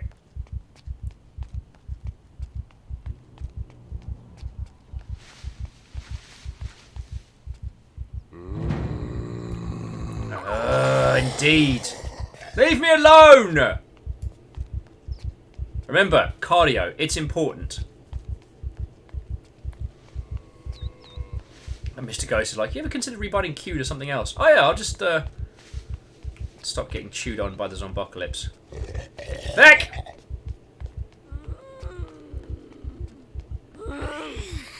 Beadora saying it'd be hilarious if I got splattered by the last train. Neo Cal says, have you tried doing an industry chat with IO Interactive? I have not. For the larger teams, I don't tend to reach out during launch because they are swamped. But I'll reach out to them, yo. I mean, yesterday was an interesting day. It seemed everybody really enjoyed it when we did the Murder Sean Bean hunt. But I think Mumbai was a little bit too dry for everybody. So I don't know if we'll be doing another session on Hitman, at least in the foreseeable future. But I will definitely reach out to IO Interactive and see if I can get anything. I don't have any direct contact over there, but there's nothing wrong with it. And like, theirs is a really heartwarming story. They've gone through so many bouts of ownership. They've had a cracking franchise for so long that hasn't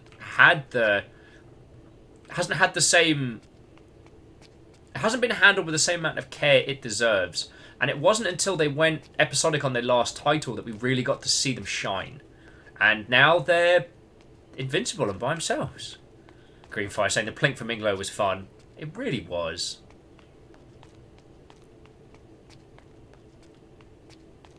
So. Alright, Mr. Ghost says it never hurts to ask, but it helps to have an inside person. That is very true.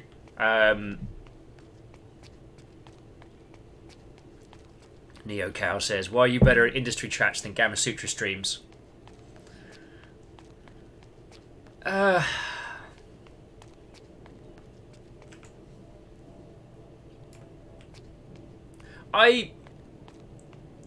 have tried to watch some of the Gamma Sutra streams and I found them pretty dull. The thing is, one of the reasons why I pick the guests that I can is because they're usually people I know, and they usually have a story worth telling.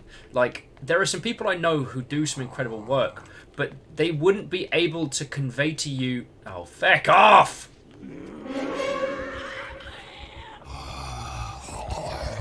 Feckin' zombies, me!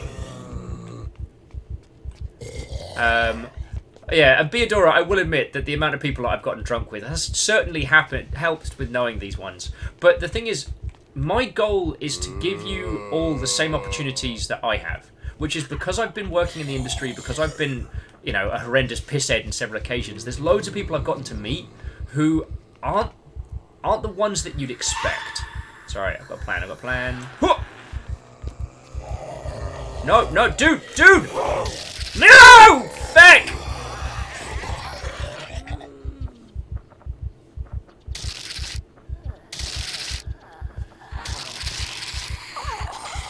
Mistakes were made. So Neo Cow, I'm the same with you. Like, I do love... I read Gamma Sutra pretty much daily.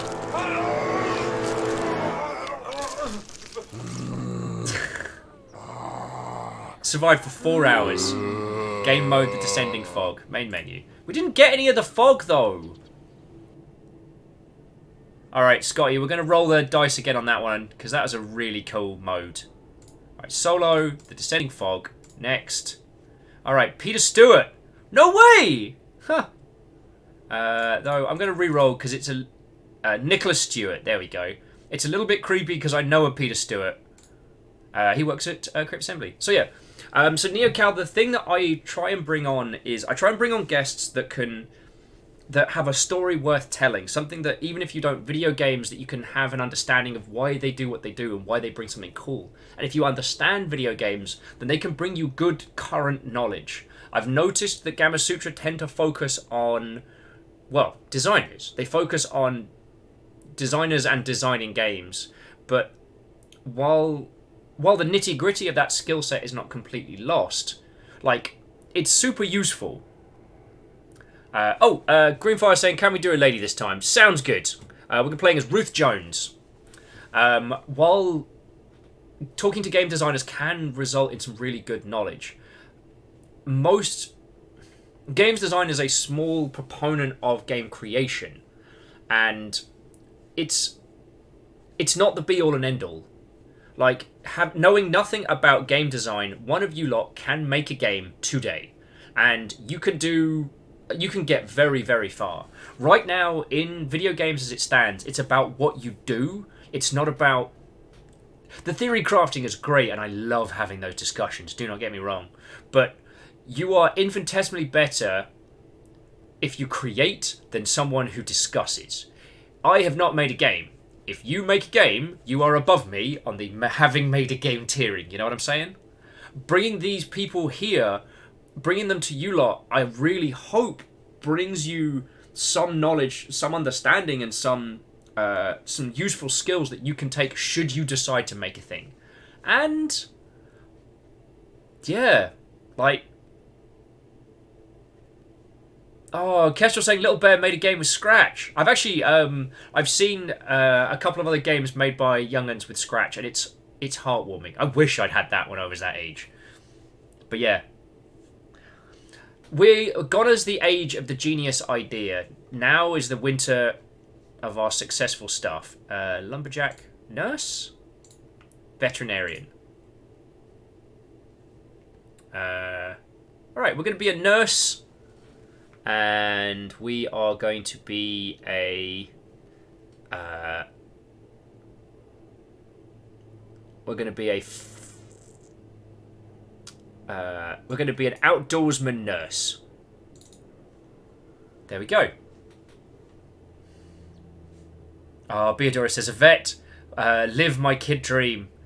Yeah. My mum worked as a veterinary nurse for a great many years, and while it is lovely being exposed to animals all day, oh boy, you see some stuff. In the waiting room of the place my mum used to work was the wall of things taken out of dogs, and it was a big ass glass cabinet just containing all the things that dogs have eaten and that surgeons have had to take out of dogs. That's a story. So jumping back in, Marshall Rice saying you do... Oh, thank you. Do great aiming that goal. Well, honestly, keep it up. It's great and a fairly unique trait to see. Thank you kindly. That's my goal. Like, when we play games, I absolutely want to go with all of you. I want to go into a game, pick it apart, like work out why it's so good. I mean, one of the things that I always say is that games are an experience. Games are a medium which allows you to convey an experience, and I really like that. It makes me very happy. So... being able to go into games and work out why bits are good, even if the game itself isn't great, then... What ho! Happy Thanksgiving's Eve. Quasi! Feckin' thank you, yo! And happy Thanksgiving Eve to you. As I was saying earlier, I've been invited to Ket's family Thanksgiving tomorrow. So it'll be a short stream of The Light Keeps Us Safe. But, yeah. I'm actually, for the first time in a long time, I'm very excited for a Thanksgiving.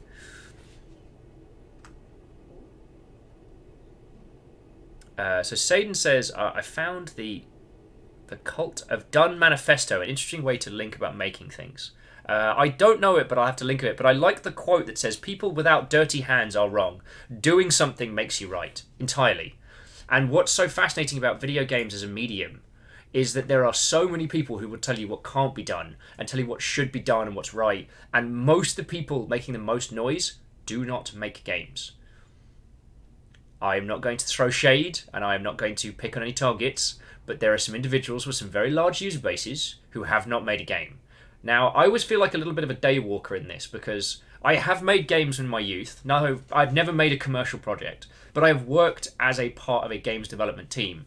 Like, I've seen the fire and the fury. I've seen what it takes, and I know what people say, and I know what it feels like. You know, I have been there.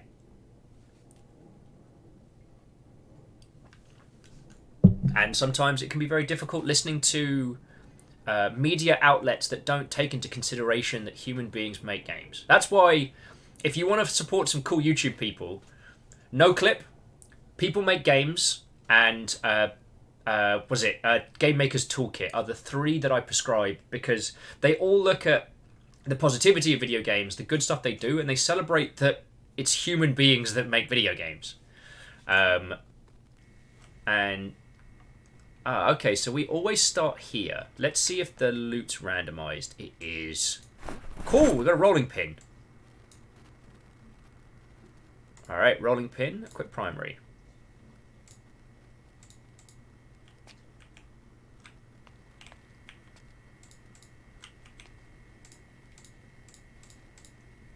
Unfortunately, it seems Ruth's not as good a cooker as Jeffrey is. But there we go. Cooking for intermediates. The Hunter's Magazine. Teachers make wooden. Okay, so we learned some cool stuff.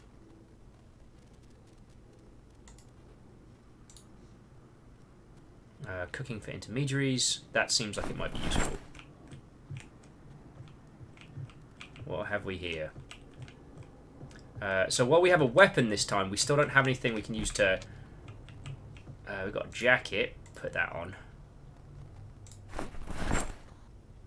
So jumping back into chat, Kestrel says, "Oh yeah, let's bake some cookies!" Or as Cryostic says, "Let's make some gingerbread!" Wait, I think that's actually a threat, not a compliment, and now I'm worried. Sent says, "Have you heard of Noah Javalis?" Javaris? I have not, Sent. I am terrible with names, so if they are a game developer, I will probably know their product before I know their title before I know their other thing. Marshall saying, "Was missing people make games in my subs. Didn't expect to see Chris over there, however. Not surprising." Marshall, if you know Chris's work, basically he wanted to go full-time... Oh, taking the sheet. And... Actually, the sweater's clean, so we're going to tear that into... Alright, so now we've got some... No! Damn it! Damn it, Ruth! We needed the sheet! Alright, remove the light bulb.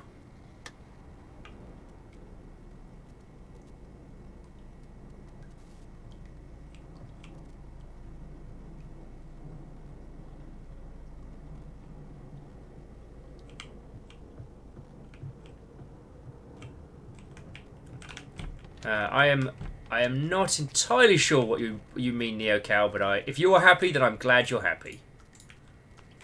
Also, I'm going to drink out of the tap. But yeah, so Chris Bratt wanted to do more videos along the lines of showing game developers, because he did a series at Eurogamer called Here's a Thing, and it was doing really well. So he's gone independent to create more videos along those lines, showing what happens. I mean, I don't know is... okay, can't. There's nothing else here.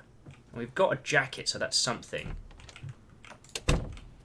At least we can defend ourselves this time, so that's also pretty useful.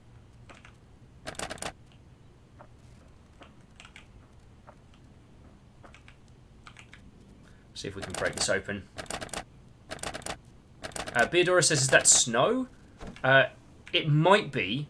Basically, we're playing a scenario based on... Aha!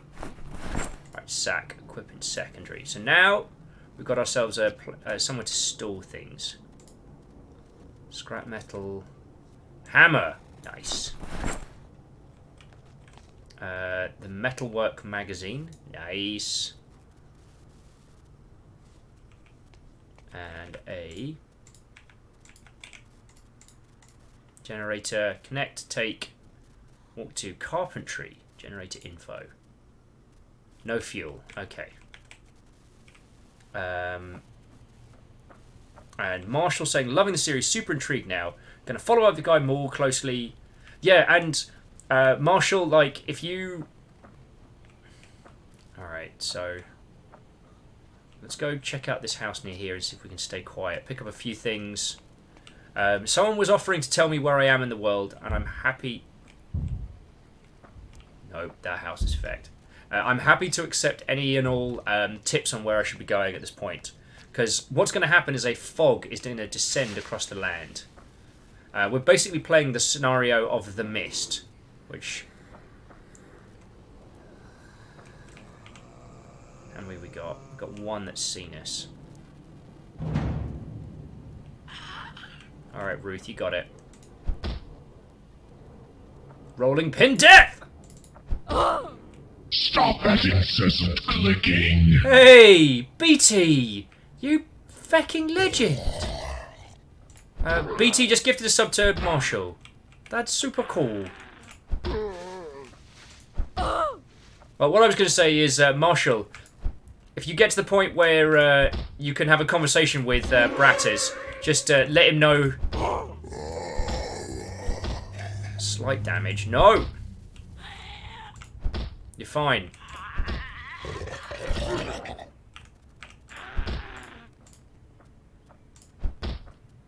You're fine. I think my clothes have been torn? Anyway, BT, thank you kindly. I was going to say, if you get the chance, tell Bratters who sent you.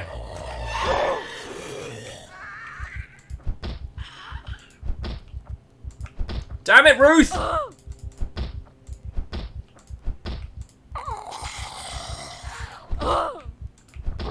Spoiler, the rolling pin, not effective. We might have to re-roll Ruth.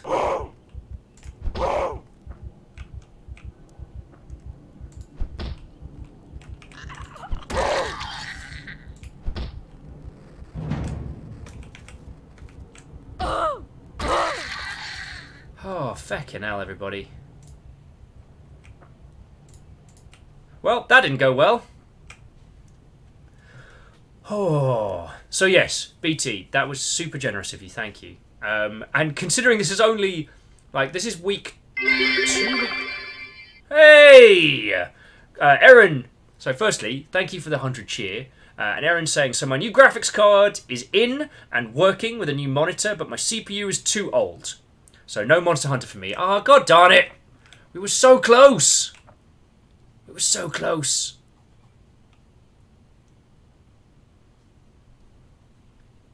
Well, I believe in you, and I believe that we will get this sorted somehow. Somehow. So where did we go from before? Gilbot says, I heard Monster Hunter. We're still trying to get Greenfire ready to go with Monster Hunter. Is the hammer more damage than a rolling pin?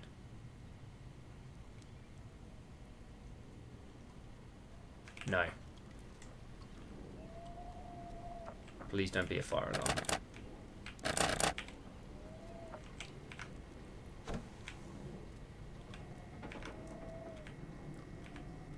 Might be okay.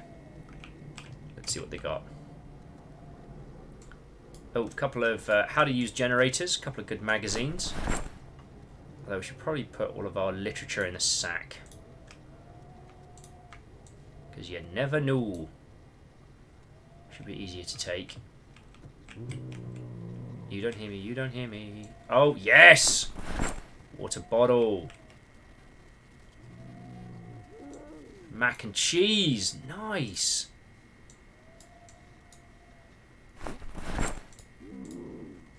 Alright. Doing good, everybody. Doing good. Alright, so we can drink. And then we are going to... Where's that bottle? Fill that right up. Oh, I guess the water bottle's already full. Nice. Oh, come off it!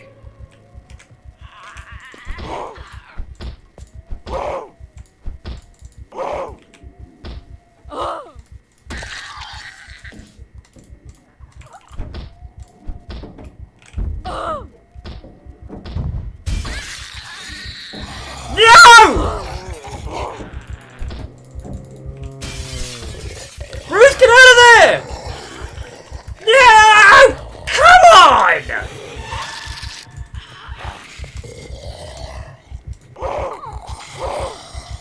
Alright, bear with me all just a second.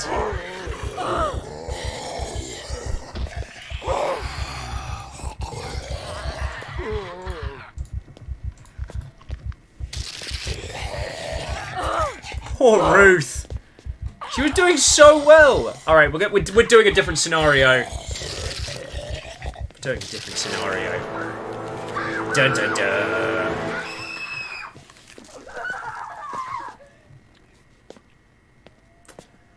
She survived for 4 hours and killed a bunch of zombies. You gave it a bloody good go, Ruth. A bloody good go. Right. So Greenfire is saying you have a spoon now, and then so Will, I'm sorry I'm not into Monster Hunter and the PC will not run that game. Greenfire, you do not need to apologise. And Beadora is saying I need to find a workaround for the stupid Windows thing, so here's my use stuff, although but now the reviews for 76 has turned me off that game, being part of the reason for my upgrading. Well, I mean, Beadora, like, I'm not going to be able to pick up a copy of Fallout 76 for quite some time. Oh, hang on. So, why am I uncomfortable? Oh, yes, because I've got my phone digging into me right hip. But I'd still like to give it a try, and I think if we played it with a group of peeps, I'd really like that. So, anyway, main menu.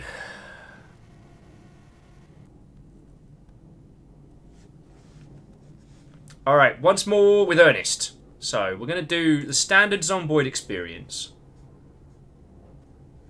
Huge horde, high stakes, and death at every turn. How long can you survive? 1 week later is for casuals. Moderate horde, unlooted homes. Water and electricity available for a limited period. Now, we're doing this the proper way. But I am going to... Alright, so we went for... What did we go for? Oh, we went for West Point, didn't we? So for this one, we are going to go for... No, we went for Riverside. Okay, so...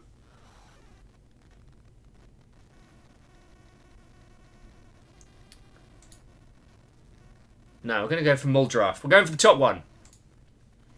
So we'll go for another lass. And this is going to be Shannon. Sharon! Oh, Sharon! Sharon is also going to be a nurse. And an outdoors person. There we go. So it's basically Ruth Mark II.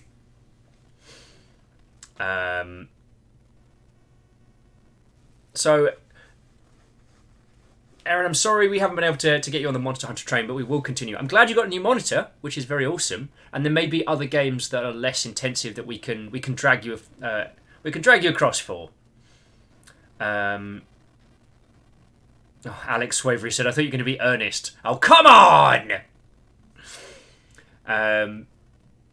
It's the Ums and Ahs show. Hi, I'm your host, Will. It's lovely to see you. How are you doing? I need to find a way that we can delve into Fallout 76 and get an understanding for it. And we're starting in our bedroom. What have we got? Oh, some 9mm rounds, a doll, and some padded pants. What are we wearing at the moment? Just regular pants. Padded pants are better. Boof. Nice. I don't know. I don't think I want to take the creepy doll. I can almost hear Echo going, Will, where's the doll gone? I fucking wait. Alright, take some magazines so we don't get bored and depressed. Cold pack. We can't eat that! I don't know who we are, but we've stashed a lot, and I mean a lot, of bullets around the house. I don't know if we're necessarily the most emotionally healthy individual, but we do have a plastic bag now. And we can put all the canned food in that. Yeah, canned food, stuff we can't use yet. Right, and I'm taking the kettle. Right, I said I'm taking the kettle. So jumping back into chat, Johnny says, what did you get in the demo? Beadora says, gunner or prepper? I think just generally disorganised person, because so far we found bullets in the kitchen and in the bedroom. Erin said, I should maybe have less issues with Battletech now. I hope so, though Ket found that the final mission, he was unable to actually proceed on it, so... I hope that you won't have the same kind of problems. Did we stash anything in the bathroom? No, we didn't. Alright, so we got no weapons. And I don't know where we are. So... welcome to the end of the world. Oh, look at how feckin' quaint this place is. God, if there's anything we could use, this place would be perfect. Heck.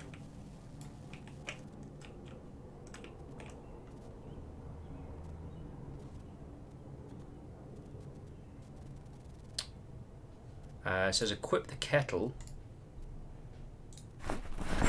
Equip primary.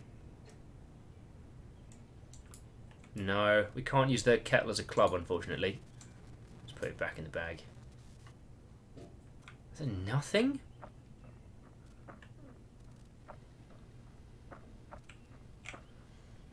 Okay.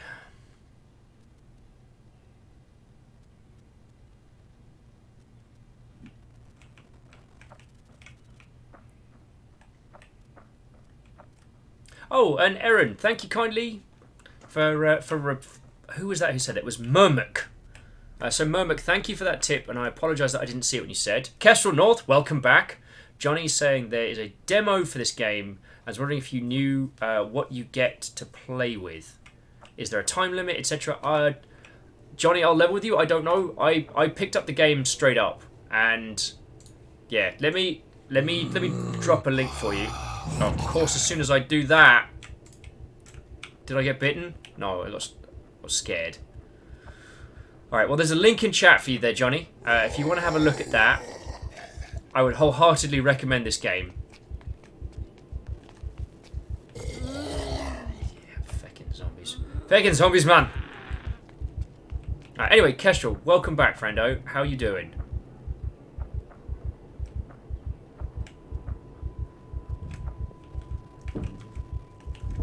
Oh, there is a lot of... yeah, stay out, dead inside. Christ, in a bin bag.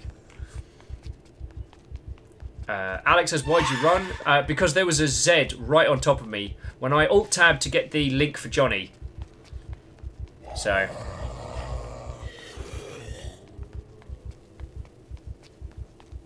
alright. I feel like we've been here.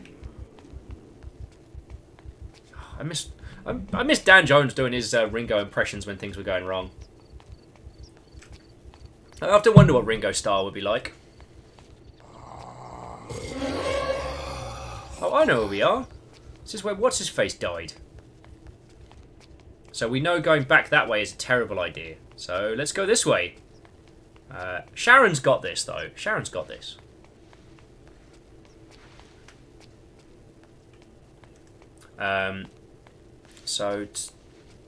Oh, okay. So the Phil says that they believe that the demo starts you off by being infected, so you can only play for a few days before you die.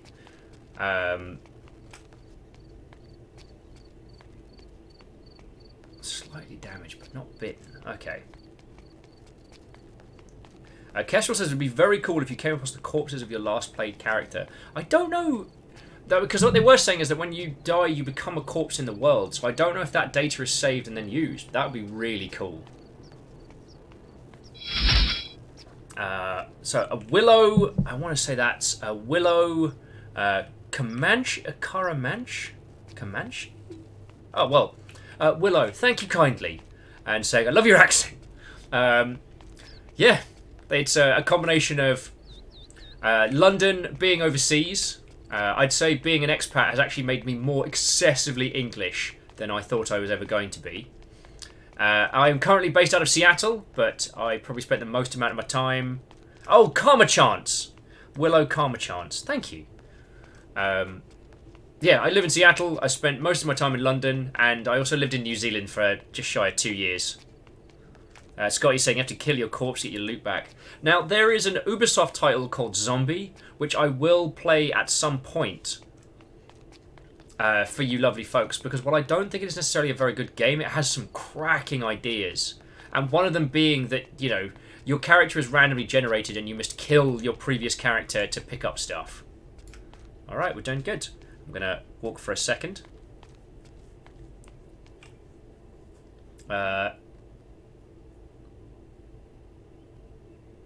So the Phil's actually saying that if you make a new character in the same world, you can find your old character, but your old character will migrate with the other zombies, so it could be hard to find. That's cool. That's a cute little touch there. And Marshall says, first seen and played this game around 2011, 2012, first release, no, bit less interesting, and one day I'll get back into it and spend some real time. No, I know what you mean, Marshall, because with a lot of these kinds of games, like, I go through binges of them. Is this a place we want to be? Guess so. I mean, we're doing fine for water and supplies. Now we just need to start looking at a place to hold up. Marshall says, it's sad how Zombie went. Feels like they threw it out there and just kind of forgot about it. Yeah, it was, if you correct me if I'm wrong, Zombie was a Wii U launch title. Is that correct? I think so. Oh, Beadora, Erin Feathers reminded me that whoever it was that said very kindly that weapons can be more effective if equipped in both hands. The reason I was equipping it in one hand was because I was equipping it in one hand is because I had a bag in the other, which was where I was carrying all our goodies. Ryan says, sad. Oh yeah, so sad how Zombie went. Isaac quit Zombie U. Well, it was Zombie U first, and then it was released as Zombie on other titles, and it's still not amazing. Like you're not missing out on anything, but I'd love to do a deconstruct on it one of these days. You know what I mean? I think it would be a great game to break apart.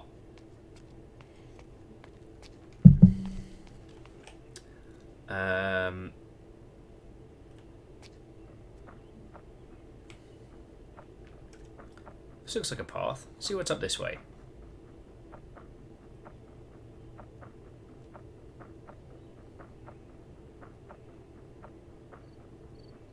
And Beadora, it is I who should be saying no worries, because thank you for... I'd rather have those reminders than not.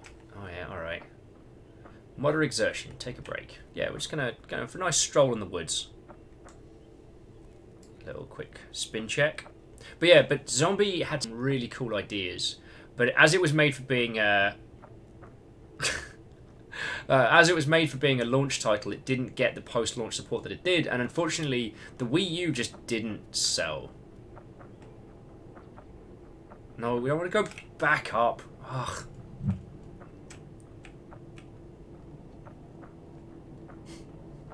Alex reminded me this game's tip 2, which is don't run.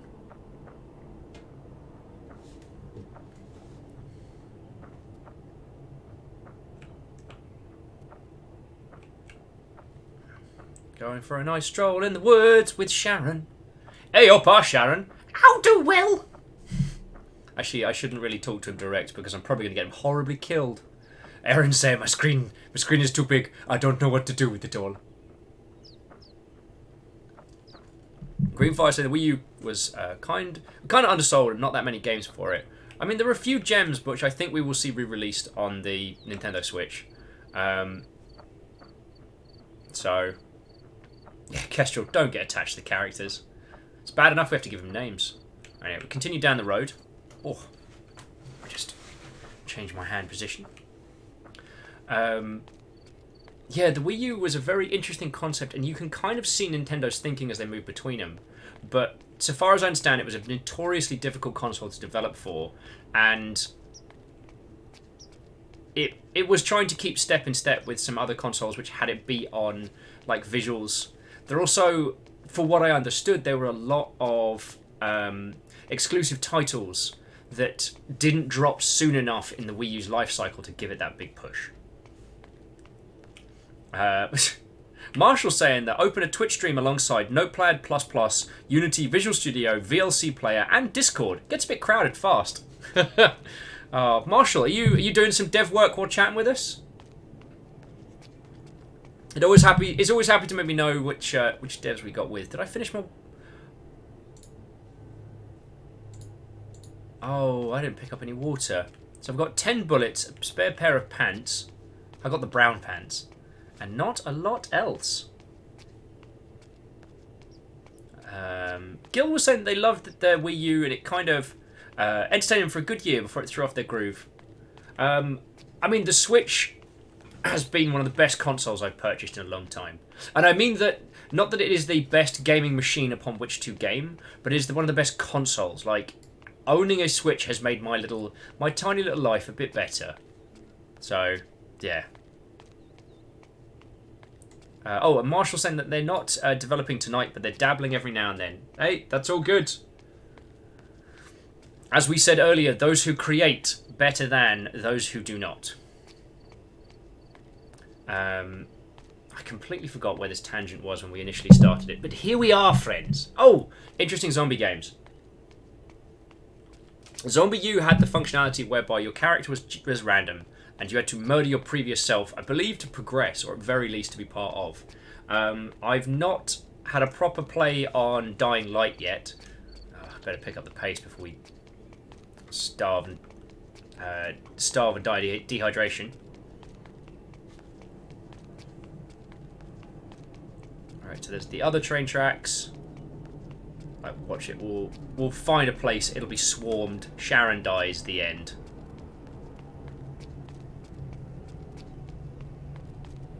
I haven't played Dying Light. I mean, I've had hands-on with the system. I think at a couple of the EGX Resd events that I've been to in the past, but I've not sat down and played it through. I'm very curious as to what Dying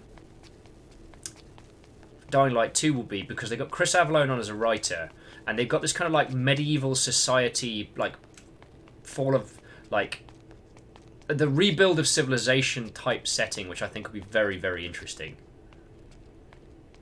Ice Grid saying, shame Dying Light had such limited multiplayer. It's weird to think about that they wanted multiplayer for Dying Light. Alright, we're at the crossroads. Left or right, friends? Left or right? So that's left. That's right.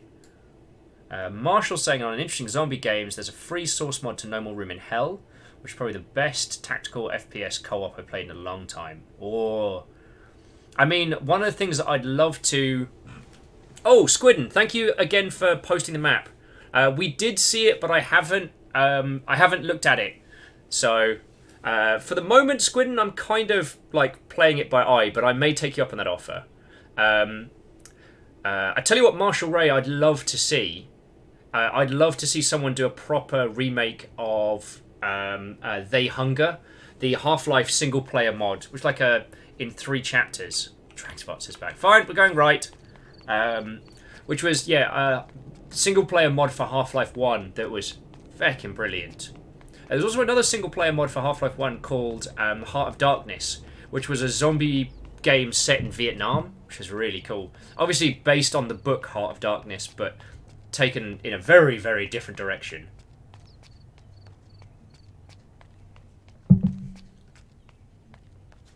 Cryostech said, if Nintendo allowed people to just backwards compatibility in the virtual consoles, they'd buy them and just get Nintendo consoles. Well, I mean, Cryostech's... What you're saying is correct. The 2 points worth making are... Nintendo are actually pretty good about backwards compatibility. I mean, aside from the Wii U, Nintendo have aside from the Switch now, Nintendo have done this thing where they always support the current and the last console gen. So how, like, the DS supported the Game Boy Advance and the 3DS supported the DS. You could play GameCube games on your Wii, and I believe you could play Wii games on the Wii U. Correct me if I'm wrong on that one, but I also know wholeheartedly that a lot of Nintendo's success in terms of their business model has been based around their back cat. So Nintendo has maintained survivability because of the fact that, you know, if you want to play Zelda again, you want to play the classic, like, you know, Link to the Past or any of the originals, you need to buy it again. And people do. I've done it. It's a thing that works.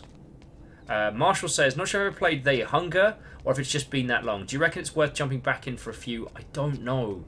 So Marshall, one of the things I do every year is I replay Half-Life. And in fact, because like Gil, you were there, jeez, with Jiminy, you were there last Christmas on the previous place that shall not be named. When we did a playthrough of Half-Life 1. We did Half-Life 1 and Opposing Force. So this year, I don't know what we're going to do with this one, but we'll do something. Oh, and Greenfire's heading to bed. So, good night, Greenfire. Gil saying Half-Life 2. So the choices are, we could do Zen. We could do the Zen levels for... where am I even going? I'm doing the biggest feckin' loop ever.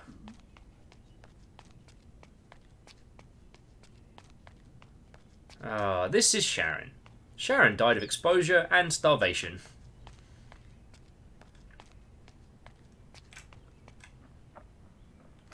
Lemmy says, hey! I was just going. Just returned to my PC. Hope all is going well. Lost, are we? Excessively lost. And we're talking about... zombie games and underutilized consoles. Lemmy was one of our lovely guests from earlier today. So, yo, if you've all got any Zomboid questions left, Lemmy would be the wonderful gentleman to answer them. And yes, Lemmy, I've got myself entirely lost. Someone was very kind enough to share the link to the Project Zomboid map in chat, and I've not brought it up because I'm being a stubborn crumbum. Kestrel with, don't be like Sharon. Don't get lost in the zombie apocalypse. Feckin' Sharon. Sharon! Oh, and Squidden, that's lovely of you. Squidden just said to Lemmy, just thanks for the game. And I think for all the cussing that I'm busting out, desperately trying to survive through the zombocalypse, I'm going to eat some mangoes! I mean, Lemmy, we've been talking about a lot of different kinds of zombie games and stuff like this, but Zomboid is something special, and there's a lot about this game that, in a magical world where, you know, development budgets were infinite and where, you know, implementation was easy and simple, I would love more games to adopt this level of simulation is the wrong word, but this depth of complexity. All right, let's find out what's here.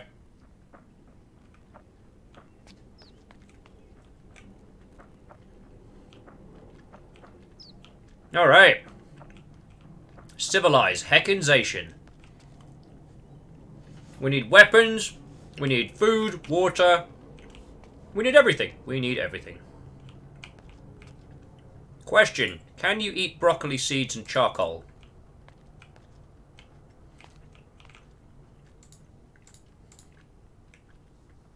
Yes! Whenever there's some crime, some crooks have got any rhyme, you all better beware, because the hammer will be there. Yes, that was a quote from the 90s Hammer, MC Hammer cartoon, and no, I am not sorry.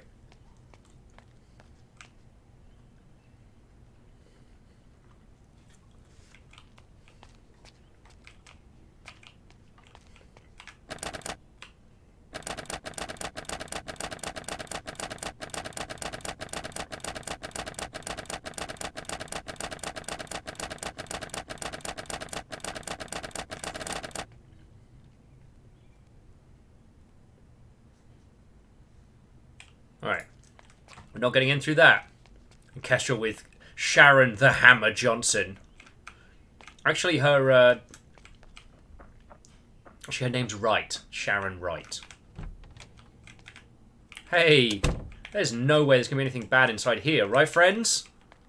Right, friends?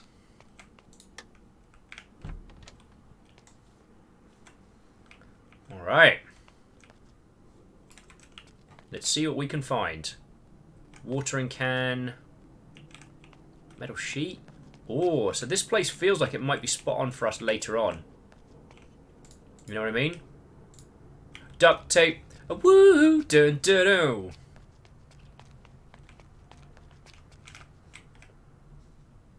Adhesive tape.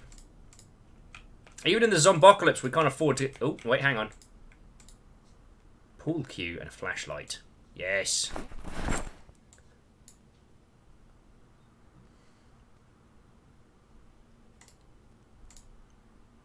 Equip in both hands. And literally, I'm equipping the pool cue so that in the event that we get attacked, I can just do the "Don't Stop Me Now" scene from Shaun of the Dead. That is literally the only reason.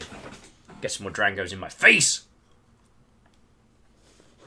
All right.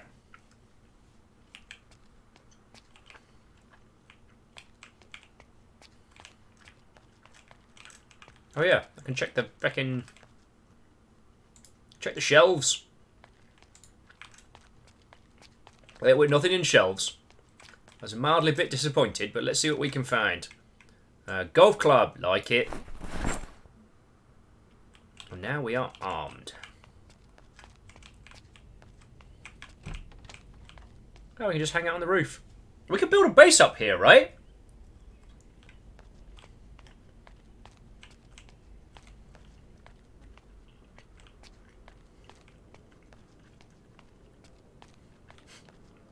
Salen says, seems fine. Casual's like, nothing but poppies and rainbows. The poppies are also rabid.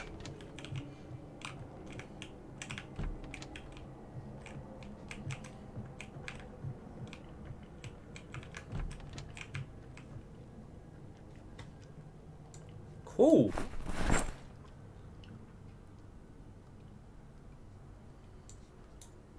Like some toothpaste, you never know. If there's anything in here still. Makeup, toothpaste, tweezers. Oh, can be used to extract broken glass from the body. Handy. What's eye makeup good for? Oh, and we can drink from the sink.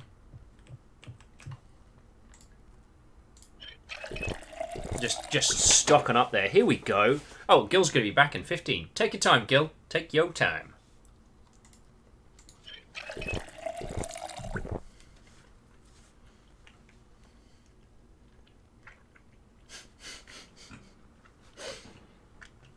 Lemmy, that's lovely. And once again, happy birthday, dude. But Lemmy's saying they'll be around for another 10 or 15 minutes.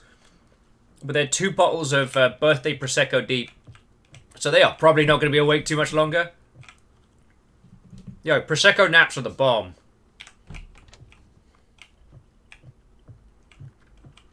I mean, where are we? I guess we're in some kind of factory sorting area?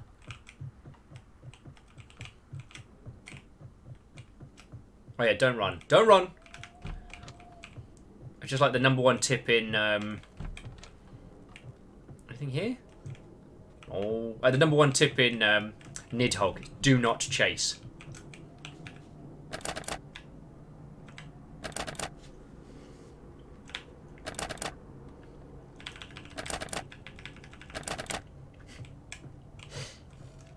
BT saying it sounds like them after Twitch London. I mean, how many of you are familiar with the term one shoe drunk? Which, if you've not come across it, is one shoe drunk is when you get so riggedy wrecked that you go to bed and you go to take one shoe off, and because it's such an arduous task that you end up asleep with one shoe on. You end up waking up the next morning clothed with one shoe missing because the impact of taking off said shoe causes you to fall back onto your own bed. This does not help me. Wait. Did anybody hear that? No, I must have been hearing things. I'm sure it's fine.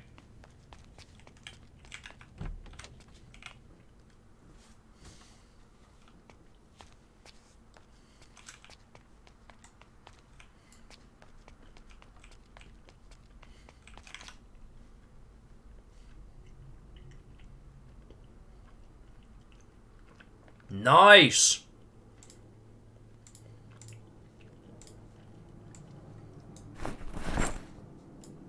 Nothing personal, Pool Cube, and Golf Club, but you are not a sledgehammer.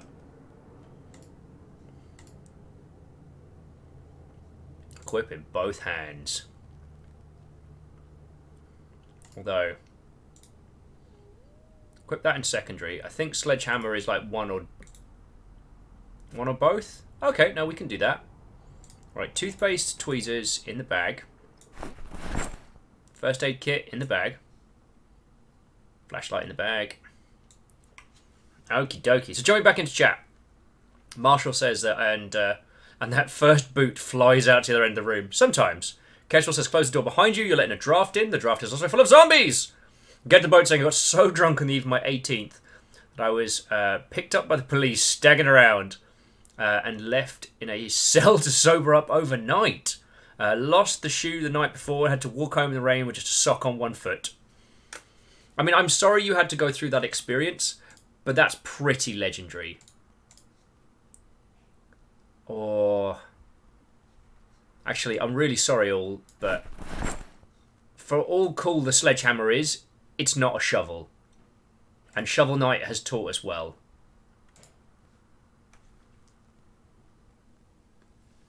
So yeah, so that's what One Shoe Drunk reminds you of. So, I've never had a piss-up evening which has involved me getting picked up by the authorities. But I think that's just down to dumb luck, and is absolutely not something that I would... Ooh.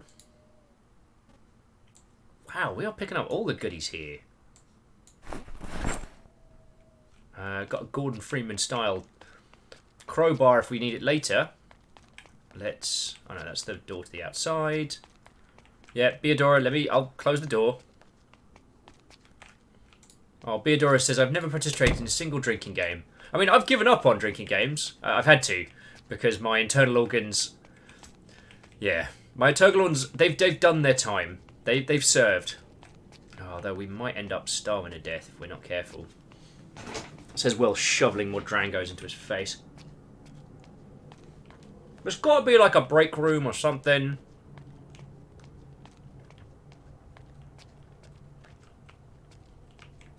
Kestrel's like, paper clips! Hold your file together! Anything here? Oh, here we go.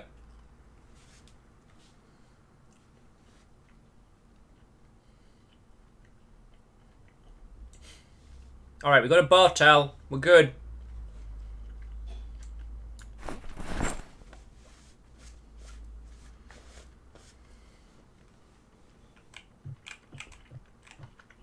Also, we can have a quick drink. Aaron saying, does anyone know how to check if your graphics card supports OpenGL? God, there's a question I haven't heard in a long time. I don't actually know, Aaron. But if any of you have any insight into that specific sphere... Tent pegs and trowels, but no food.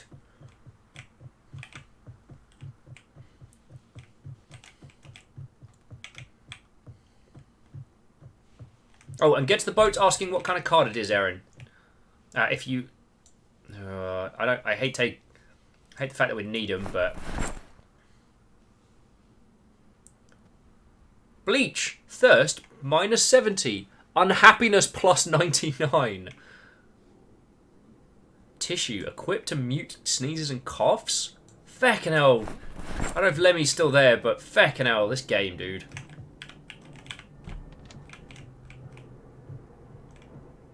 Okay, so there's some bedding here. God, if we just had a bit of food. This place would be spot on.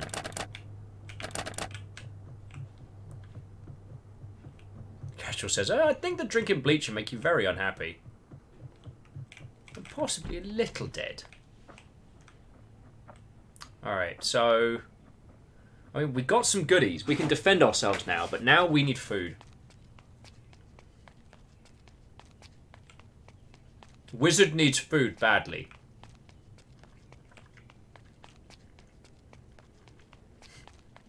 The man says, I disagree. It's hard to be unhappy when you're dead. Exceedingly dark premise there. Oh, yeah, no, these were the ones we've checked earlier. Alright.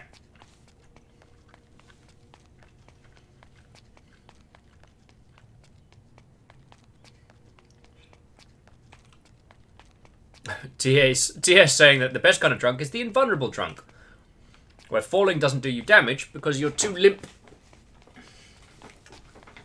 I mean, TS, the universe does seem to protect drunk idiots. I don't understand why, but that just seems to be one of the features of existence. However, I would also not recommend that anyone ever test that theory in any... We're going to starve out here, aren't we?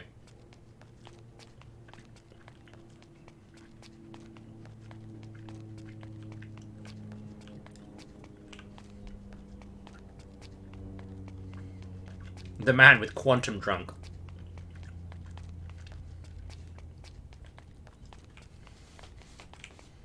Damn it. Not a fucking bite to eat.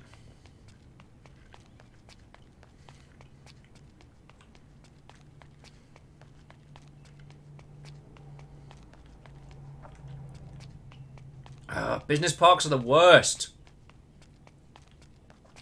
Like, great, look at me. I've made a bunch of parking spaces everywhere. Great. Wonderful. Splendid.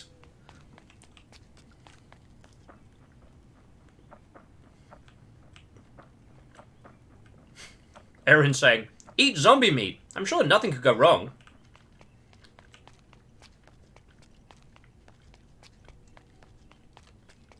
Oh, God. Okay, a complete change of topic. How many of you have seen a series, I believe it's up on Netflix, blah, blah, on Netflix, called Z Nation? It's not great or amazing, but I wholeheartedly recommend it, one and all, because it is thoroughly ridiculous. And the reason it made me think about that was that they had an outpost that was producing food. And the way they were doing it was by kidnapping people and then amputating their limbs before they turned to create fresh meat. Oh, Lemmy has lost his vape. This is a crisis.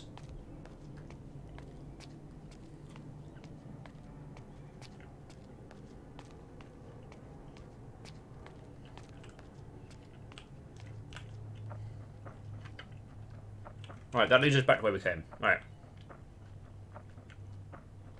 Aaron says, no idea about that one. Maybe I need to make a technical support channel.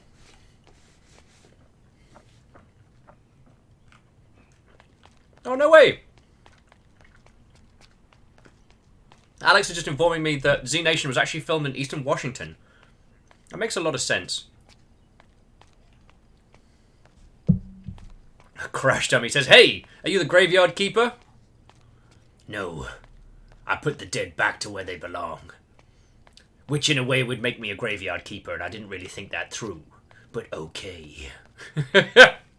Crash Dummy, how are you doing? What ho, friend, and welcome. Lemmy's saying that they have not found the vape. The vape has not been found. Aaron said, might as well call it the helping Aaron with technical support because it always seems to be me. I mean, at some point it'll probably be my sorry ass.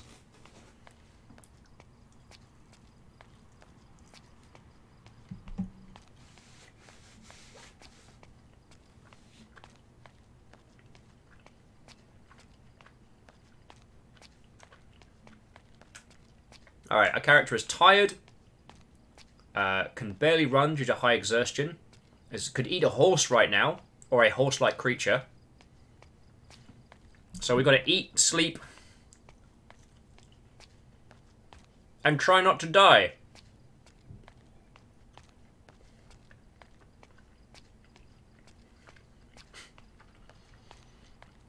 Isocrit with, are you going to eat that horse?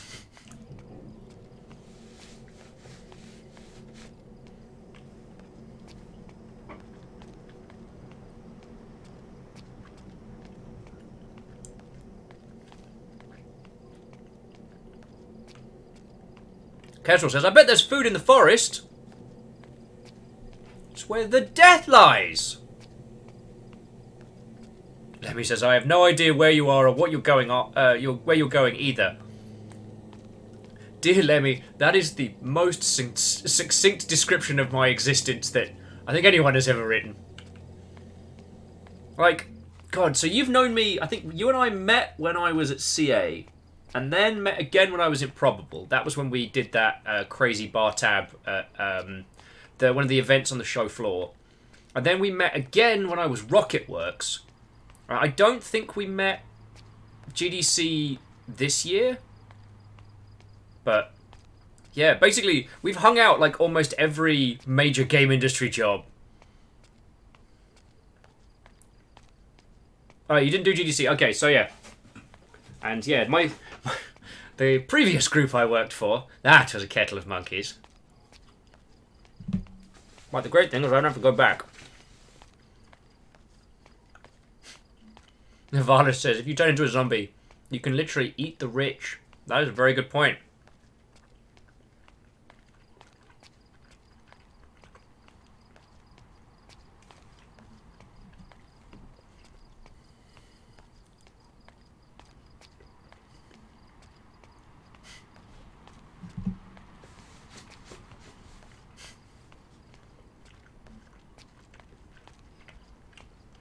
To answer the question of why, Drango's being vicious.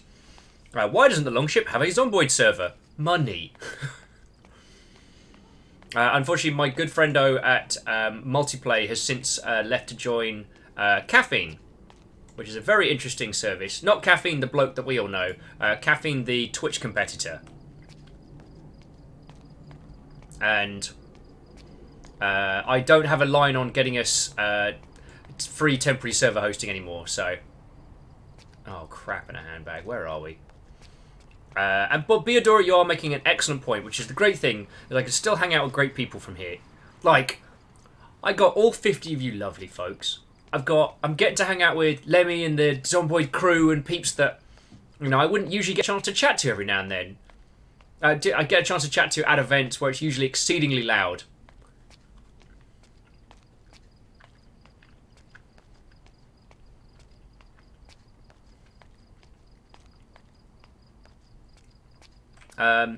Lemmy was saying, sadly as I recall, no lag streams was the big selling point, but I notice now that Twitch doesn't seem to have any lag between my posts and them appearing on vid. Twitch has low latency servers as an option sometimes. So it's not a guaranteed thing, but yeah, they have rolled out some low latency stuff and it does work very well.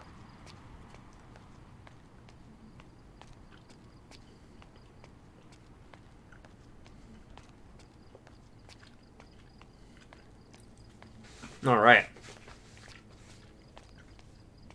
Poor Sharon. She's thirsty, she's super hungry, very tired, and very exerted.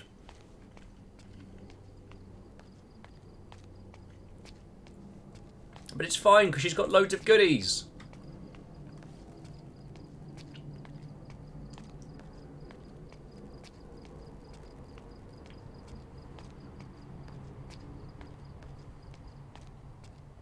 Oh, Beodora says, Twitch got a bloody lot of lag on my end.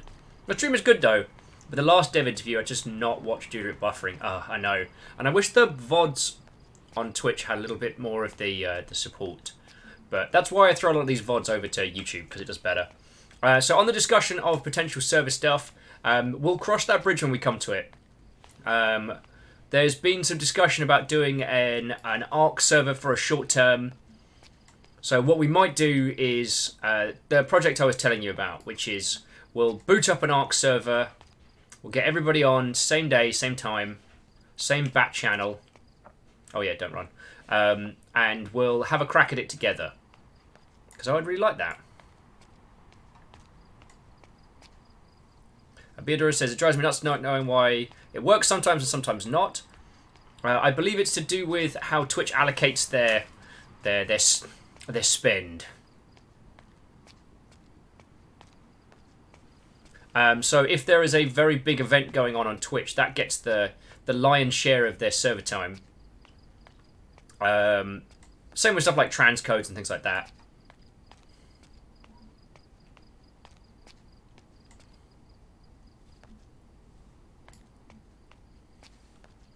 So that's a thing. That doesn't explain your question at all, Beodora, and I'm incredibly sorry. Man. Shannon's just basically doing the long walk at this point. Blindfolder's like, oh heck, just realised I got gifted a sub when I wasn't here. Yeah? We hit 280 subs today. And as I've said, like, subs on Twitch goes up and down. Like, it's not like it's always a constant gradual, but I gotta say, I'm still continuously blown away by how well things have been doing. Crash Dummy says radio isn't working, is it? Did I pack him? Kettle, flashlight. Oh, put that in the primary.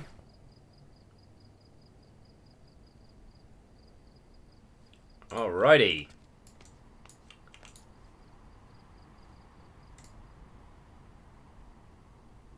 Turn off. There we go. So now I can actually see where we're going.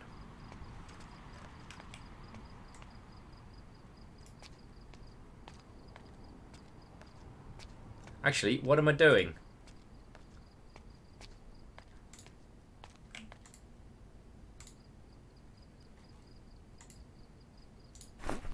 That was the dumbest thing I have done in quite some time.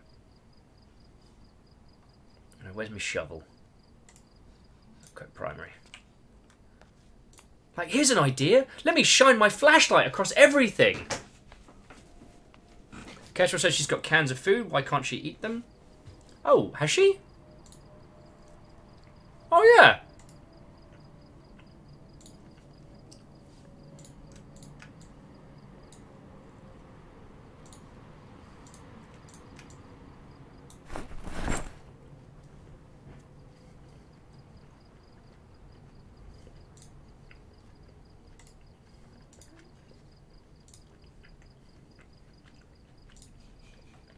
Because I have no way of opening them. Because it turns out you can't use a hacksaw to open a can of beans. Great. Well, that could have gone better.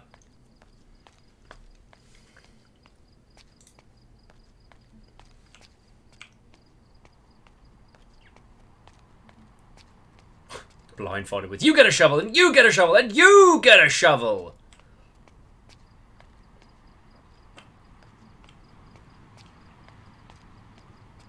Kestrel's like, just hit the cans with the shovel. It's not rocket science. We are ridiculously tired. We are so desperately, inhumanly tired.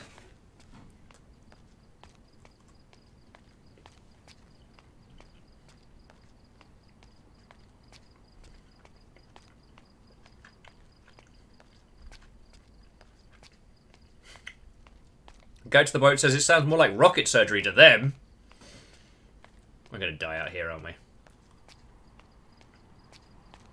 Lemmy's like, wouldn't have happened if you used the map. Come on!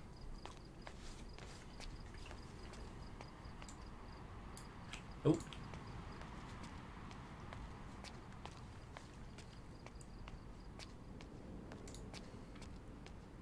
Blindfolded says, sleep in the grass. It's not hard.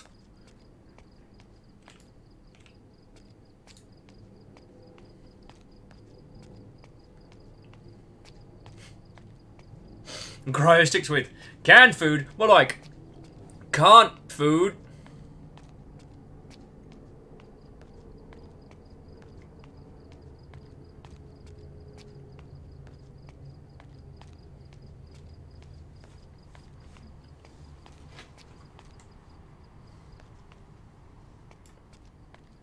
God darn it, shovel. God darn it, shovel. Why can't you open the thing?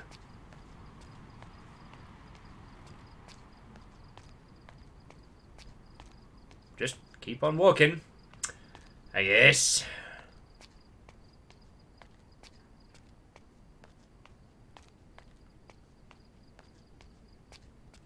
Do you remember our first character? Our first character was doing great. He got scratched. Ugh.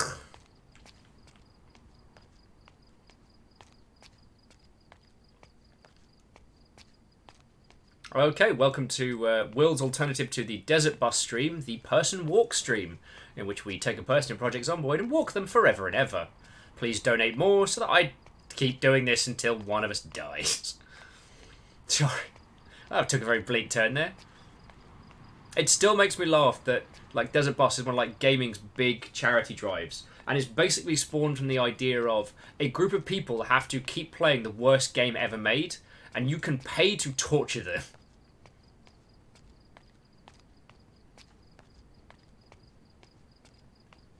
Blindfold is like, just eat the shovel and drink the shovel somehow.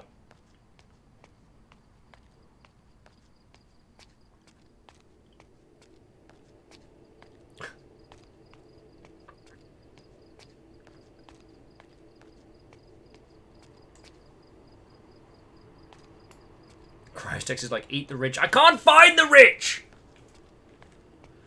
It's all over the bloody place!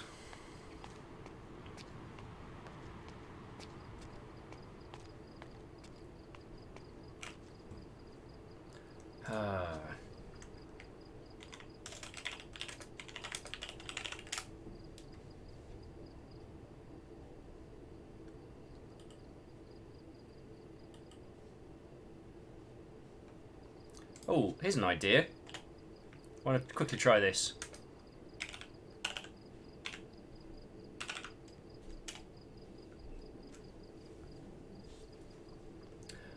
So, let me say, usually people drive up and down these roads.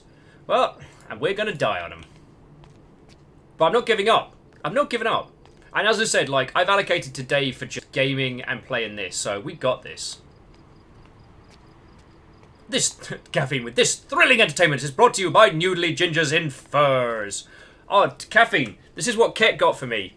It's like a little, like, it's a fake fur throw. Check it out. Now, if I want to, I could just be like, King it, feck it, north. I mean, well, I could be, except for Sean Bloody Bean got me killed yesterday, so... Blindfolded was like, I thought the stream froze because we were sitting so still. Oh my god, I am taking that as a personal attack. Can eat the... What have we got that I can consume? First aid, toothpaste, antidepressants,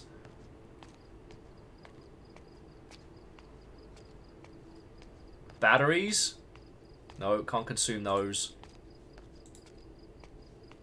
Kesh was saying, can you open the tin with a hammer? That's a good point. So if we equip that as primary,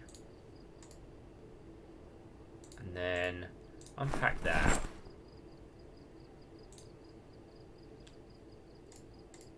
No. Hammer don't care.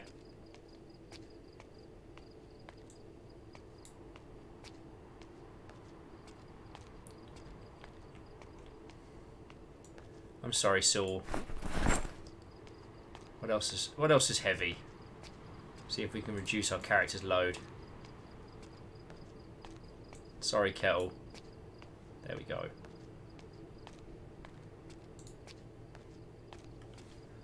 Alright! Crossroads!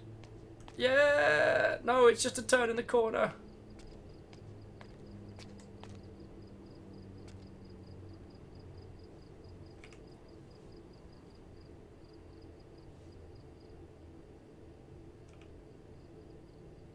Alright, up is good, down is bad, right?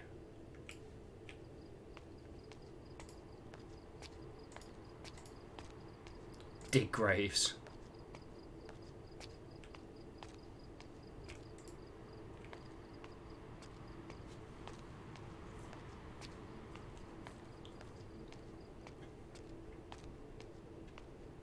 Christ, so someone finds a corpse and there's a can of potatoes that says, my favourite. Reflector saying, can you not forage? I don't know.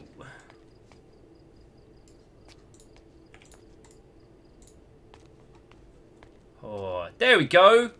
I used the little VIP command, so there we go.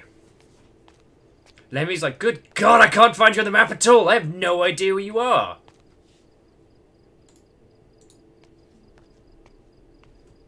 But I can use the walk to command to alleviate my hand.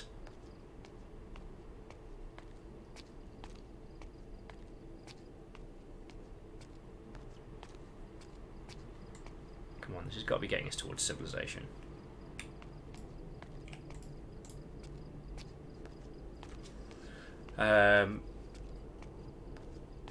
McGill's saying, how's the hand recovery, by the way? Still doing your exercises? Yes, I am.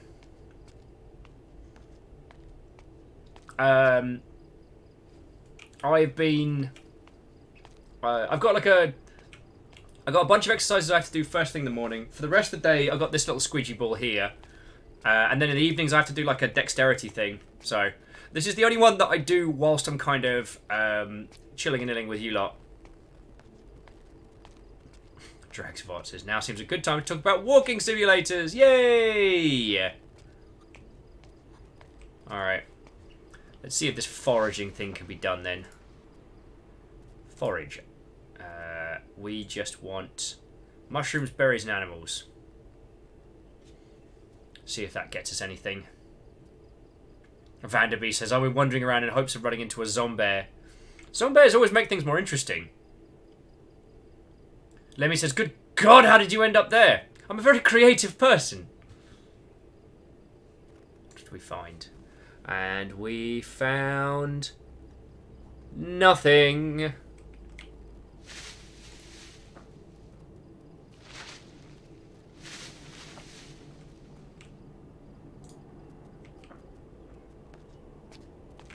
Alright, so let's put the 9mm rounds in the bag, because we do not need those.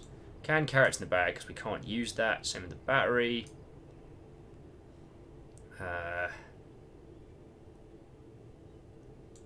Same with the antidepressants, don't need those. And then we're just going to put that on the floor. There we go. Sickly Rob was just like, just dig a grave and look for it. This might be where Sharon dies, and that's okay. It's been a good run. It's been a good run. According to Crash Dummy, we got to head back the other way. Did we pick up anything? No.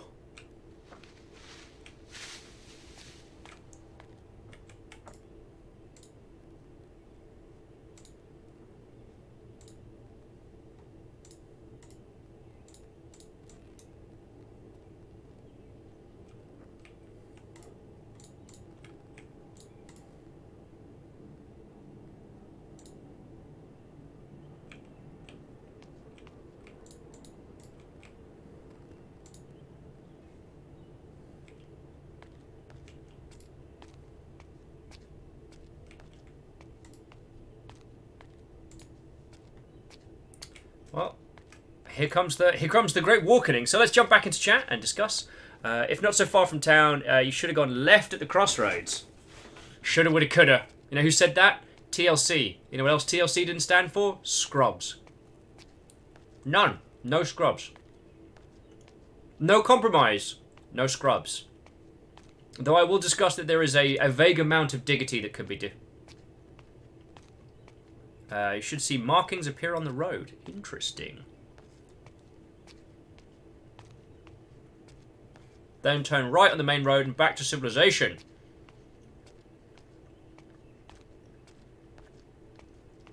Get to the boat saying that Nier is 50% off on the Steam sale! It is entirely worth it. Get to the boat, like, whether you play that on, like, super cash mode or super hardcore, that game is stonking. Them me saying that they're amazed I managed to wander this far. I like to think of myself, at very least, as impressive. If you... Bah! Nearly choked there. If you can't be the best, be memorable. That's my philosophy.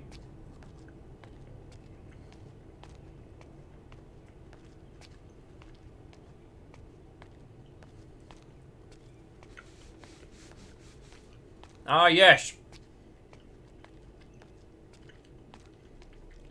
Thank you for the reminder, Secretly Robin. So, if you haven't seen it, Valve have said they are discontinuing the Steam Link. I wholeheartedly recommend grab one before they stop selling them. The Steam Link is possibly one of the best pieces of kit that I've picked up in donkey's years. It's just a little box. You plug it up to your telly, and you can run pretty much any Steam game on your telly in real time. It's fecking marvellous.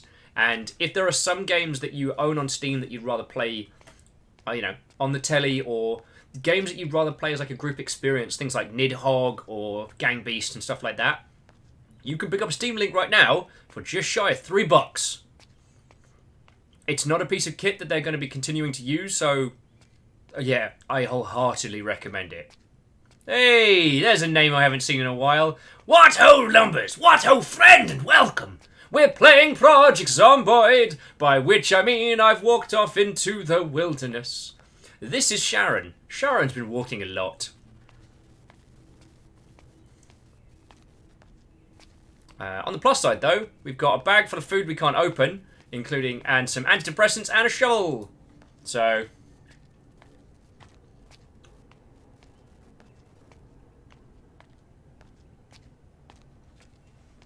well, okay. So, Secretly Robin saying you need a fast connection wired. Probably, it works over LAN. So that is it's a LAN piece of kit. Oh yeah, and let me just inform you all that they're attempting to guide me back to civilization. So, thing is, after this investment, we've got to make sure Sharon stays alive.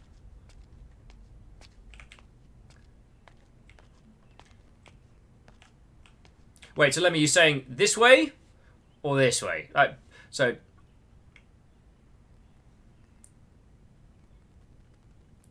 Now, Robin, I know that you can use them. I know that you can use a Steam Link wireless, but it's recommended you use them as wired because if your wireless signal isn't strong enough, you're going to have a bad time because it's still streeping. Like, Secret Robin, I've had one of these Steam Links. I recommend it because I've used it. It's been one of the best pieces of kit. Like, we turned My Summer Car into a party game and had one of the best drinking evenings. If you haven't experienced My Summer Car, it is a game of utter madness and chaos. We found a car! We're saved! What do you mean it's burnt out and got no wheels? We're saved! Hooray!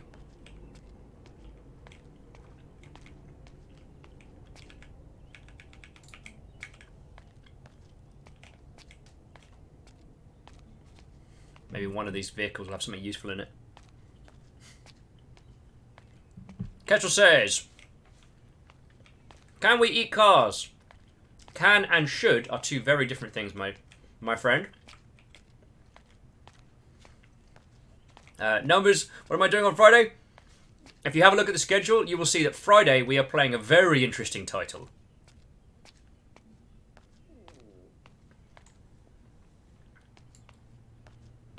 Yeah, it's a police car at that. That would be super delicious.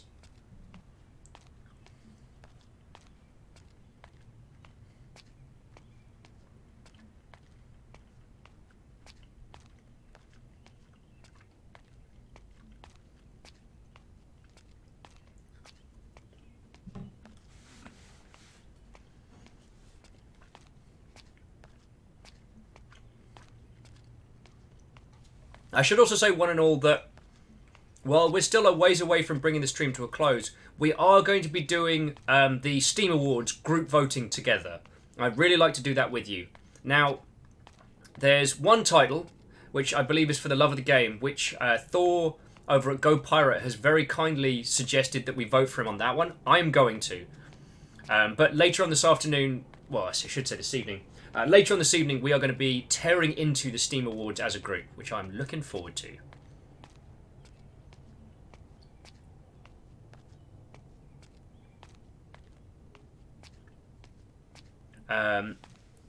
Isocrid says Lestruna is out and she can delete an expletive.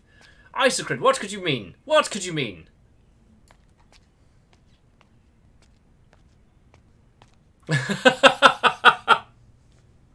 Lemmy is saying, by the way, everyone knew, this game is generally less walking sim when not on a massive hike.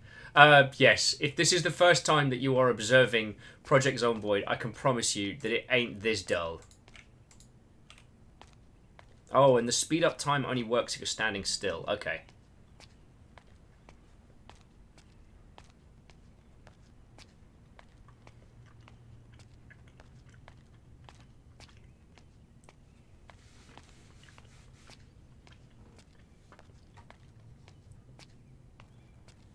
I think Sharon's going to die on the road.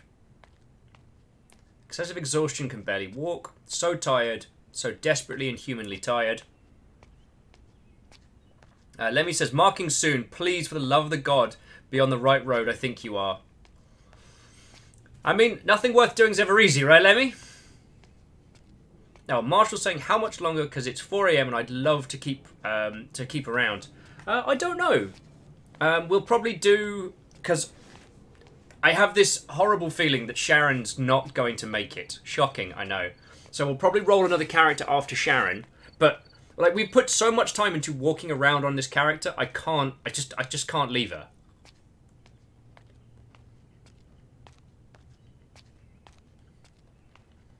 I mean, what was meant to be Project Zomboid has basically turned into like a really pacifist run of the road. Alright, we've seen markings.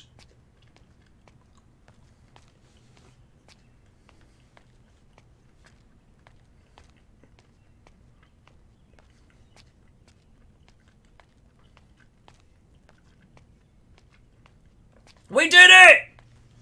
We found our way back to civilization! This is the point where Sharon gets run over or something. So in a bit, turn right, and in a few minutes you'll reach civilization. Cool.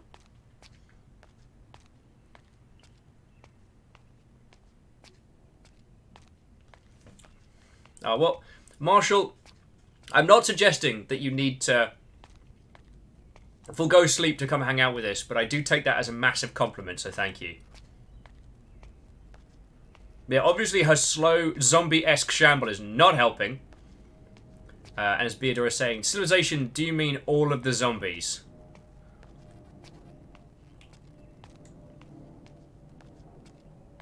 I might start taking her off. I might start taking her diagonally right.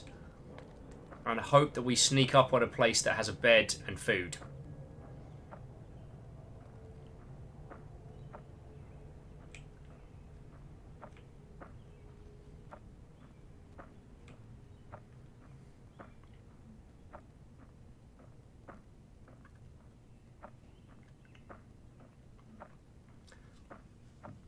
DX-Man saying, picked up the Mario Rabbids because it was on sale at the eShop. Sitting here, playing that while you're on my second screen. Boy, this game is fun. Yeah. I've not had a chance to play anything more than a cursory cursory, like, few rounds on it. But the Mario Rabbids game is surprisingly robust tactical, like, tactical RPG. Oh, and Kestrel's off to bed. So, good night, Kestrel, and thank you again for coming and chilling with us. What a marvellous day it's been. Alright, we're getting towards civilization, and you know what that means. Possible death. Hey, can we sleep in a car?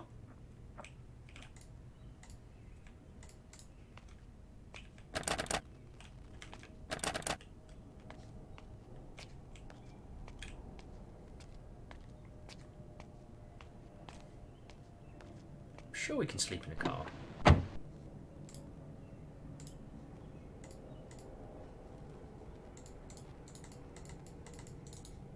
Wait, we can't sleep in a car. Oh, V for menu. Here we go. Switch seat. Turn the AC heater on. Nice and warm.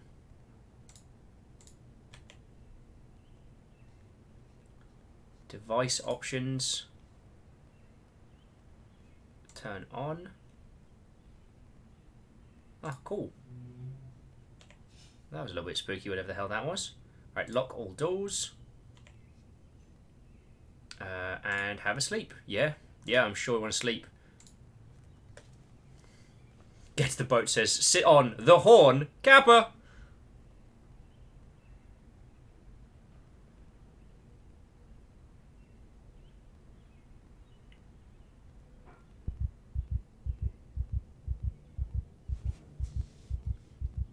Alright, we woke up very scared.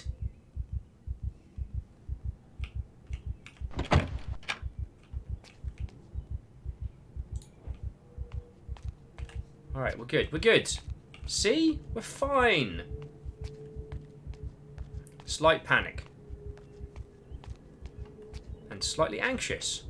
But there we go! I mean, we still need some food and some water, but we're not exhausted anymore. Job's a good un. Job's a good un.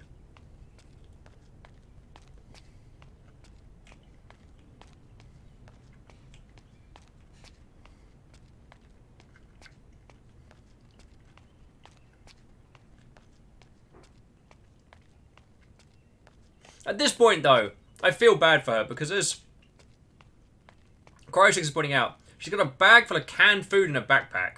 Scotty's saying, better night sleep in the car than we did at home. Kept waking up. True, but there was like gunshots and stuff going off.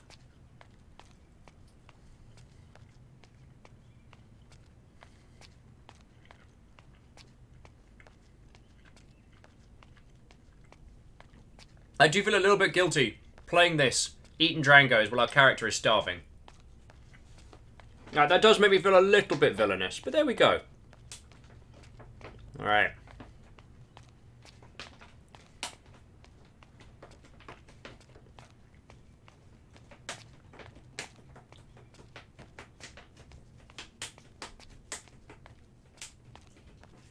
Alrighty. Let us continue. Lemmy says, do you know about shift to run? I do. But if I remember rightly, a tiny panda told me that, you know, running gets people killed.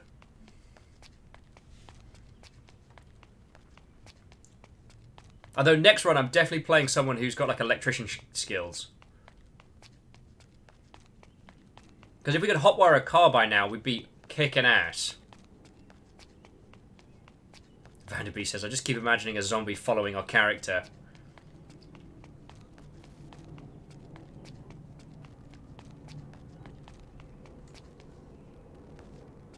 Anyway, it's fine, because we've got a shovel. Secret shovel! Secret shovel! Dwarven Barista! What ho, friend, and welcome! That is a stonkingly good username, and it is a pleasure to make your acquaintance. Alright, we're going to have to fight for our right to party. So, Dwarven Barista, to be continued, we are playing Project Zomboid. Lemmy101 is still chilling and dealing with us in chat. So if you have any development questions for one of the creators of Project Zomboid, in all fairness, it's very late in the UK, so please don't expect them to be the most cohesive.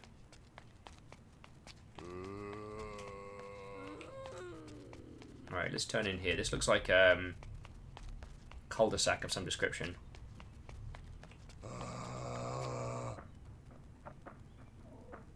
Yeah, Dwarven, as a lot of people are saying, like, that's one of the best usernames we've seen in a while.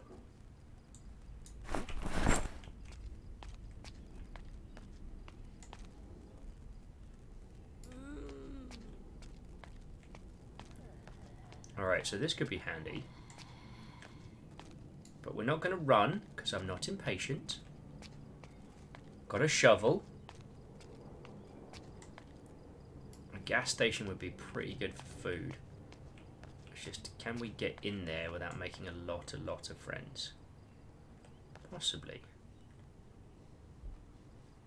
Might be alright. Alrighty, we keep this nice and quiet.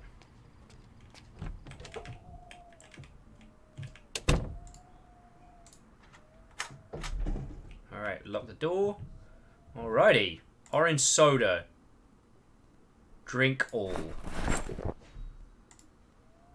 Drink all. I'm just going to consume everything that's not nailed down. Oh, and now Lemmy's got us back to civilization. Hang on, let me pause it. Lemmy's going to head out. Once again, dude, thank you so much for being here, answering questions. Thank you for a stonkingly brilliant game. And to those of your team that weren't able to jump on to chat today or jump on to T-burps, to jump onto voice comms, thank you all. Just thank you. All right. All right. So now that we're carrying, all right, get some chips. We're just seriously, friendos. We're just gonna eat everything that's not feckin' nailed down at this point. Yeah, but you all thought I was properly dead. Who's laughing now? Can't eat a propane tank. I'm also not going to stock us up on too much stuff until we've got a way of taking it with us. Anyone in the toilets? Yup.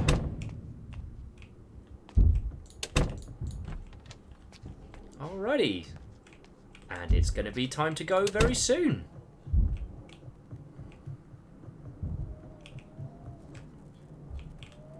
Of course the coffee machine doesn't bloody work.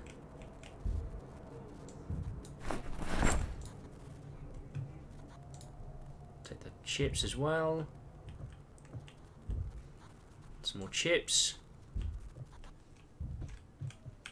God, it's still... I don't know why I always think of this, but I'm still amazed by that bit in 28 Days Later. Where the guy ends up having like a sugar crash. A wrench seems important. Don't know if a lug wrench is.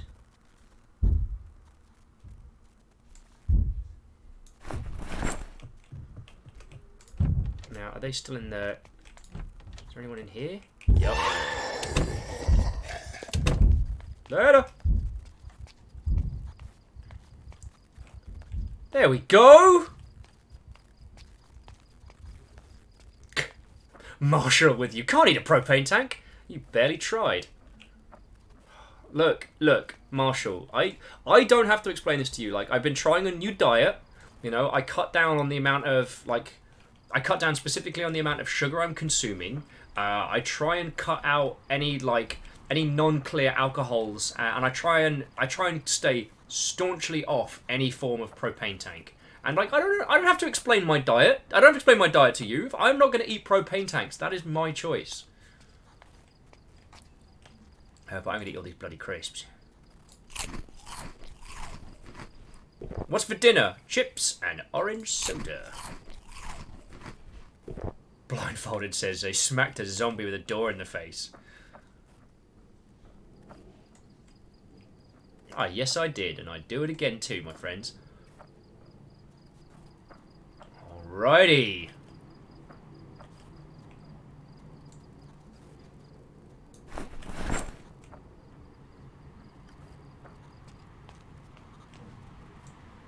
Who wants to go for a drive?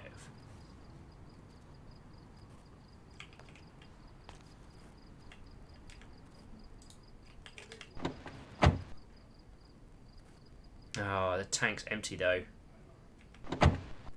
Well, actually should quickly check to see if there's anything in the glove box. Some beta blockers. Reduces panic. Handy. We do a lot of that. And a new sweater. How's our current sweater? Let's just get rid of that.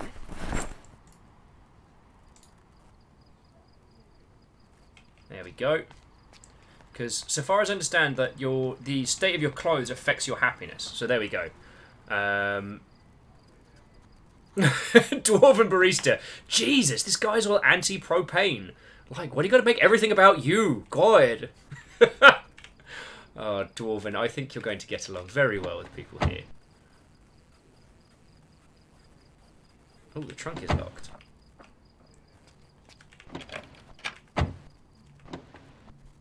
And there's nothing in it. Heck. I really don't fancy going back to the gas station, but if we could get some...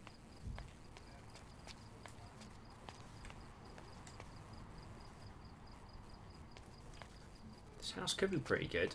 Alright, let's see if we can get a look in the windows. We found a bar!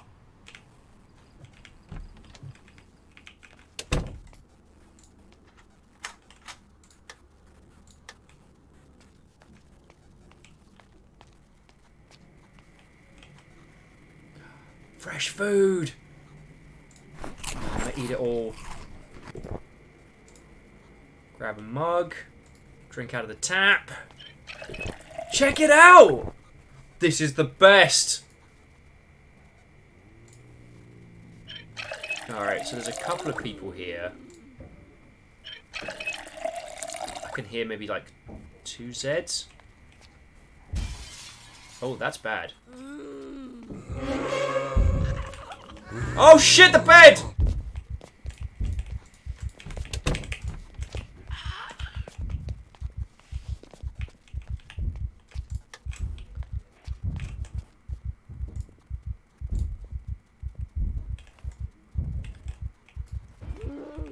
We are so screwed.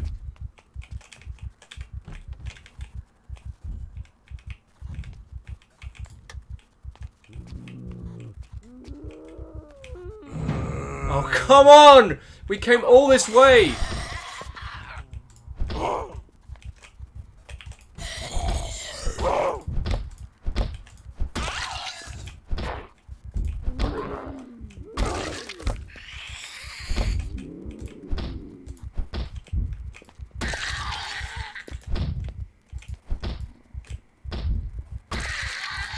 We ain't going out like this.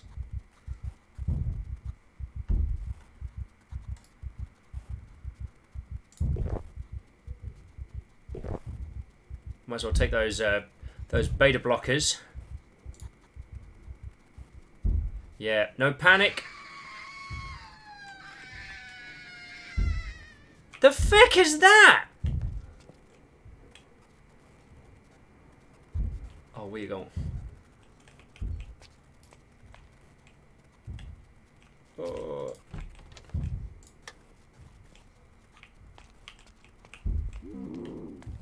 I don't want to alarm anybody, but I don't think we're going to be staying here.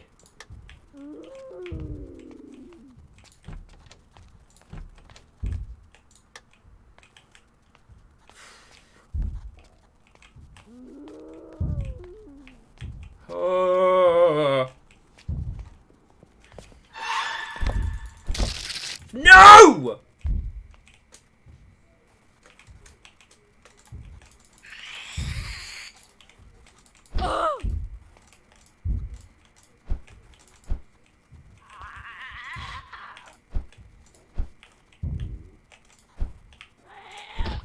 We got scratched. Alright,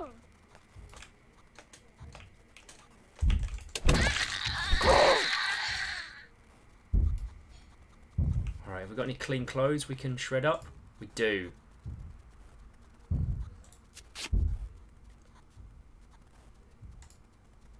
Okay, apply bandage to head. Alright, we're bandaged. Alright, I don't know if this is going to keep us alive, everybody, but we're in pain.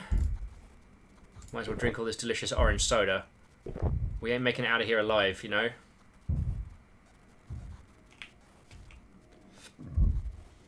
The Phil says, scratch on the head! Quick! Amputate it to be safe! Oh, see, we won't even know until tomorrow if we're... We won't know for a few days whether or not our characters actually survived it.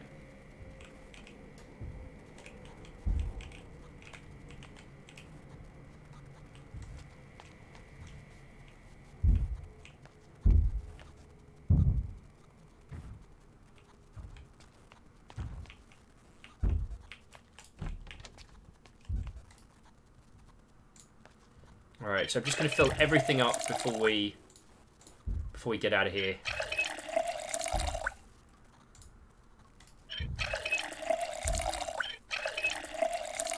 I'm sorry if I'm making everybody desperately need to use the bathroom for that.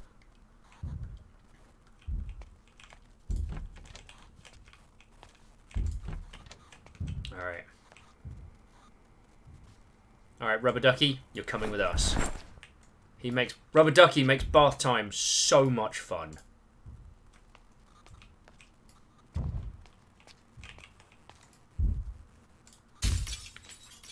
Alright, get the broken glass out, and then get the lead out.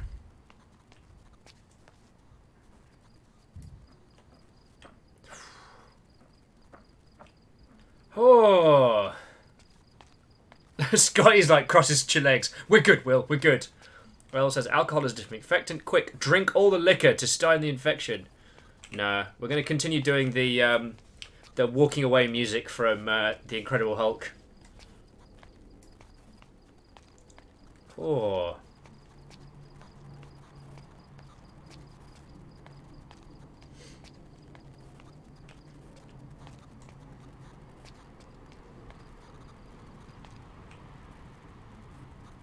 I mean, even though we're in pain, we don't appear to be infected. So, let's see where this leads us. Dwarven says, you're American. How do you know about that old show? Because they used to play the old Incredible Hulk show on daytime TV. And, yeah. Daytime telly in the UK is basically all the best of the worst telly from the US. Alright, there's a group there. I can't handle them. You don't see me, you don't see me. You don't see me, you don't see me.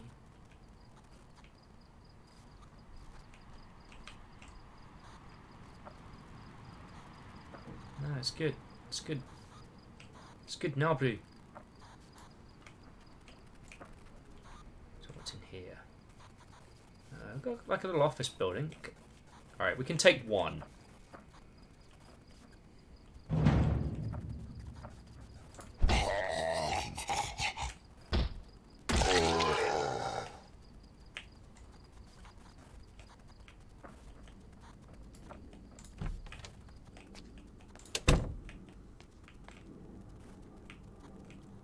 Is it just the one in here?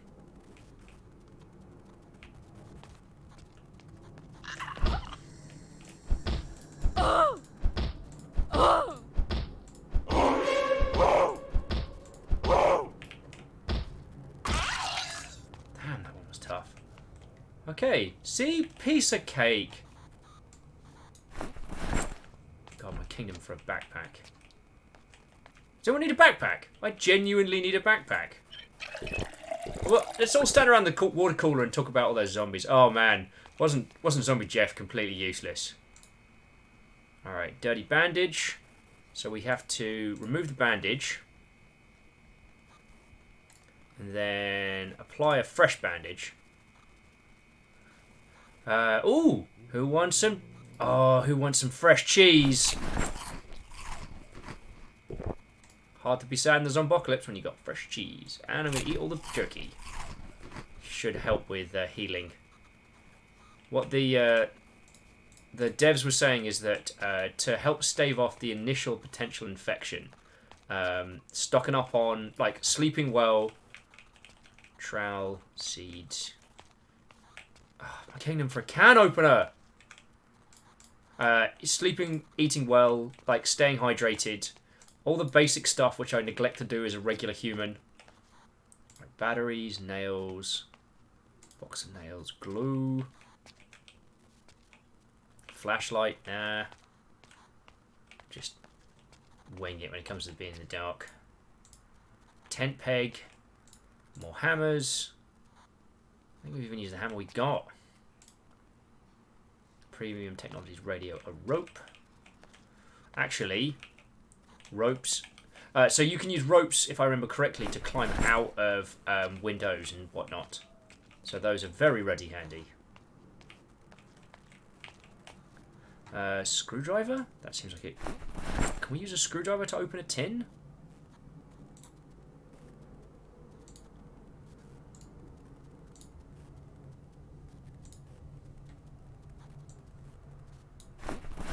We should be able to use a screwdriver to crack open one of those.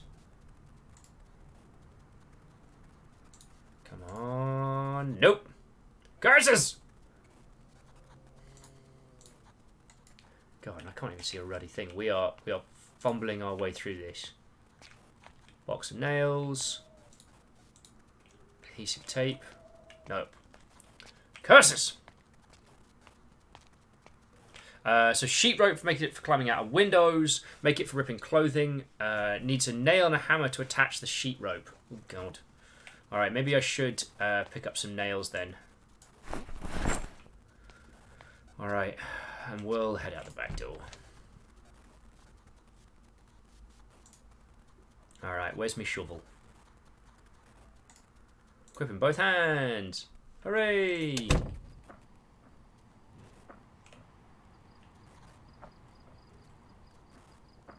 Alrighty. I mean, we're not hungry and thirsty anymore. Like, we've survived a little bit. Gotta pray and hope that none of these things have left their bloody security alarms on.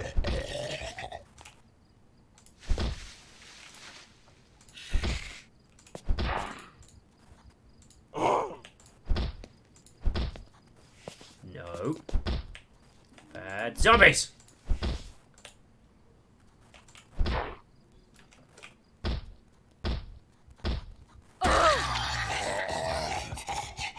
We were going to be doing it like this! By the shovel invested in me! Come on, come on! Eat shovel! Oh, crap. Alright, you want to go? You want to...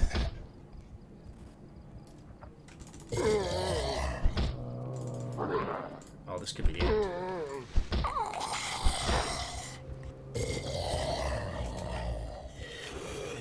How is the running time? Unfortunately, I broke our shovel. Curses! Right, how are we doing? We're in slight damage, slight pain. We're a little exhausted. And that looks like a bad place. Nice and slow. Nice and slow. Everything's fine. Everything's fine.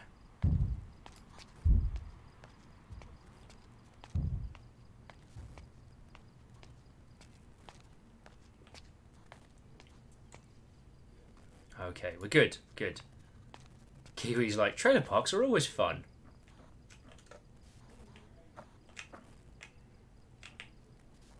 Alright, let me just quickly swap our bandage.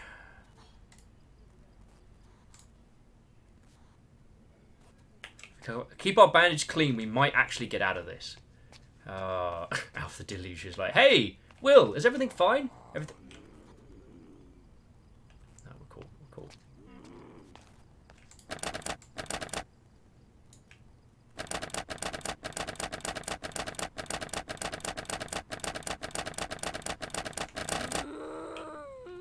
I think this is a really bad place to stop, everybody. I think we should keep moving.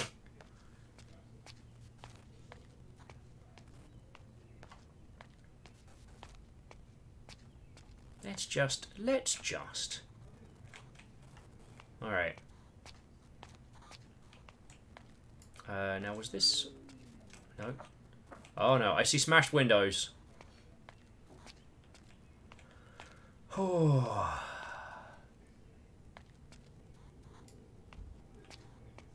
Numbers is like, kick the door down. Shh. That's a horde. It's just a little tiny horde. Teeny tiny horde. Oh wow, this whole area is hard. I was about to say something very bad then, and I stopped. So, bing! Good guy cookie points to Will. Okay, okay. Just gonna go through.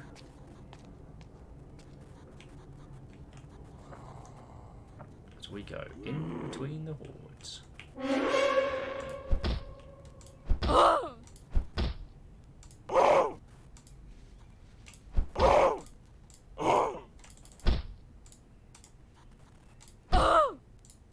Fucking go down! Hit you in the gabber with a hammer.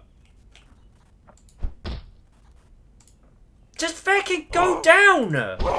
Fucking grandma here is invincible. Chrono's like, no, Gran! Gran needs to step off. Oh, take Gram's perfume with us.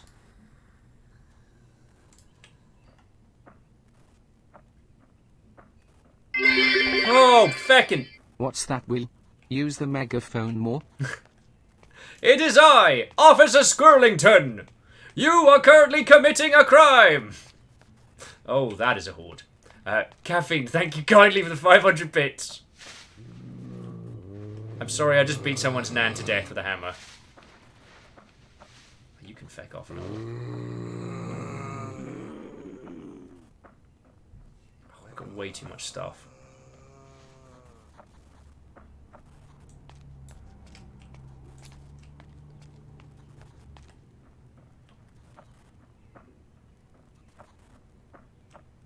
Might get lucky.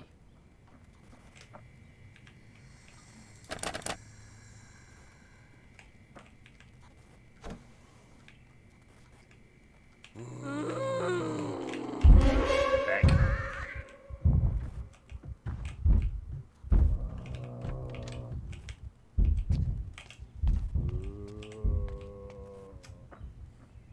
Come on!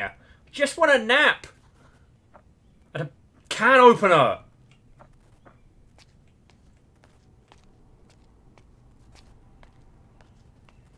Alright. Let's see if this place is safe.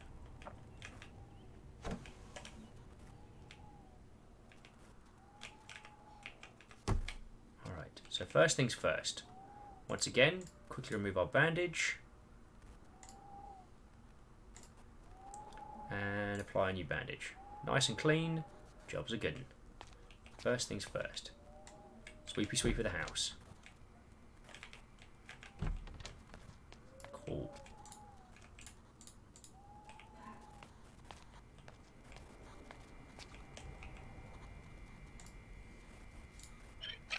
Okay.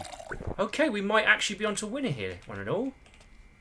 What have we got? Some fresh avocado. And whoever lives here could afford an avocado and a house. Feckin' rich people. Alright. This seems to me like a potentially good... This is a good place to stay the night. So we're gonna... So the door's locked. Let's make sure the back door's locked as well. No, we're good. Alright.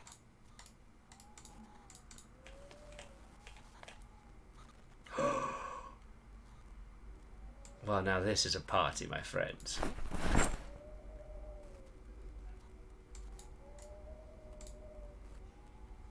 And where are them bullets at? All those bullets we picked up right at the beginning.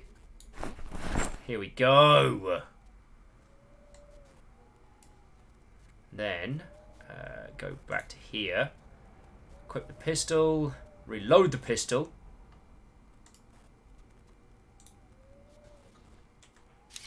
There we go. And now, to have a little sleepy sleep. Are you sure that you want to sleep? Yes, I am. Oh, well done, team. Well done. Look how far we made it. Yeah, shining with damn millennials and their avocados. Gil saying water. Is that the thing they used to make coffee? Yes, it is. All right. So have we got any clean bandages? Oh, feck.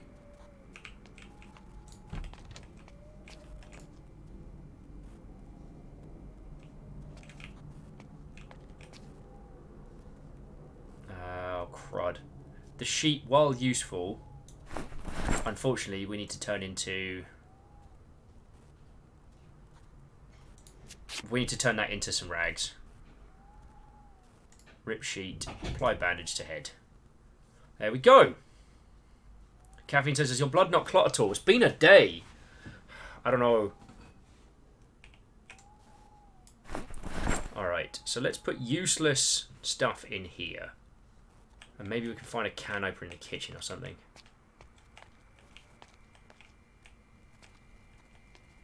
Cool, radish seeds.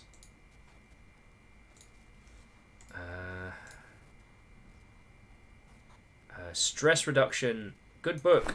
Good book could work for us. Alright, so what do we not need? Like, no offense, Rubber Ducky. You do make bath time a lot of fun. Also, where was that? With the whole... Oh, nice. Okay, so we can basically fortify this place a little bit. So what we can do is we can put a sheet on the window. And we can put a sheet on the window. Cool. So now, basically, zombies can't see in. Unless we make a lot of noise, the Zeds won't know we're here. There is a chance that a herd will... Oh, cool. And is that a clean blouse? Might be. So we should have...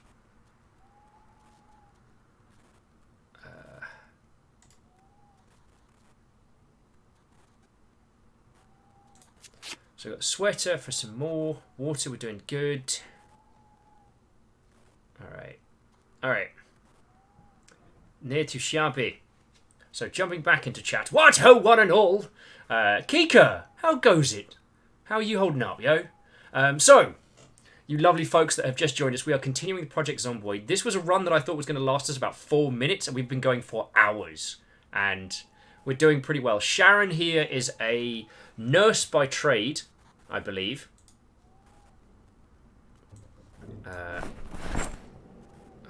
Also, the nails, toothpaste, tweezers, the canned food. Like, right now, there's not a lot we can do with them, so we might as well give that Angling magazine a quick read. Right, give that a quick read to keep us from being bored. I'm gonna keep us a spare magazine in case we need it. Angler magazine, red U. See, the canned food we just can't open right now. Dirty rags, empty gas can. I think the hammer is what we're currently using to defend our sorry selves. Ripped sheets is good, regular sheets good. Wrench.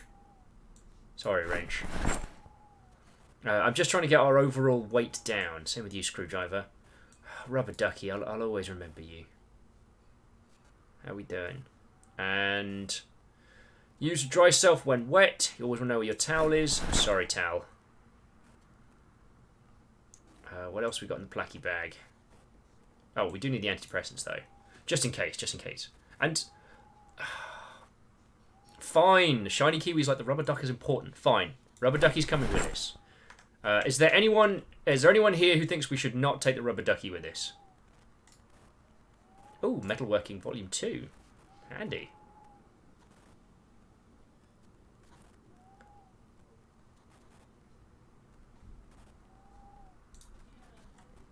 It does put the metalworking magazines in there.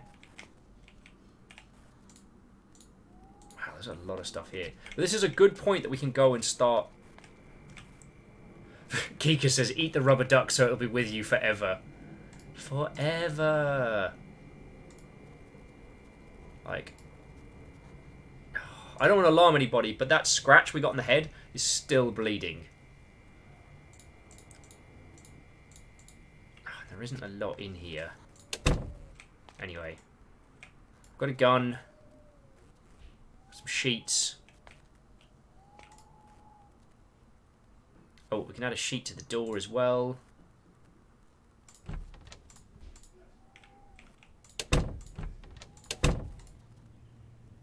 Close curtains. All right. So we've got ourselves a nice little like invisible lockbox. All right. Let's go see how the neighbours are doing.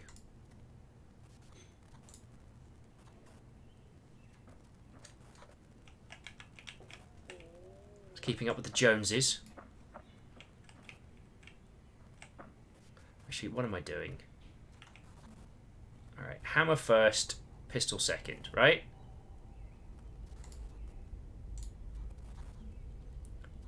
Hammer primary. There we go.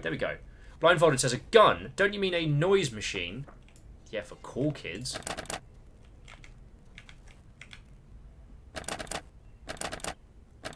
It's alright, we can get this open. Alright, maybe we'll just go in through the bins. There we go, that's what we were after. Alright, the doors are open, so let's just quickly...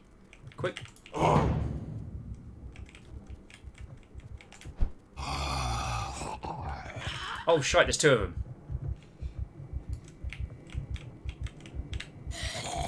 Get out the window! Alright, we're good. Wow, Grandpappy there is fast.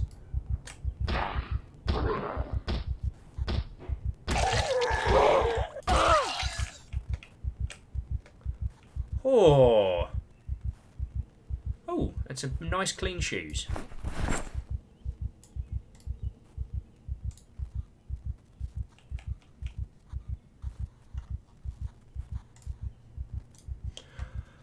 Oh, there we go. So, quick, send a signal through the window. Alright, well, let's see what we got. Can opener, yeah! Water bottle. Man, I must steal everything in this house. Some marinara sauce and some rice. A bowl, chips, frying pan. We're taking this all next door, everybody. We're kicking ass. Foraging for beginners. Cake! We're just going to eat all the fresh food.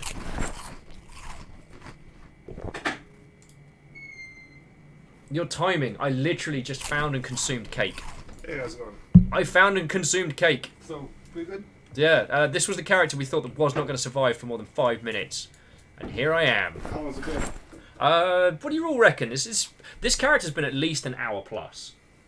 How's it going with you, dude? It's going okay. Let me just arrange the shots so that people can see you. Okay, one and all, if you have not met this good gentleman, then it is my esteemed pleasure to introduce you to Ket, who has been keeping my sorry ass upright for feckin' ages. Wait, dodgy tech controller, where are you?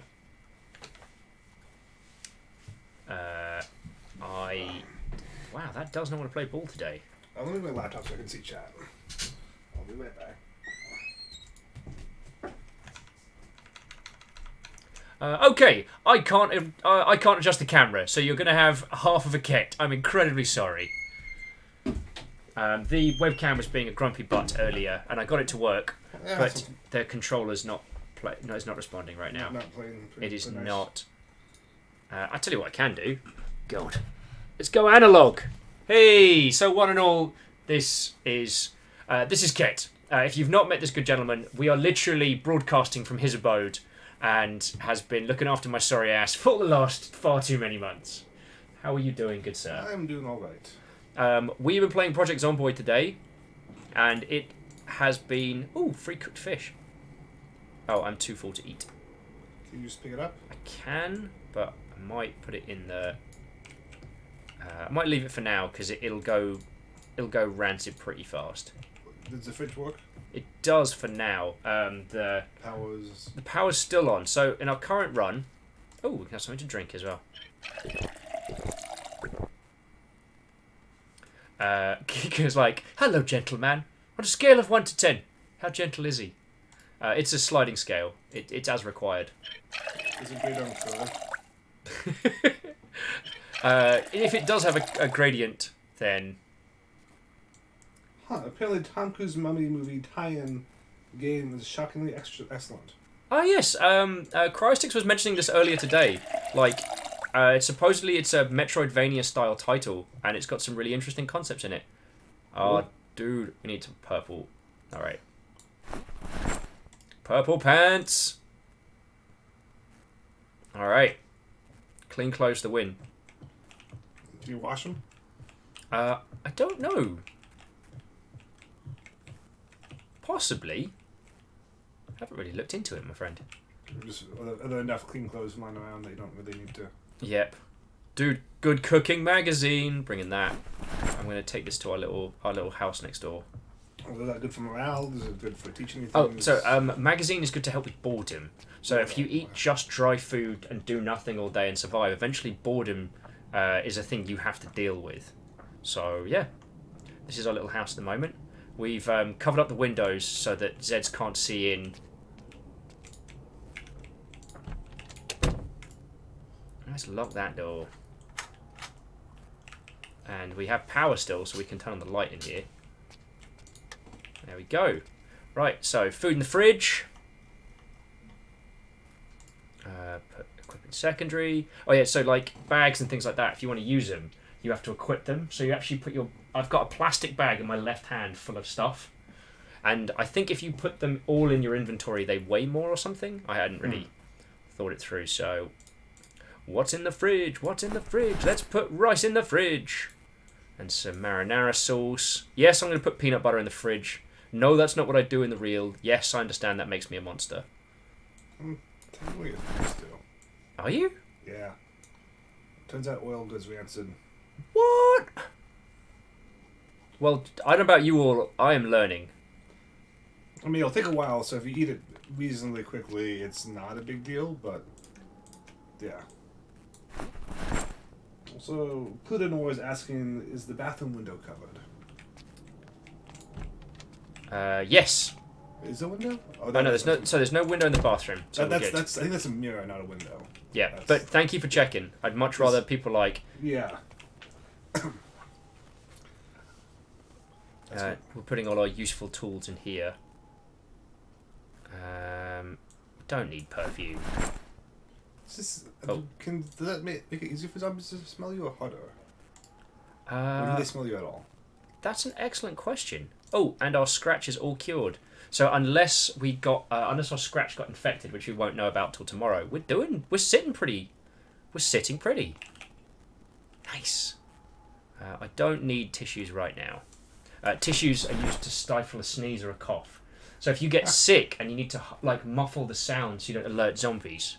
But you can't, because you can't use your hand, because that would be unsanitary or something? I guess I've never had much success in silencing a sneeze. Oh, if you silence it, you just use the elbow. Like, that's... Cough into your arm. That's what, like... Alright. Well, Rubber Ducky might be so much fun. We're going to keep Rubber Ducky over there. And there's nothing wrong with putting canned food in there. It might be excessive, but there's nothing wrong with putting canned food in the fridge. Alright. Check us out. We've got like a stash of stuff. You know. I guess we'll put the first aid and stuff in the bathroom so I know where everything's at. First aid and antidepressants. I think I used the beta blockers already. They stop you getting anxiety. Well, stop you from panicking. So you get magazines literature. Is it magazines ammo? Can you get those two mixed up? Well, some will teach you things. Whereas others... Do I need stashing anything there? Okay, cool. Some will teach you stuff. Others are useful for... Teaching other people things? Indubitably. I'm just centralising my book collection. On the bookshelf? Makes sense. Yeah, dude. I'm on fire today. Like, I'm on organisational fire. So what is your next sort of goal, meta goal? Because it sounds like you're pretty well, like, set up here. Yeah. So you need to just find more loot, or you find a bigger house. How structured is this game, I guess? I don't know. So, at the beginning of every run on this one, at the beginning of every run of Project Zombiod, it starts with a very simple message. This is the story of how you died. So, there are stages of survival. Like, we've survived the initial, like, first few days. We've survived the panic. Now, this is kind of like the short-term fortification. So, find equipment, find food, potentially start building. But, so at the moment, we have running water and power. That will not last forever. Eventually, the water plant breaks down, the power station just stops. Oh no! I just saw Kika saying, "Joke's on you, game. Beta blockers make me panic more." God.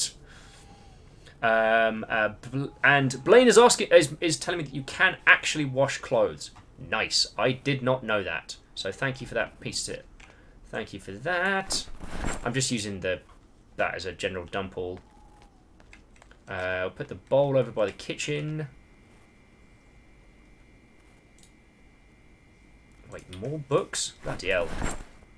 But I guess, so going back to the question that was over, Yeah. what is your next step? So my next step will be to acquire some things for some slightly more long-term solutions. So Like oil lamps when the electricity goes out, or water, or possibly hoarding. So like hoarding water is a good idea. So if we want to throw the water bottles I've got in the fridge. so you wouldn't want to have room temperature water. Yeah, no one wants that. But eventually, yeah, the water will go out. So if I can keep it refrigerated and safe, that's a good idea. Frying pan, I'll put you in there because I'm probably gonna need the frying pan more for cooking than for fighting. That is sadly quite rare in the game. I know. But if you did the math, like there's like a very, very heavy leaning towards like fighting uses than cooking uses. Cryostic says, "How is your red shirt so clean? If you didn't know you could wash clothes, it didn't start off this color. Let me tell you." Oh, so yeah, we had the devs on earlier today, and they were lovely. Oh, and you reminded me. So, just a quick cheeky reminder, everybody: there is a sale on bits going on at the moment. You can, I think it's like 2,500. Yeah, 2,500 for a special price. I don't know what it is. And then you get some free bits as well. So if you were thinking about getting bits and throwing them, get 200 bits via email to give to a friend. Oh, that's cool. So you have to have a friend, which is the downside. I mean, I often describe myself as my own best friend, which is really tragic when I say it out loud. Anyway, so I've got a placky bag, I've got a pistol. Yeah, see, my character's getting bored now, but thankfully I've got... Could you also just like go out and start doing stuff? I could. I'm going to quickly read a book, as you do. Quickly. It could happen.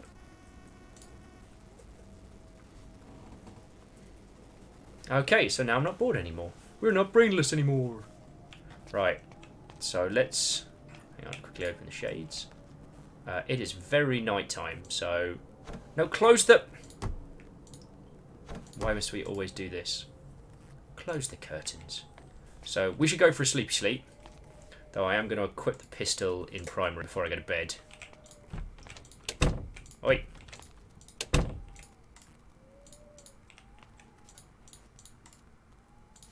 I mean, you're not tired enough to sleep. God. How do you become more tired? Not entirely sure. Jumping back into chat, Icor51 says, I often describe myself as my own best friend, which is really tragic. And in this case, I think it's also fraud. That's a good point. I kid. Oh yeah, Dragsvart saying, okay, so it's 2,500 bits plus 200 bits for $25. Alright, thank you all. So you give them at cost, so you get to, if you want to donate $25 for the bits, you only cost $25. Yeah, plus you then get another $2 worth after. So, yeah. That's one of the things that you can't offer like through PayPal donations, is there's no PayPal donation sale. Yeah. So, alright, let's see if there's anyone down this way. So we've got our little house up there. We're doing good. We've got a can opener, so we're not going hungry. I mean, if we wanted to, we could head back to the gas station and try and maybe make that work, but that also seems pretty risky. How far have you explored? I've been informed that I've gone right across the map, but So you like made a line, came back, and so yeah. But as for how much of that was just Will walking through the Oblivion is another thing to be discussed. Oh, and Blindfolded's going to go sleep. Blindfolded, like, yo, thank you for chilling in with me today. What a fucking wonderful day it's been. Because the devs stayed on for ages, even though it's UK time for them. So they stayed up super late, and we got really into like what we got talking about was that kind of classic, like Deus Ex, Fallout 1, like open-ended kind of experience, which the kind of game that gives you a challenge and says, "Can you do this?" And we got talking about that a lot, and they were saying that Zombiod comes from that love, that mentality. Hey, did you see that move? Yeah, it's just the light hitting the thing. So that's my field of vision. Sorry, you're right, but can you jump in the window? I can if I can open it. Does your character have stats? They do. So is it random, or can you build your character as you start, or how does that work? You get to choose your character's profession and skills, the starting skills, and it works on kind of a Vampire the Masquerade system. Like, characters you can choose negative traits to get more traits. Okay. So you can do like an easily bored or sickly or whatever. Yeah. Okay, let's see what we got. Nothing frozen. Some canned peas, some more peanut butter, and some matches. That's basically dinner right there. Am I wrong? Gardening spray cans. Yeah, so gardening is a big part of this. Is this strictly single player, or is it multiplayer too? It is very multiplayer. Okay. Oh, whiskey in the jarro. Though we were joking because this game's made in Java, and when they first announced this project, what they were going to do, with young, naive song in their heart, the developers said, "Oh, we're going to add multiplayer." Many years later, and the multiplayer to this game is stonking. If we get a chance to try it, dude, I am. If the thing with the thing happens, which is very looking like it will, we may get a chance to do that sooner than later. Okay. I found some chips, put them in the bag. This is going too well. You know what I mean?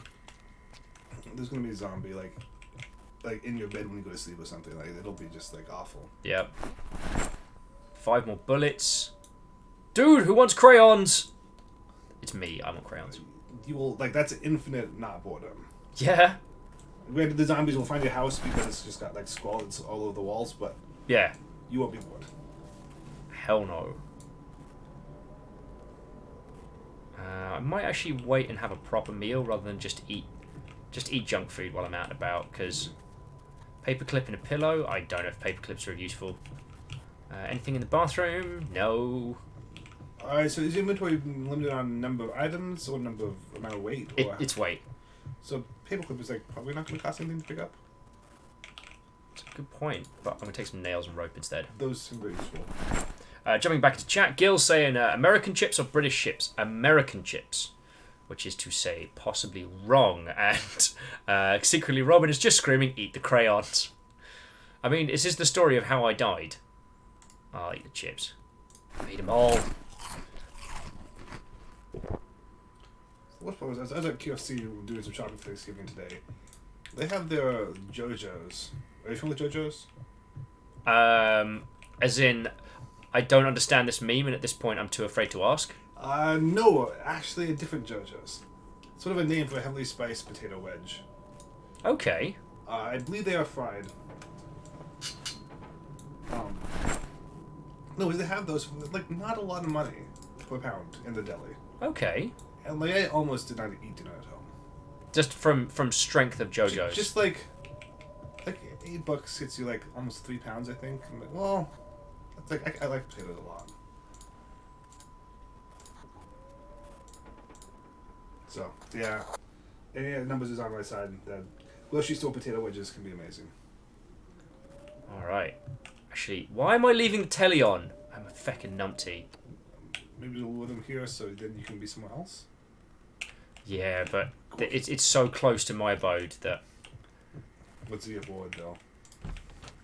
No, at the moment I'm just. Is that a bike? What is that note? Right there on the ground. That is a. No, closer to you.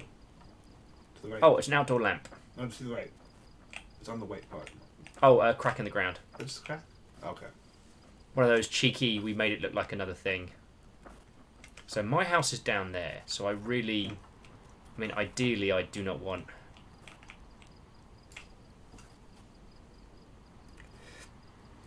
Oh, excuse me. Well, I had a Kleenex. No one would have heard that. Yeah.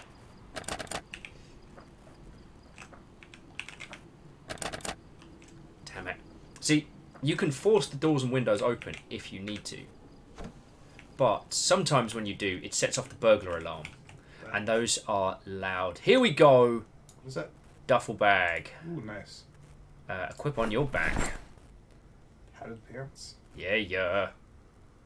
Put that in a duffly. And sheet. Can never have too many. I don't give a shit about what's going on. Is that a zombie? Possibly. Get some clean clothes. Do you need clean trousers now? Have you found the zombie? Quite possibly. Food. Food. Food. One of the few things that I really have to take this game to task over, and you know, like, I'm all about positivity in video games, and I'm about supporting video games in their entirety. However, this game has a very large falsehood in it, and I feel that I would be remiss as a content creator, as a broadcaster, and as a human, as a British human, if I didn't draw attention to the fact that you can't make a cup of tea without sugar in this game. It can't be done. It can't be done. So you have to use the recipe. And in cooking, let's have a look at it. Let's have a look, shall we? Make a hot cuppa. What does it contain? Kettle, tea, mug, sugar. Monsters. Monsters walk among us. They're not British, are they? The team. They are very.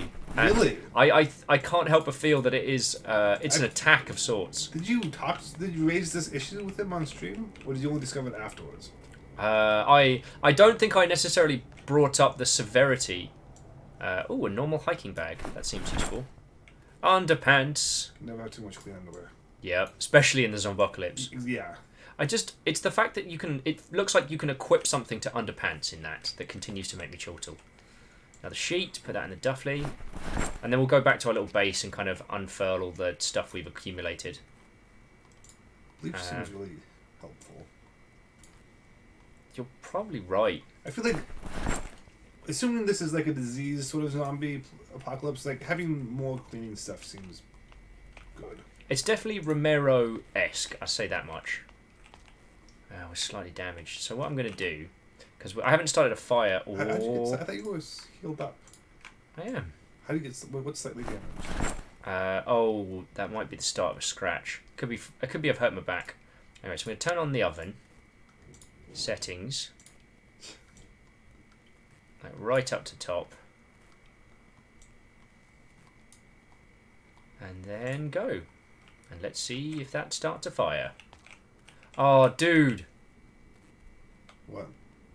That person whose stuff I just took. Oh, empty bleach bottle. Ooh. Oh, that's so grim.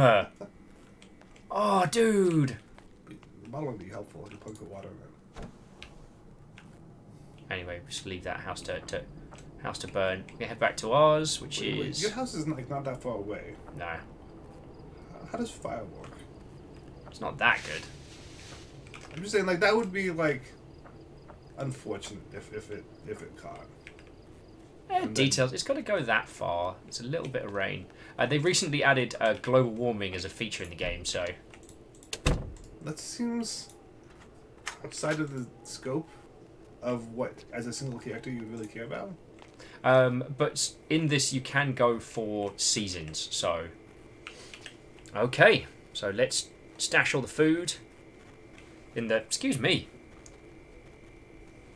I do apologise. The Phil's saying, isn't the hot cuppa left over from the old cooking crafting system for tea and coffee? Pretty sure I saw someone making coffee that wasn't a cuppa. I mean...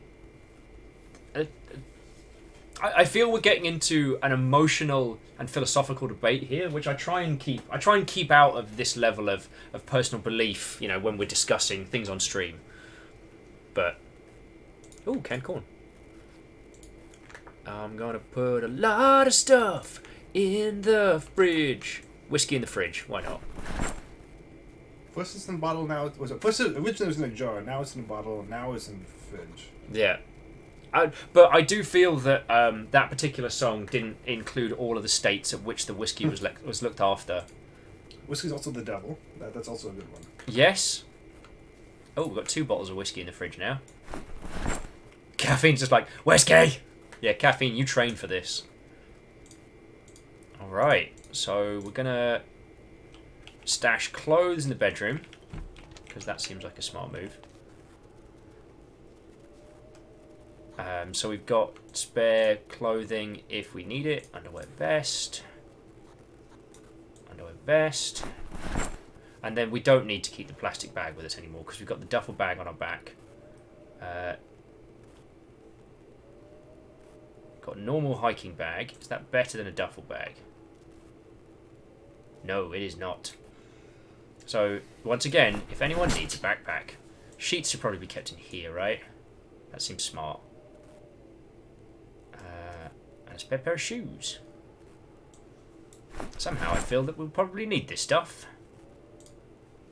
Padded pants, sheet and rope. I know this is terribly exciting one and all, isn't it? We'll organise this as inventory at home. Maybe you'll be tired enough to actually go to bed now. Yeah. It could happen. What's in your right hand that you carry? I think it's still the plastic bag. Alright, so the lighter and the matches, we'll just put that in main inventory for now. Oh, sheet we were going to put over here. Because now we've got a bunch of stacks. Oh, that's how you do it. So with a stack, you drop down and then you take a stack from there. I literally just learnt that. Go Will. Crayons and rope put in there. Placky bag goes in here. Cool. Making out like bandits. Like survivalist, sensible bandits. As I said, I have played this game co-op before and it's really good. It's one of the ones that, yeah, when the thing with the thing is up and running, I would really like to do that. Okay. Let's put some paper, and then we've got over here for our useful stuff. Yeah, I feel like a bandit literally steals all of the things that no normal bandit would ever steal. I'm the mildly useless bandit. Well, no, you're taking like the practical cheap things that are normally fairly cheap. Like normally bandits will take like the TV, which you could not care less about. Like the TV, the money. Oh yeah, I mean in the Zombocalypse, how does stealing a telly help us? Exactly. Whereas like you're stealing like basic clothing, food, water, bottles, rope. Like all things that no normal bandit would ever take. So you're like sort of like a nega bandit. All right, let's go for a sleep. Hang on. Close the door. So Let's speaking go. of caffeine, is also good some sleep. So go. Good night. Hi. Good sleep. Caffeine. Also adding that they need to get sleep because Turkey Genocide Day is tomorrow. They're on the East Coast, also known as the Eats Coast, because they have. Sorry, I didn't think that through. Oh, that was a good night's rest. Who's hungry? Do you have a hungry meter calorie bar or something somewhere? I think we just have to. It lets us know. Right now. Yeah, right now we're just a bit peckish. All right, what's in the fridge? First question: Is whiskey dinner? Ah! I think. Oh no, Kesha was all about Jack Daniels. And some canned taters. Potatoes. So Classic is saying, yeah, so Feast Coast, that I can work with. I was also thinking Yeast Coast for like beer. That's way better. But I feel like West Coast is better at beer too, so that's why I was like, I wasn't as good on. But I like Feast Coast. That's good. Yeah, East Coast, Feast Coast. Because as we both know, West Coast is best coast. Right, and see now we can cook up these beans and these potatoes, and the bar indicates the temperature. So chilled food is blue, cooked food is red, and cooked food makes you happier because you have a warm meal. I think in this the cooking stuff is bowl of rice. Oh, we get 2 bowls of rice. Nice. Jarred food. And later on we can make a sliced pie. Yeah, I want to say thank you again for inviting me for Thanksgiving tomorrow, yo. Good to have you here. It's going to be my first proper Thanksgiving here in the US, so. Well, we don't have a proper big turkey, so we'll be slightly unconventional. Beadora says, is 500 bits for 7 EU a good deal or not? Seems like a crap one. That does not sound good. Is it? A euro is a bit more than $1 right now, isn't it? Euro to USD. Yeah, so it's €1 is $1.14. Yeah. So yeah, that's not a big a deal. Gilbot with achievement unlocked! First US Thanksgiving! Oh, God, I almost. Oh, did you burn your food almost? No, we're good. Though, because burnt food makes you sad.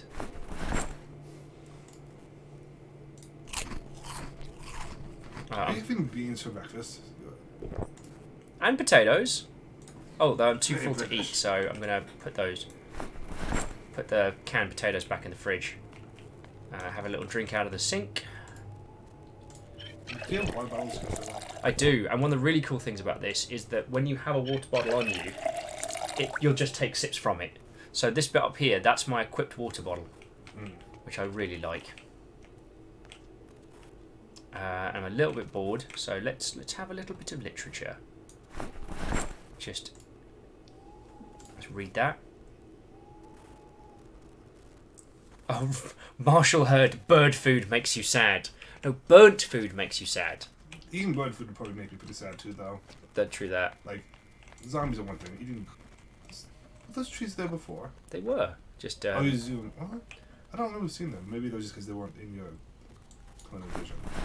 Now, don't copy my example, but I did just go outside and litter. What? This is the zombie apocalypse. Yeah. Okay, now is there anything else I wanted to stash? The nails. I think the nails and the rich sheets. but I'm going to put the ripped sheets in the medical cabinet because honestly that's what I'm going to use them for, is bandages.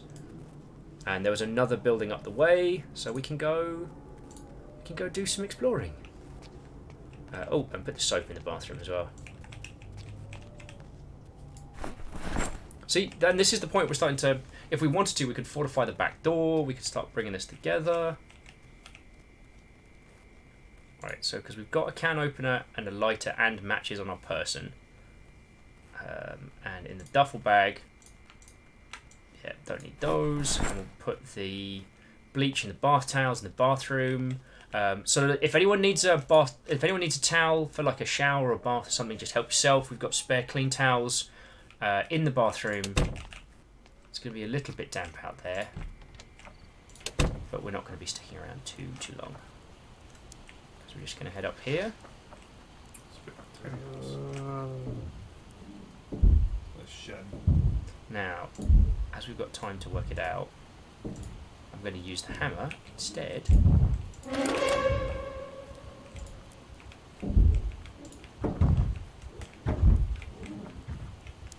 Oh, they are coming out. All right, let's do this.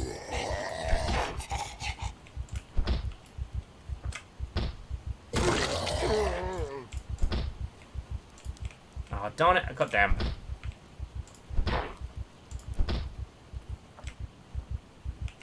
Bamf! There we go. And then just remove the broken glass, because if you just leap through as the glass is broken, it affects up your hands. Alright, let's see what's here. Better hammer, better wrench. How do you know it's better? Because I've been using this hammer for a while, and it's... So it's just more, it's not that it's better, it's just that it's not been, it's new. Okay, I think this was the... Was this the second house we looked at? Did we go in here? Oh, yep, no, this was the bad house. So, I mean, I don't know about this game, but in real life, generally ovens don't catch houses on fire when you turn them on for a long time. Do they not? It's generally considered a flaw when they burn your house down, when you just turn them on high. What have I got that I can put in there that might be flammable? Nothing. Alright, you win this round. House. Can you just like take a match to the couch or something and... I don't know. To be fair, I haven't tested fire propagation in this game yet, so... So as a B-door saying about, if you do those stream sale votes tonight your time, please post about it in Discord. Okay, I will do. Well, I tell you what, we're coming up on 7 hours, so I'm going to get Sharon back.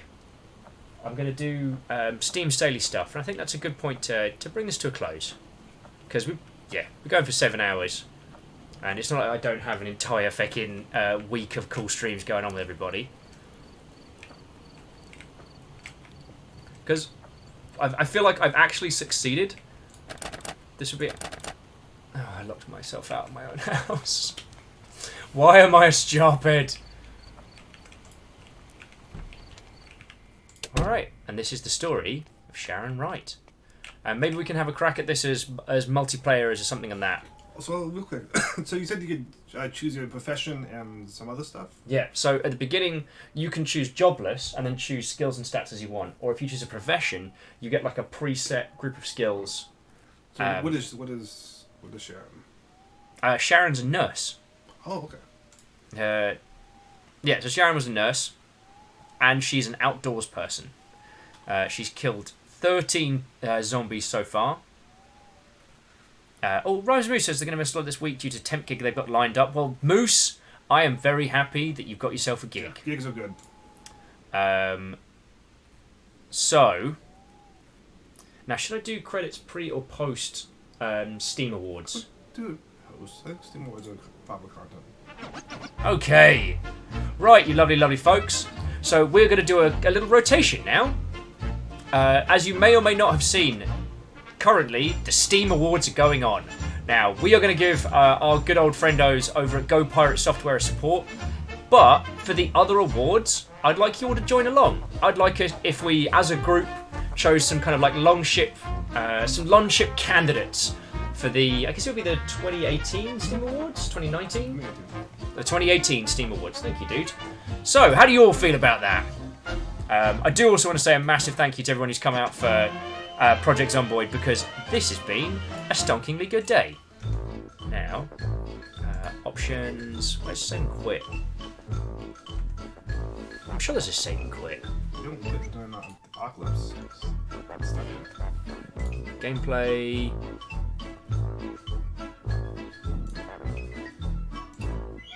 Wait.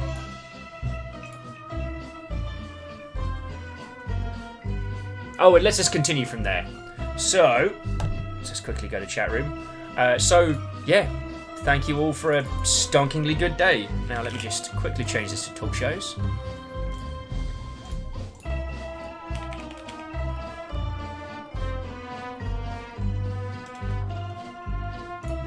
Alrighty. So if you haven't encountered the Steam Awards before, they are a fantastic little thing where you could just vote for people, cool things you want. And feck it, is that compliment cap again? Bloody is! Oh, compliment cap, if you're here, yo, thank you. You did not have to. Have you not played Aquaria before? No! That is going to be a treat. That is a game you should definitely play. I will highly endorse that. Aquaria, you say? Yes. Alright, let me just quickly add that to the great list. And then, yeah, it's time to do some voting. Wombra says, Dawn of the Dead, more music. Yeah, good shout. Although, this is a weirdly specific one. This is the Kid Koala remix of the Dawn of the Dead sound. Which was done specifically for Shaun the Dead. Fun fact that originally Dawn of the Dead was going to use... oh, what's the Spanish track? Oh, god darn it. It's completely dropped out of my head. I'm so sorry, everyone. They were originally going to use a very well-known classical, well not classic, piece of Spanish music. But it turns out that the copyright is still in effect, so they couldn't use it for the film. So the gonk was made up to sound like, to sound like some classic Spanish tracks. So they can just go ahead and use it. Makes sense. Yeah, so there's some fun factual stuff for you. Alright, let's get them Steam Awards. Wait. Hang on, bear with me a sec. As I'm doing 80 million things at once. So if Compliment Cap's not chilling and illing, whoever sees him first has to say a massive thank you. Because Gloom's also been on the to play list, because that's fascinating. I don't know how good it's going to be as a game, because I haven't played it. But it looks stonkingly interesting. So, right. You close. Now, personally, so I'm usually the biggest elitist jerk when it comes to Game Award ceremonies. Like, when it comes to Game Award ceremonies, I like ones that have some kind of credence. Like, if you win an award, it should mean something. Sure. As you know, I am very, very BAFTA. And I think the Golden Joysticks and the Game Awards are a bit of a shill, to be honest. Like, I'm happy to see it being used to promote games and sell, but as an award, as a mark of honour, they're kind of a bit... But, that being said, I love the Steam Awards, which is why I'm a monstrous hypocrite. I don't know why. So, where is the Labour of Love? Okay, Labour of Love. So this is the only one. We are going to be nominating Heartbound.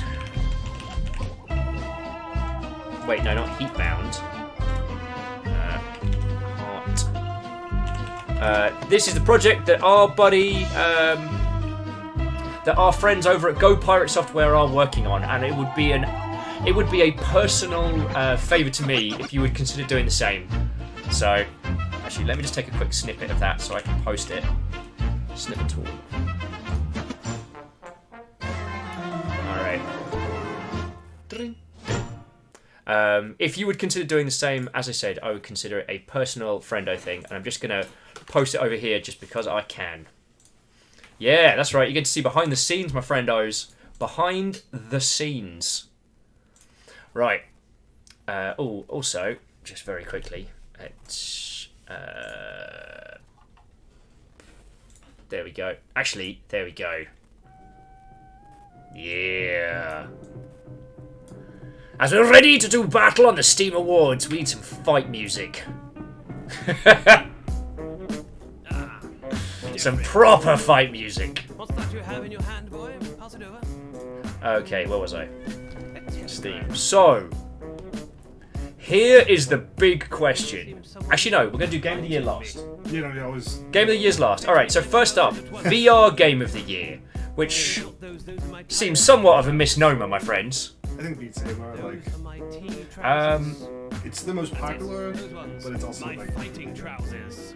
yeah, I can't think of another one that would really take it other than Beat Saber. Like Rec Room was sort of called somebody just because Terrence works on it. yeah, I mean we could vote as friends. Does anyone have I caught Fire's vote in Vox Machina, or however it's pronounced. Not a terrible idea. DX Man's just like pass. Beat Saber, I love Rec Room. Terrence is an excellent friendo, but if you had to hold them side by side, you'd say Beat Saber. Execution's good. I didn't really know the depth of the game. Apparently, you get a better score for doing a perfect swing. So the closer you do to bisecting the block into two equal sized pieces, the higher score. Okay. And you want to hit it right in the middle of 180 degrees. Okay. So like, you could just do little taps, but like you're encouraged to do. Okay. I mean, for me, I basically want to flail around on that thing like a Jedi. Like, I want to dual wield, like. And it looks almost as cool as you feel. Oh, okay.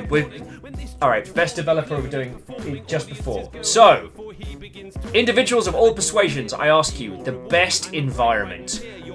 So, the best environment. Those chatty little cutscenes, all those reminders that they need a health back again. Let's face it, characters are overrated. This winner illustrates sometimes breathtaking scenery tells a better story than 1,000 big-mouthed heroes. Oh, so it's almost more like the environmental narrative award. Also, are we looking at this game that came out in 2018? No, because Valkook says Project Zomboid for me. Valvuruk. I apologise. That's a good shout. The Dreamer's like, I can never remember what came out this year. Cryostix is saying Tacoma. I mean, in all fairness, Tacoma's environment literally is the story. Kiwi says, I heard Vox Machina. Draxbar with Let It Die. Oh, Let It Die is definitely going to be on there, my friends. Marshall says, I feel that recently that Call of Cthulhu game did well in that department. I mean, Marshall, I'm happy to hear people's thoughts and feels on that. I didn't get a chance to play it, so. I like how for Best Environmental Award, yeah, Light keeps us safe. Metal Fatigue. That's generous. Also, I'm just going to jump back quickly. I think. Don't be nervous either. There's no need. We love you just the way you are. Yeah, to my understanding, you can vote for any game that hasn't won. So. Oh, it's going to be a lovely night. Oh. Warmborough is agreeing with Valvuk, because I guess I've been kind enough to have all the Project Zomboid fans in today, so I'm quite tempted to indulge. It might be that ignorance is bliss. It's inherently ridiculous we even exist. Because they were saying they haven't won one. It's as easy as this. Not for Best Environment. I don't know if environments like that does. We're all aware of all of life's pleasures and how little time's left. Let's all hoard treasure. You know what? I feel confident giving that to Zomboid. Individuals look awesome together. Yeah. Although, I mean, just looking downward, it also being stronger and better with friends. Celebrate your oddities, your worth, your sexuality. Having never played it, either way, but I can see that with friends. Yeah. You know what? I wouldn't give it the Better with Friends award, because Project Zomboid with a group and Project Zomboid solo are very different experiences. They're both good, but it's not. If I had to visualize it, it's not like you have Zomboid and then Zomboid's just better with people. It's like Zomboid single player is great. Multiplayer is so different in its feel, but so good. Yeah, that would be my personal feels. So what do you all reckon? So, Better with Friends award. There are some games out there that just aren't the same when you play them by yourself. Maybe you need to have a friend watch your back. Maybe you need to have a friend that can stab you in the back. Either way, mirth is awaiting those who gather to play these games. I'm insulted that 0 Degrees North is there, because that game should have to make a reason why it's not banned from Steam for being utterly terrible and shite. Ooh, Crash 6, keep talking, nobody explodes. Oh, good shout. You really cannot play with Yeah, that's a good point. Reflective saying for the king, that's a good point. Like, for the king is demonstrably better with friendos. Like a board game style roguelike RPG. You have 3 characters, but if you want each character to be controlled by a different person, it's real cool. Or I caught fire once as saying Overcooked 2 and Monster Hunter World. Or Monster Hunter World.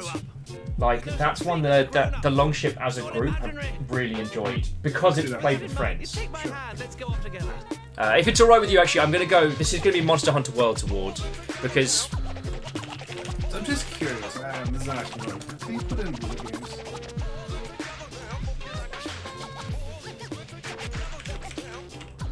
Nope.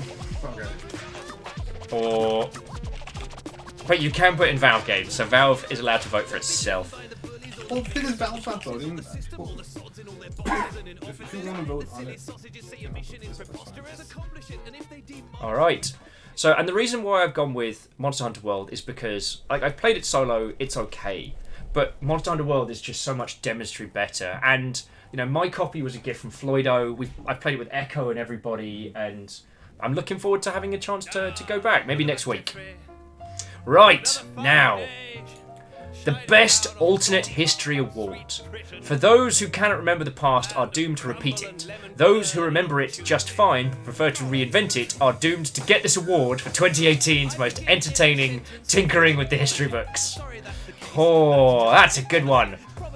Alternate history. lots of Wolfenstein comments, as one would expect. Yeah, I didn't do it on stream, but I did finish Wolfenstein 2, and that's a strong ass contender. You know what I'm saying? What are the ones have you played recently? Reflective with XCOM 2, and I caught fire once adding Civilization 6. I guess I can see that. That's like Civ games kind of. Crypt of the Necro. Tekken 7. There's a reimagined history for you. Warframe. Like, they're just. Does Warframe start with a long time ago? Because if it does, that would be valid as hell. I'm just gonna get Command and Conquer. Not at all contemporary, but Oh, good old Red Alert. yeah. Yeah. I caught fire once to say Darkwood is technically alternate history. I'm gonna have to play Darkwood real soon because I've been meaning to stream it for a while, and the Zombiod guys mentioned it so many times today. Rhymes and Moose says Soul Calibur. I cannot give that an award because, as funny as it is, the worst part of Soul Calibur is the story. Drag's part with Star Wars Galactic Battlegrounds. It is a long time ago in a galaxy far, far away. I mean, Indiana Jones: The Fate of Atlantis is kind of tempting. I caught fire once says Hollow Knight alternate history. I mean, that's a future post-apocalyptic sort of. Yeah, or if you think of it, Hollow Knight is how bugs see their society. It's a retelling of basically a small little ecosystem that gets infected with some gross virus. But so far, like, no one's really done it as on the nose as Wolfenstein. Hotline Miami 2 is technically alternate history? It has a wiki page in the category of alternate history video games. So there's a thing! Also, the I Have No Mouth is alternate history, apparently. Wait. I mean, alternate history's got to be, like... I guess so. Because technically, I Have No Mouth takes place, like, in the late 90s, doesn't it? Maybe? I'd have to check them. Crystick says Resident Evil. Reflective says, I'm having trouble with best developer because there are so many good ones. Oh, we're going to have a good time. Wait. I don't buy this one. I don't buy that one at all. No. So Ket's just saying Far Cry 3 Blood Dragon as alternate history. That's fact, dude. That was basically a large proportion of the 80s. Just, you know, laser dinosaurs, neon T-Rex, the whole shebang. Stalker is apparently alternate history, yes. DX Man saying so many of these games came out in 2017. Well, here's the fun thing: the Steam Awards, while yearly, are not yearly awards. So we can do Wolfenstein 3D if we want. Yeah, we could do Wolfenstein 3D. I know that it hurts. It's just not worth it. Stop. Wolfenstein 2, so is still the strongest one that comes to mind. Wolfenstein 2: The New Colossus. Be bigger than that. Oh. What are you saying? Typing of the Dead is alternate history. Oh.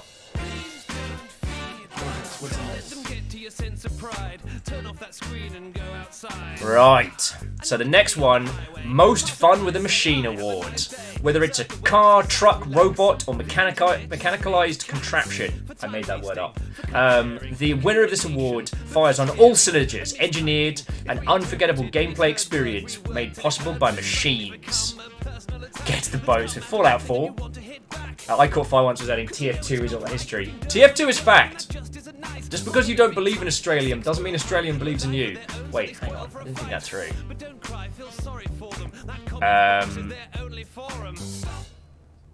Reflective saying not to kiss Cat's ass, but they really liked Ecos. They got to go with Strange Loot Games. That is very kind of you. Not for Most Fun with the Machine.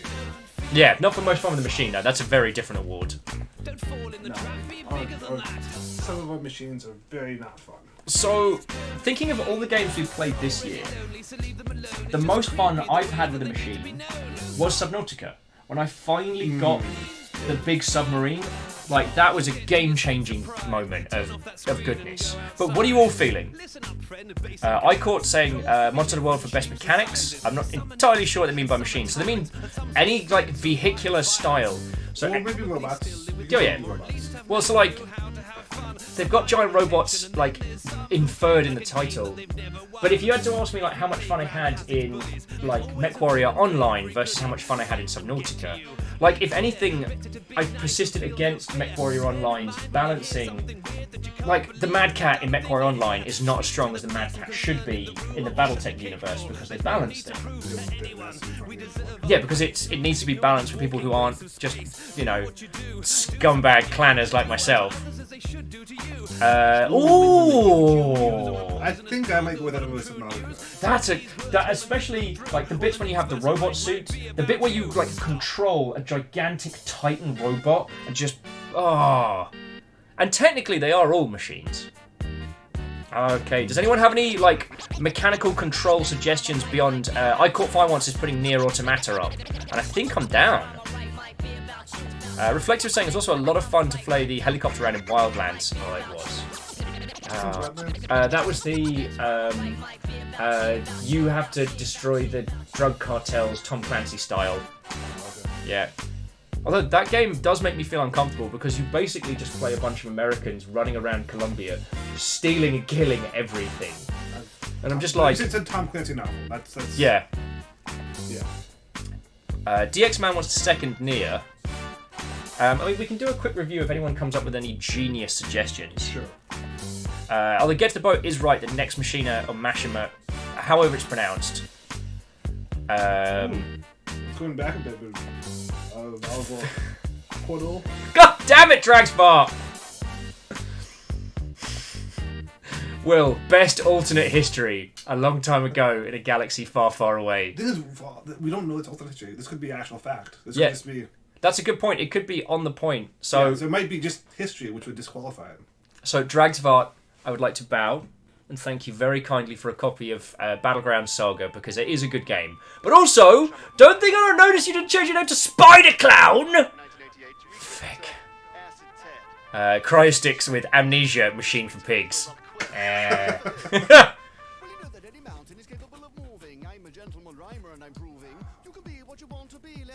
Alright, I'm still accepting it. I'm not. You take the Spider Clown's gift. I will take the gift of the Spider Clown.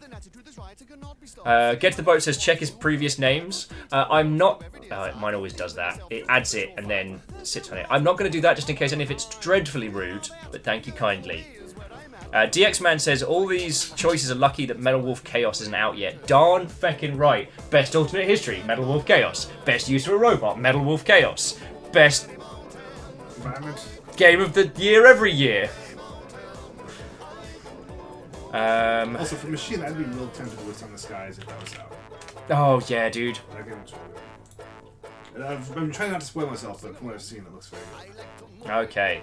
So I'm gonna go with Nier Automata because I mean it's already a stonking game, but that moment when like all the robot sections are awesome and it goes above and beyond. And technically you are a robot in that. Dragsvart saying it lets you change the name for gift messages, you criminal. Dragsvart, thank you kindly. You and Isocrid, Jax and Comp, like, yeah, you're gonna keep me in games for an eternity. So, here's a tough one. Because I believe that the best developer and the best game may be very, very separate people. So, best developer. Whether it was just listening to the fans, creating something genuinely unexpected, or delivering on the promise of a truly great game, this studio absolutely crushed it in 2018. I am very glad I'm not working for anybody now. So let's think of the... So the dudes with Warframe. Oh, yes! Digital Extremes. Yeah, thank you. So I'm gonna... Digital Extremes. Okay. Or we could Battle for actually better game. They're almost putting out a game. Yeah. So Valvarok is saying Paradox. Valvarok, I wouldn't actually say THQ Nordic because they haven't delivered yet. They might. THQ Nordic is making all the right steps, and I'm so happy with how they've progressed and what they're doing, but they haven't done it yet. And the same thing with Paradox. If I was saying people that made Battletech, which is sort of Paradox. Yeah. It's like Hairbrain, which is brought up in Paradox. So. Well, I mean, Hairbrain would be the ones. Paradox, I've been very proud of Paradox. Like, they basically, you saw the stuff with White Wolf, right? Mm-hmm. Just them, you know, White Wolf did a bad, and Paradox went, right, knock it off. Yeah. We're taking over. You don't get to be... That. Yeah. They're grown-ups in this house. Yeah. And, yeah. Reflective is also saying harebrained. Alpha says, dang it! They won't let me vote for Nintendo! So let's hang on. I'm just going to bring up like a little notepad shortlist because this one's going to be hard. This isn't going to be like... So, we've got Digital Extremes. I should make that nice and small so I'm not blinding everybody with the light. Alright, so Digi Extremes. Paradox. What was the other one? Hairbrain Schemes. I can't spell. Hairbrain Schemes. Don't worry about the spelling, it's just a placeholder. I Caught Fire One says, I'm putting Heartbound down for Best Developer. I don't want to nominate Heartbound for awards not out yet, but I can nominate Thor and Go Pirate award for the amazing people they've been. That's fair.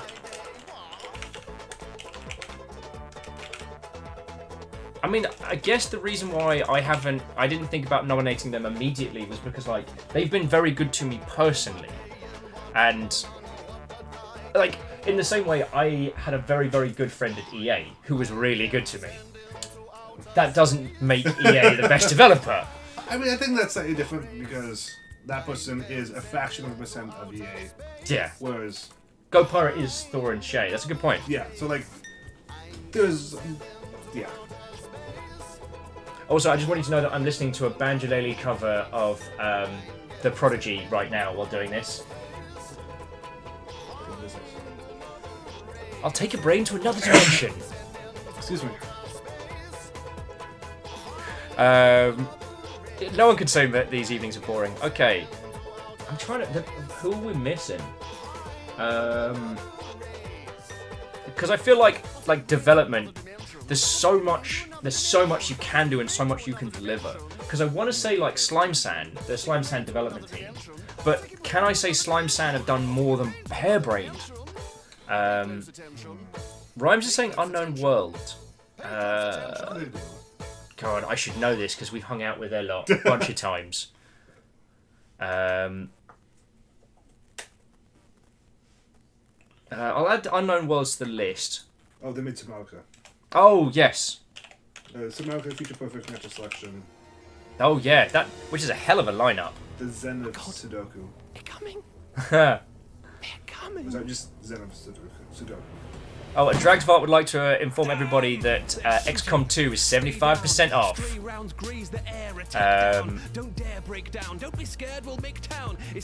And not that this is on any of you, this is entirely my grumble, and not something that you should worry about. But I finally get Humble Partner sorted out, and Steam do a feckin' sale. But you know what? At least one person yesterday, bought a copy of Hitman 2 because of through our little link. Also, someone dropped like 90 euros on some, I don't know, giant purchase. Yeah. I Caught Fire one says, I like to backtrack tile and put Opus Magnum forward for most fun with the machine. Oh shit!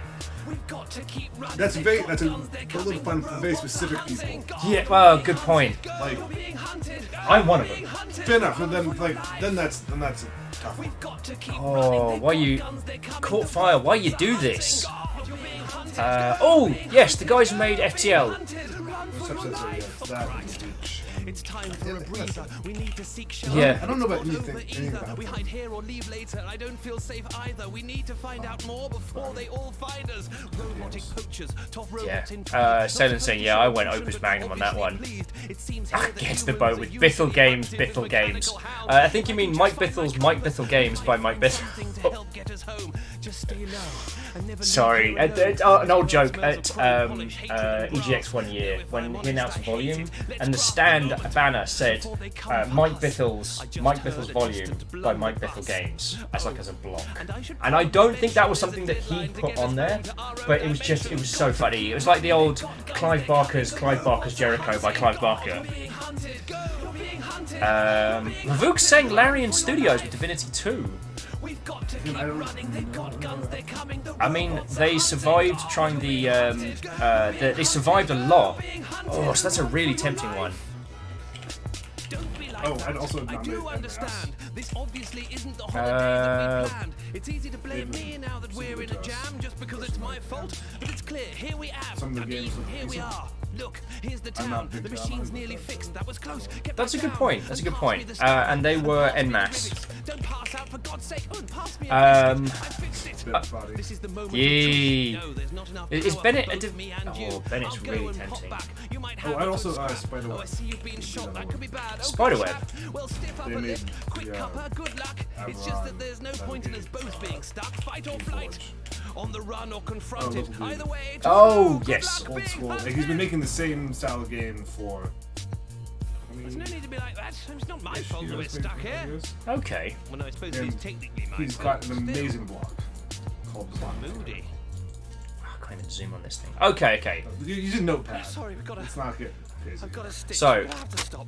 Hang on. I'm gonna remove Paradox, not because I think Paradox are bad, but because Paradox are a publisher, not a developer. Fair. Whereas Hairbrain's staying. Go Pirate, Unknown World, Subset, Larian, En Masse, Bennett. Oh, Ninja Theory's a good one. So I don't know much outside of being a cool guy. Yeah. Well, immediately Okay, I think people are just naming devs now because I've seen a few people name like 4 different dev studios. You've got to. It's best dev. We only get one vote. So. All right. Who can we start? I mean, Subset did Into the Breach.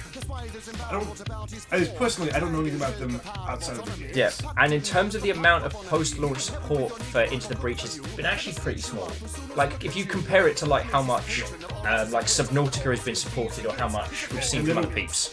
That's why they don't really participate in the community that much. And they're supposed to be interested in Yeah. Dragvart saying LucasArts. Too soon, dude. Too soon.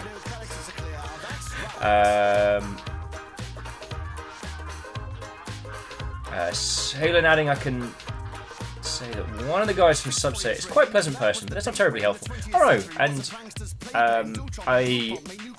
no one that anyone has nominated here has been particularly bad. I mean, I appreciate like Bennett Foddy has gone out of his way to credit the fact that he did not come up with Getting Over.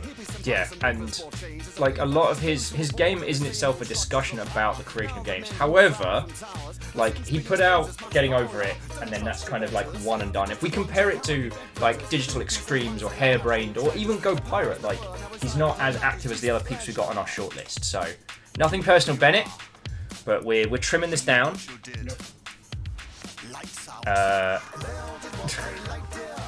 Oh, Valvoke saying, I will not vote for Telltale. Oh, no, excessively too soon. I can see fecking 4chan or fecking something awful like brute forcing that award. That would be.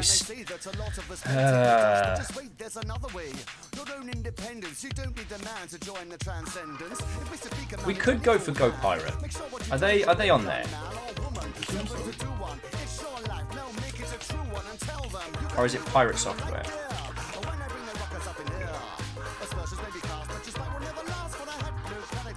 You know what? If I look at our shortlist, everyone here is deserving, but Go Pirate literally keep me upright.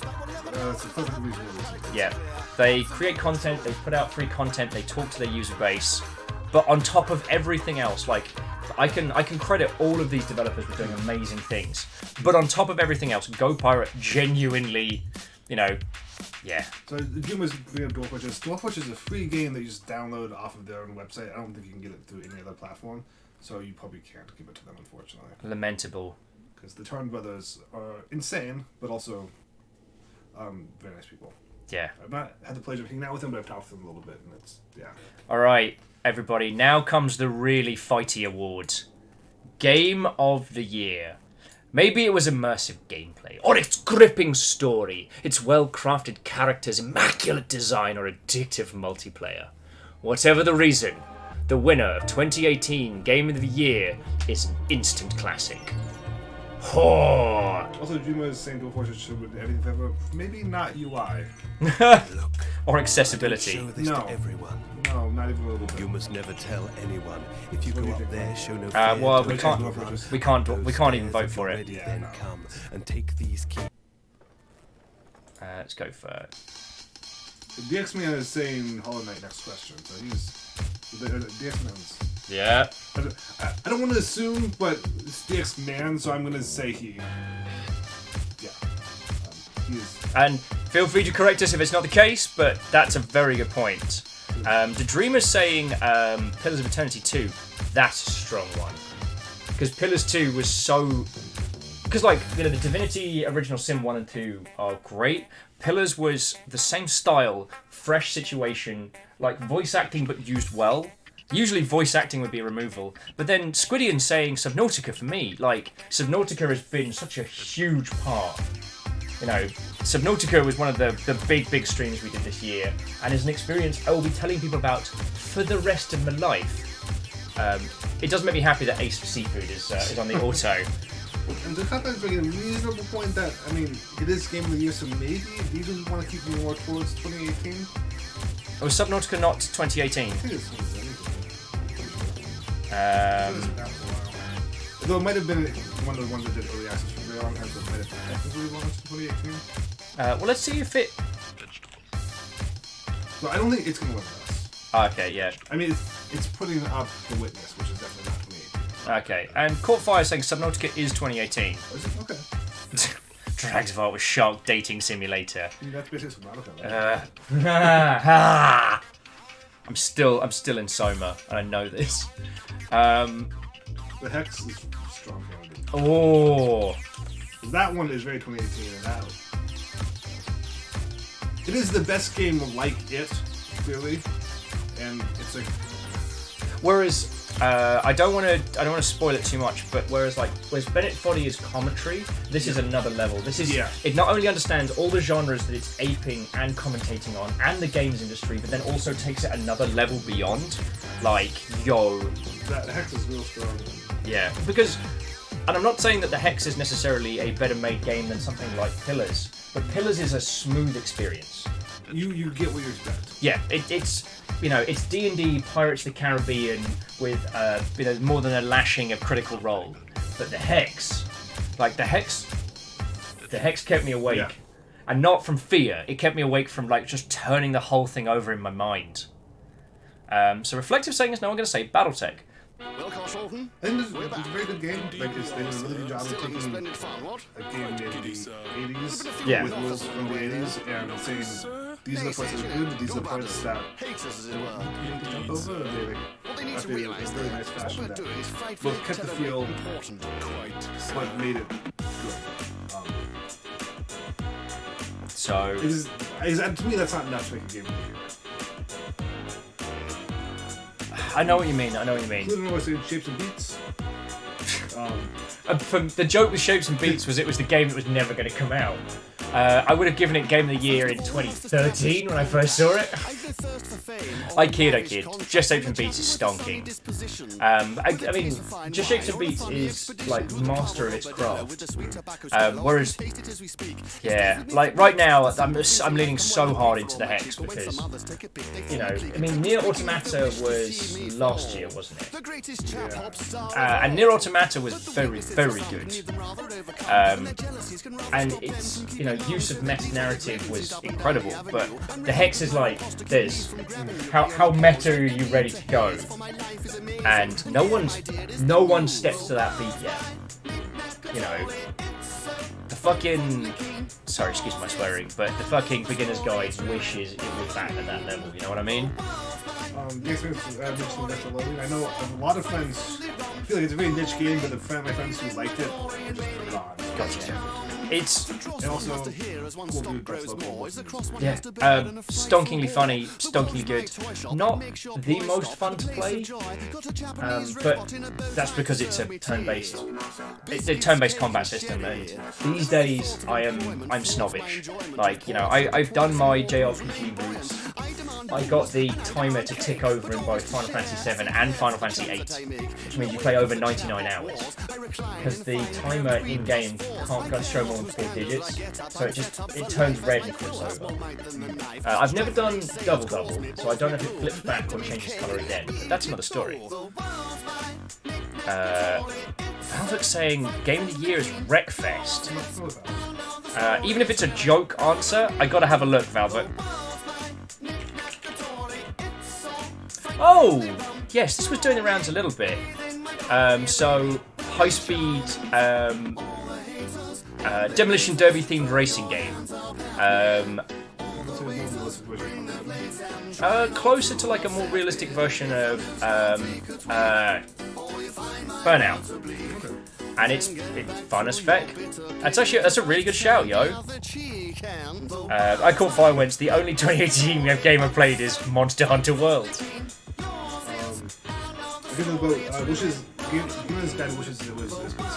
Yeah. Basically, that should be all you learn about X before you play X. I've already said a little bit too much. Celeste is 2018. Ooh. All these games made by local people that are very, very good. But again, like, Celeste is art and craft. And Celeste does use some of its, like, it does narrative through mechanics, which I always find fascinating. The story is told to you not just through the narrative, but also from the abilities that your character gains and how your character traverses the environment as it goes on. Oh, I'm putting Hex on there. Yeah, and I'm gonna get a new snippet for that one because I'm posting that. What goes on? Wait, how do I do the thing where it gives me another? I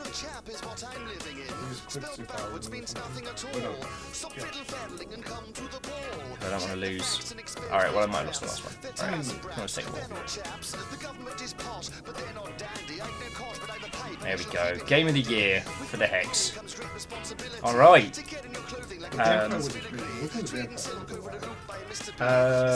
That was... I can't remember who's developing that one. You play a plague doctor in one European city. You get turned into a vampire and have to handle it. And Plutnor and some peeps are heading off. Nay worry, Plutnor, because we're bringing this power party to a close. So, Yeah. Good night, Pluto. Oh, and have yourself an excellent evening. Braceworld's just getting in as we're getting out.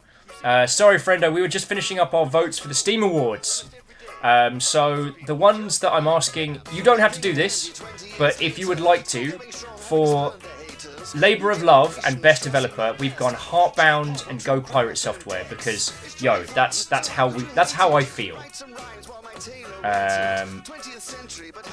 Shit, I just fucking save this,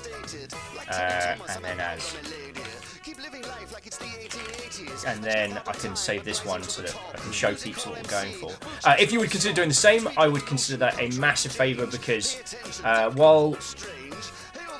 because basically Pirate Software, or as you'll know them on Twitch, Go Pirate Software, have been keeping our sorry asses upright. Well, mine, not yours. You know what I mean? They've been supporting this channel wholeheartedly since we began. They led that very first raid on us the first day that we did Hollow Knight, and that was a game changer. So if you find yourself with the time, I'd consider it a huge favour. But I think that's really kind of it. Like, I'm happy with all of these. Play a game that you've nominated, review or update review on a game you've nominated. Oh wow! So I can get my little badge in a second. I will say also review games. Like, it helps a lot. Yeah. If you like a game, leave just even if it's a short review that's like, I personally support this. Literally, if you don't want, like, you put in like period positive review, devs will love you for it. Basically, that mostly positive, very positive versus mixed, like, huge difference on every level. So. Yeah. Sorry, let me just. Is the hex on here? No, of course it's not on the thing I need it. Because Get to the Boat was asking what was the game that you said the beginner's guide wishes it was. This one. I won't say anything more on it, but this is it's top tier goodness. And how long did it take you to play through this? well, it took me 7.5 hours with faffing and with chatting and with hanging out with everybody. I think the only thing that I would say that I haven't is play this before you read like 4 articles about why you should play it. Because like with Doki Doki and Pony Island and games like that, like once it hits the kind of the criticosphere, it's real hard to get by without finding out why it's brilliant, and going in blind is the best. So yeah, those are my votes. Put them in. Done. Cooked. So yeah, I don't have a lot more to add. I'm gonna roll credits and then yeah, bring this to a close. Are you streaming tonight, good sir? Probably not at this point. It's a little over the time. Oh god, yeah. I didn't see the time. So let me thank everybody, and we'll see. Like a nice little way to bring it all together. That would be. However, there is one particular tune I need to play for the credits because because we've been doing zombies all ruddy day. Right. So I have a few people to thank, so let's bring that together. Oh, I love the credits feature of this. Something continues to make me very, very happy. Hey, a crafty bastard shows up to make a bounce. And yeah, we're definitely going to go after. So, to Billy Duckling, thank you kindly for the donation. That was... Oh, Earl nearly got in with the credits hype, but sadly, just shy with Quasi, Caffeine, Vanderbeest, Erin Feathers, J Post, thank you kindly for the bits. For Caffeine, Slifter, and Tal for moderating, and Willow Machine, Squarian, Nate Chaplin, Inky, the Arbalist, Alchemist, Wombler, Pale-Faced Fistmaster, Cora Drak, Bryjax, and Terrasis. Thank you all kindly for throwing follows. And for Martin Games and Marshall Ryer, yo, you subbed. Thank you kindly. What a bloody marvellous afternoon. What a bloody marvellous day. I find myself incredibly chipper from, yeah. Oh, and Squidian's saying that they're going to be back. Oh, Squidian, it'll be lovely to... You will be entirely welcome. I don't know when we'll next tune into Project Zomboid, because tomorrow I'm doing a little bit of the Light Keeps Us Safe just before Thanksgiving festivities. And then Friday we're doing some really interesting games. An action-adventure murder mystery. So if you want to know what games we've got coming up, check the events. If you want to keep talking to us, check the Discord. And if you want to keep hanging out, hold the ruddy line, because we are going to go do a feckin' raid. Which is like a raid, but with more things and stuff. I didn't think this through, dude. I thought someone would take this conversation away from me before they did. Almost there. Almost. And also, Dragsfart and Earl saying you missed 1 or 2. Did I? God, I'm getting lazy in my old age. I do apologise. Anyway, nothing clever for this raid. If you want to scream Viking Raid, you can. What I want to see is I want to see those friendos. They'll throw their worms at our worms, even though theirs isn't a worm and ours isn't a worm, but that's not the point. You all know the drill. Alright. And also, there's the Discord. Check out the Discord. Check out the Discord. That's all that happens. Yeah. Right. Thank you all for a marvellous day. Let's go hang out with some pirates. Right. Where the buttons at?